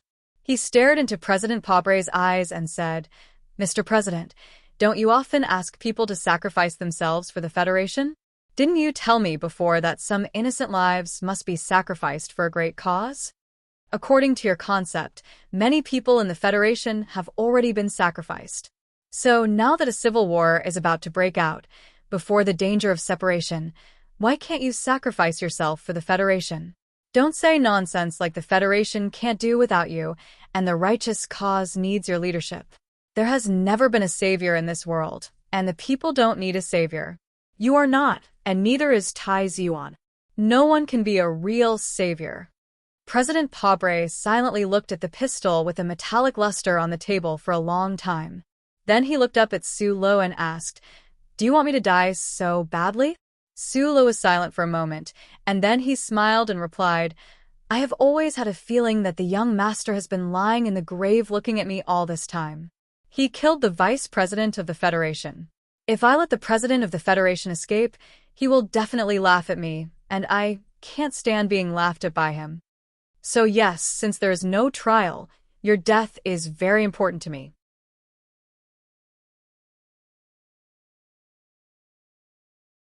Chapter 977. Death or spending the rest of my life in prison. Is this the choice you're giving me? Dying with the whole world, or bravely taking responsibility? For someone who has sacrificed countless times for others, it shouldn't be a difficult choice. I didn't expect you to still believe in law and justice in the Federation. Mr. President, you've never really understood me. Even when I was forced to flee Donglin to the capital ring when I was young, I still believed in the law. It wasn't until I found out that there was a problem with the people enforcing the law that I began to fight my own battles. The slightly warm metal bracelet was in his sleeve, sticking to his wrist.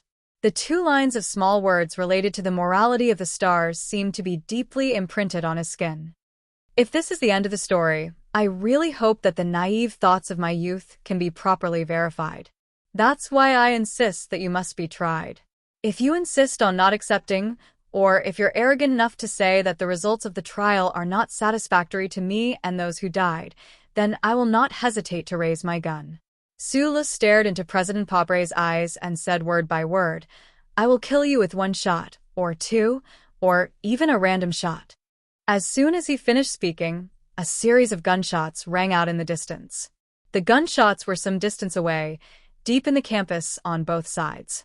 It was probably the Special Task Force or the Federation Investigation Department's agents organizing some kind of attack.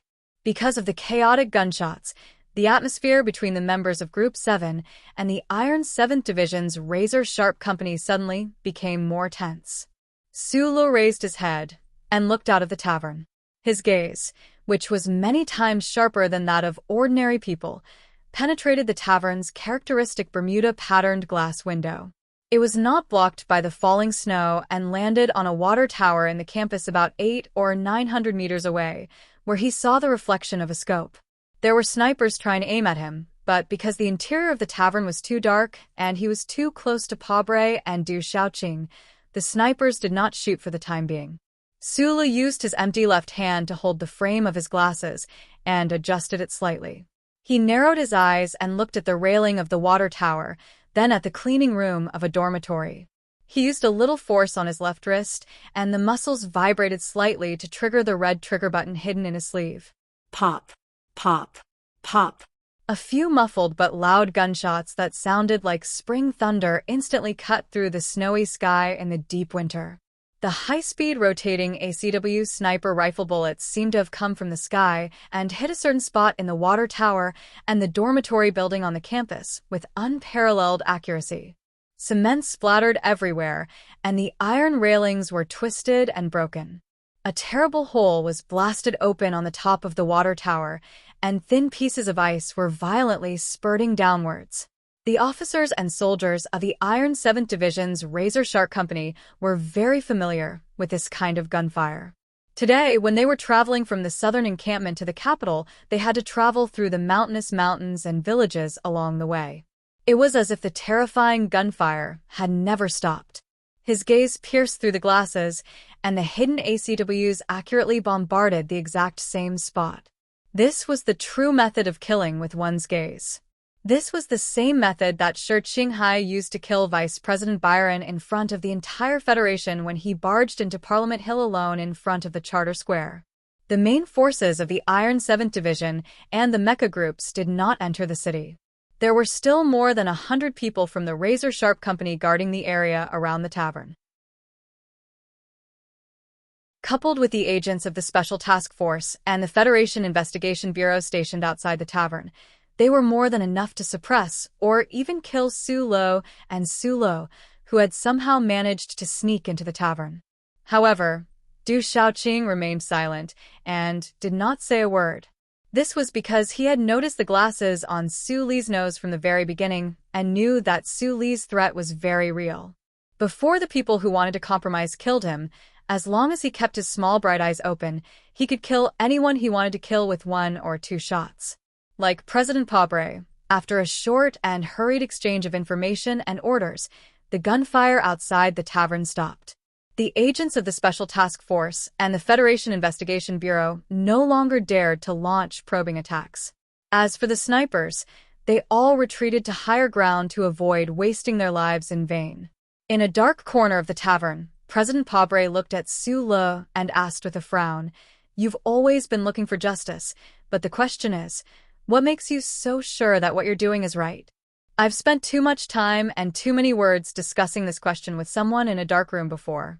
So today, we won't be talking about justice. I can only say, after a moment of silence, Su Lu replied, "I can't be sure if what I'm doing is absolutely right. I can only be sure that what you and Li Jiedu did was wrong." He raised his hand and pointed at Tai Ziyuan across the small table and said, "If you're wrong, you have to admit it. If this guy becomes the president in the future and becomes the second you, I won't let him go." President Pobre frowned slightly and said, "Actually, I've always been a little confused about you. If a normal person is like you, constantly encountering bizarre changes, entanglement, and tribulations in their life, they would have already broken down." At the very least, it would be very difficult for them to believe in certain things so firmly. He looked at Su Li's ordinary face and said with emotion, "But you're so strange. Time and encounters seem to have no effect on you. You're still as determined and persistent as before, as if nothing has changed. The people of the Capital Ring call us, the people of Eastwood Stone, because we are smelly and hard. For a smelly stone like me, perhaps we can't change this world, but I can't let this fucking world change me." Hearing this, President Pabre's equally straight eyebrows slowly creased. His tanned cheeks showed a complicated expression. He looked at Su Li as if he was looking at himself. He murmured softly, as if he was talking to himself, "Have I really been changed by this world?" Under the dim light, around the small table, the deathly silence lasted for a long time. President Pabre seemed to have made a very important decision. His solemn and steady face suddenly exuded a long-lost relaxed expression. He smiled and said, "I agree with your disagreement." When a government document required the president to sign an order, it would sometimes use an electronic fingerprint. Sometimes, it would simply be circled and then annotated. Most of the time, it would only say one word: "I agree. I agree with your disagreement." Everyone around the table understood this sentence. Standing behind President Pabre, Du Shaoqing's eyes were at first shocked, then inexplicably gloomy. His face was expressionless. His hands behind his back were clenched so tightly that his veins could be seen. Tai Ziyuan looked at President Pabre across the table in shock. He did not hide his strong puzzlement. He frowned and did not understand. Could someone really be willing to make such a choice? President Pabre slowly stood up. This time, he was not as heavy and tired as he was when he realized the Iron 7th Division had not entered the city and the situation on Parliament Hill was dire. He appeared exceptionally calm and relaxed. He smiled at the people and said, "Don't forget, I'm also a smelly stone from Dongwen. A stone's ending should not be one of escape, but one of pride." "Your choice has won my respect in the end," Su Li replied. "The truth can't be hidden forever. The right result obtained through wrong means will eventually become wrong. The government relies on..." Well, everyone knows these words and can even recite the various versions. But unfortunately, just because you can understand and recite doesn't mean you can do it. In the Oval Office of the President's official residence, President Pabre held a glass of red wine and looked at the clear scenery outside the window. He hugged his wife in his arms and smiled. At this time, the phone rang. Li Jiedu's calm voice sounded from the phone. "Sorry, Mr. President. I had to prepare some things, so I didn't keep the appointment. And I think that now is not the time to reminisce.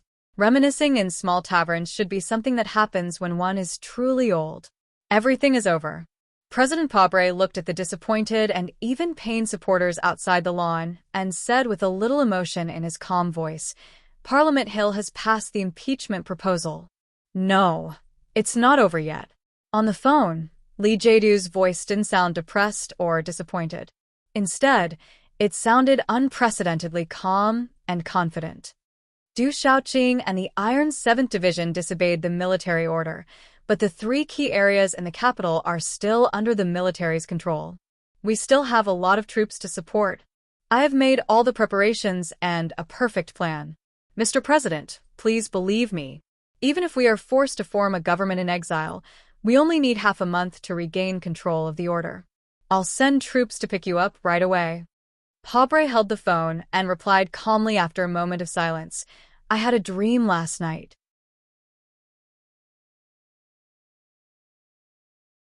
Do you want to know what the dream was about? There was silence on the other end of the phone. In the dream, I was flying freely in the sky. It was romantic and happy.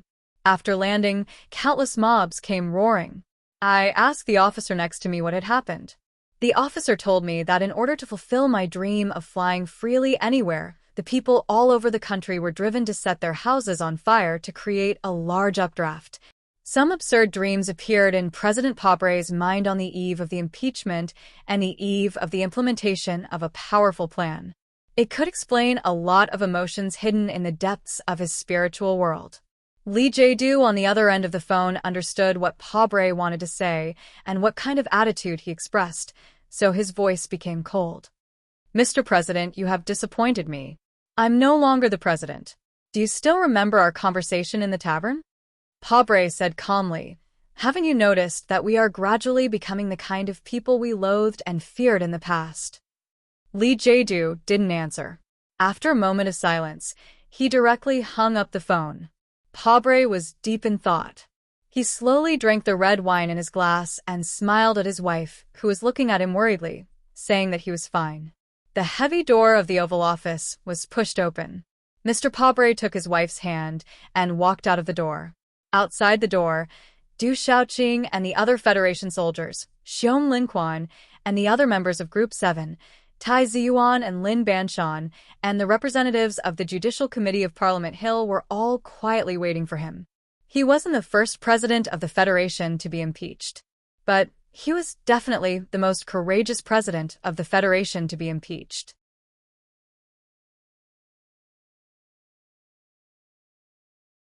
Chapter 978. Salute. Outside the Oval Office, the officers and soldiers of the Iron 7th Division stood at attention and saluted. Du Xiaoqing took off his sunglasses and silently followed behind Mr. Pabre.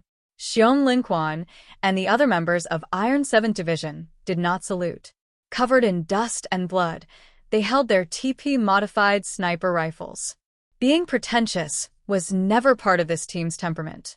Before confirming that the target had entered the detention center of the Ministry of Justice, they would remain vigilant.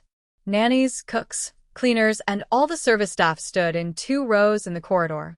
Mr. Pabre extended his broad palm and shook hands with them one by one.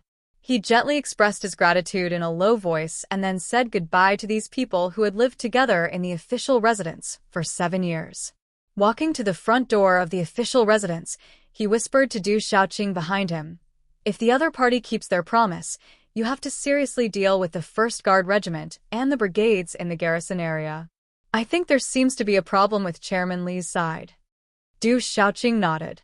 Mr. Prabal held his wife's hand and gently kissed her on the cheek.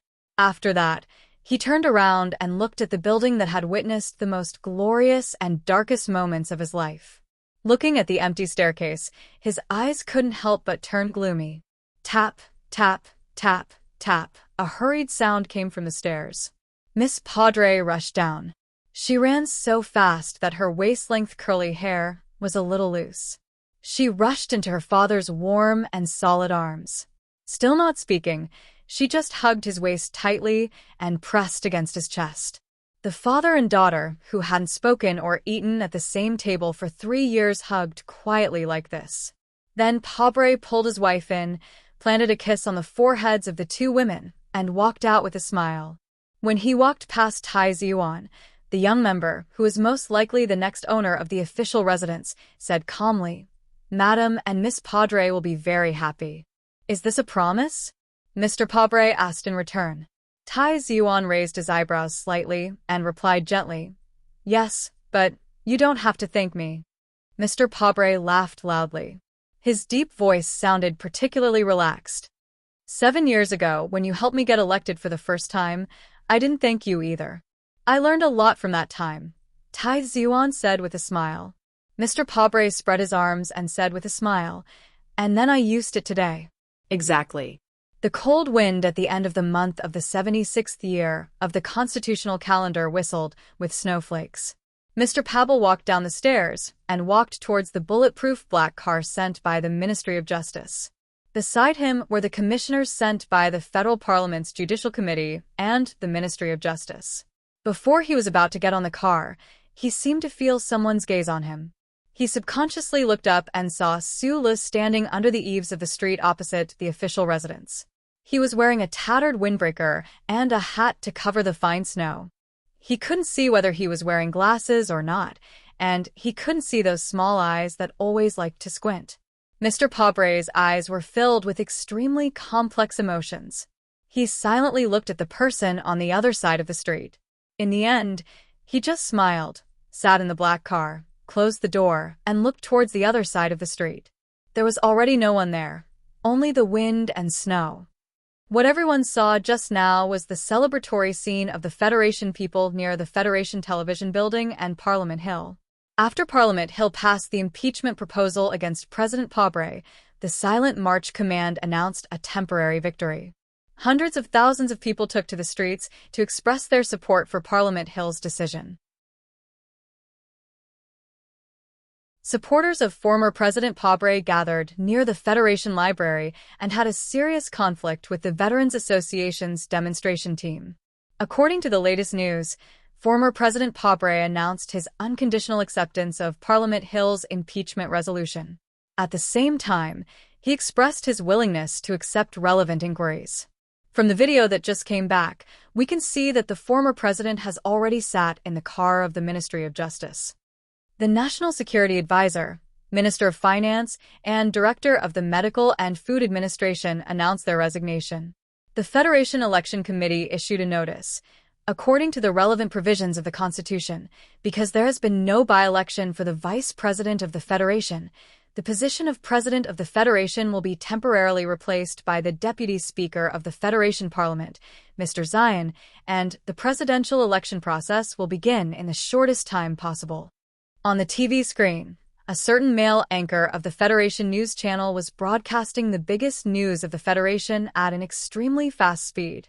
Although his professionalism required him to enunciate clearly and speak at an appropriate speed, at this moment, all the viewers could see that he was very emotional at this moment. Parliament Hill's successful impeachment of the president.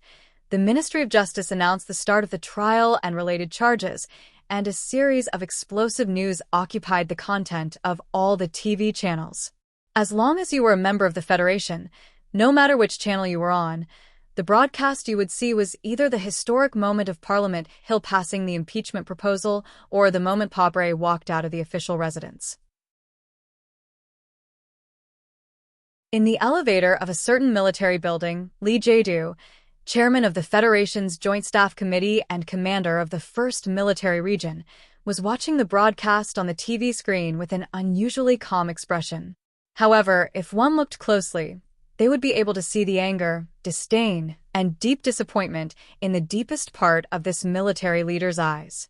When the elevator door opened, General Lee Jae-do took one last look at the scene of Pobre walking out of the official residence on the news screen.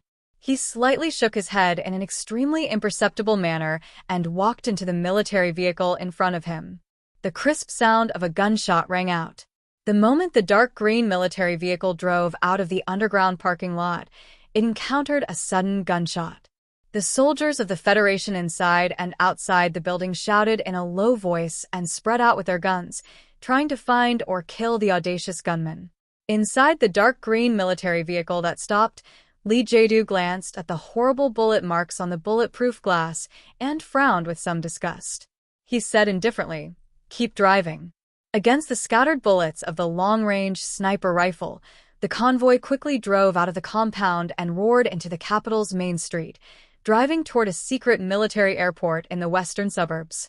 Coward, hypocrite, coward, loser, cynic, capitulator, naive idealist, childish poor student, lunatic. Inside the dark green bulletproof military vehicle, Lee Jae-do thought of his companion who left at the most critical moment. His white eyebrows slowly furrowed, and he murmured a series of words in disappointment and sarcasm. "General, in fact, I have always thought that only you can lead such a great cause." A major general with a cold expression on the passenger seat turned around and said, "The president chose to surrender. Perhaps it is to tell you that you can't shirk your responsibility at such a moment. When a group walks on this long and difficult road, some people will fall behind, some people will defect, and any ideological struggle will cause great damage to the cause. So, at that time, we must unswervingly support the person at the front to ensure that the team can eventually reach the destination of victory." General Lee Jae-do looked out of the window with an expressionless face. Looking at the snow floating between the winter trees on both sides of the street, he said indifferently, "Now that the person at the front has chosen to give up, then the person at the second position has to take over. What you said makes sense. As a specific part of a great cause, perhaps this is also an opportunity for me to realize myself in life." All 3 plans have been launched. The Major General looked at the screen on the workbench in his hand and reported, "The Western Suburbs Airport is under the 4th sequence of surveillance, and the Harbor City garrison is under the 6th sequence, so we have decided to leave through Harbor City."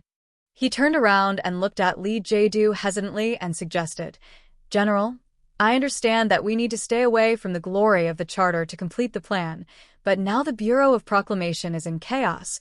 Why don't we choose to take off directly from the Western Suburbs Airport? Everyone who doesn't want me to leave can guess that the Western Suburbs Airport is my destination. What's more, the Bureau of Proclamation is in chaos, but it doesn't mean that the charter computer is also in chaos. And I believe one thing, Tai Ziyuan or Lin Banshan, at least one of them is now in the Bureau of Proclamation." Lee Jae-do said calmly, "Go according to the plan." The convoy of dark green military vehicles had just passed the Western Hills compound when they quickly turned around at the next street corner and drove along Halcyon Avenue to the capital airport. Lee Jae-do has left. Tried to attack to stop ineffective. The destination may be the Western Suburbs Airport. Wrong. The convoy has turned around. The destination may be adjusted to the capital airport. Jiazi is making a record in the Western Suburbs. Give up immediately. I have arrived at the civil airport. Lee Jae-do's plane confirmed. On the runway, distance 347 kilometers. Low altitude, 17 Sparrow fighters. Judgment. Taking off from the Western Suburbs Airport. Escort formation. Destination unknown. Attention. Destination unknown. Enemy planes are taxiing. Second attack attempt in progress. Report suspended. A burst of fierce gunfire came from the communication system. Sula stepped on the top of the snow-covered wall and stomped into the soft lawn, supporting his body. Like a shadow, he quickly swept past all kinds of obstacles and passed through the streets and alleys of the capital. He listened to the report in his ears, and his expression was extremely serious. As the strongest supporter of the Pabre government, and as the leader of the federal military, Lee Jae-do was naturally the most important target. And because of a shadow that was still unclear, Sulu had never let his guard down. Therefore, when the Iron 7 Division and the Iron 7 Division were in danger, he put his most trusted and most capable partner on the other side. He only had one request for Bai Yulan. No matter how badly the Iron 7 Division was fighting, Bai Yulan was not allowed to leave her post. She had to keep an eye on Lee Jae-do's movements. After receiving Bai Yulan's first report, he left the presidential residence as quickly as possible. Then, he sat in an unmarked military vehicle on the right side of Charter Square. According to the coordinates in his ear, he kept giving directions to the driver in the major's uniform. The unmarked dark green military vehicle roared through the streets of the capital. Sula listened to the reports that became more and more frequent until he heard gunshots. His mood became heavier and heavier. He knew that stopping Lee Jae-do from leaving had become a very difficult task. Thinking of this, he took out the phone in his pocket and dialed a number. With a hoarse voice, he roared angrily, "Lin Banshan, you said you can take care of the Bureau of Proclamation, but I don't care. Then, have you taken care of it yet? Find Lee Jae-do's coordinates immediately. Or just directly shoot him down. If you let him escape, do you know what the fuck will happen?" You're tuning in to the Dreamy Chapters YouTube channel. We're so grateful for your support, and don't forget to subscribe to join us on this incredible journey through captivating stories. Your generosity through donations truly makes a world of difference, as it's the primary source of revenue that allows me to expand and enhance this channel for you. Thank you from the bottom of my heart for being a part of this adventure.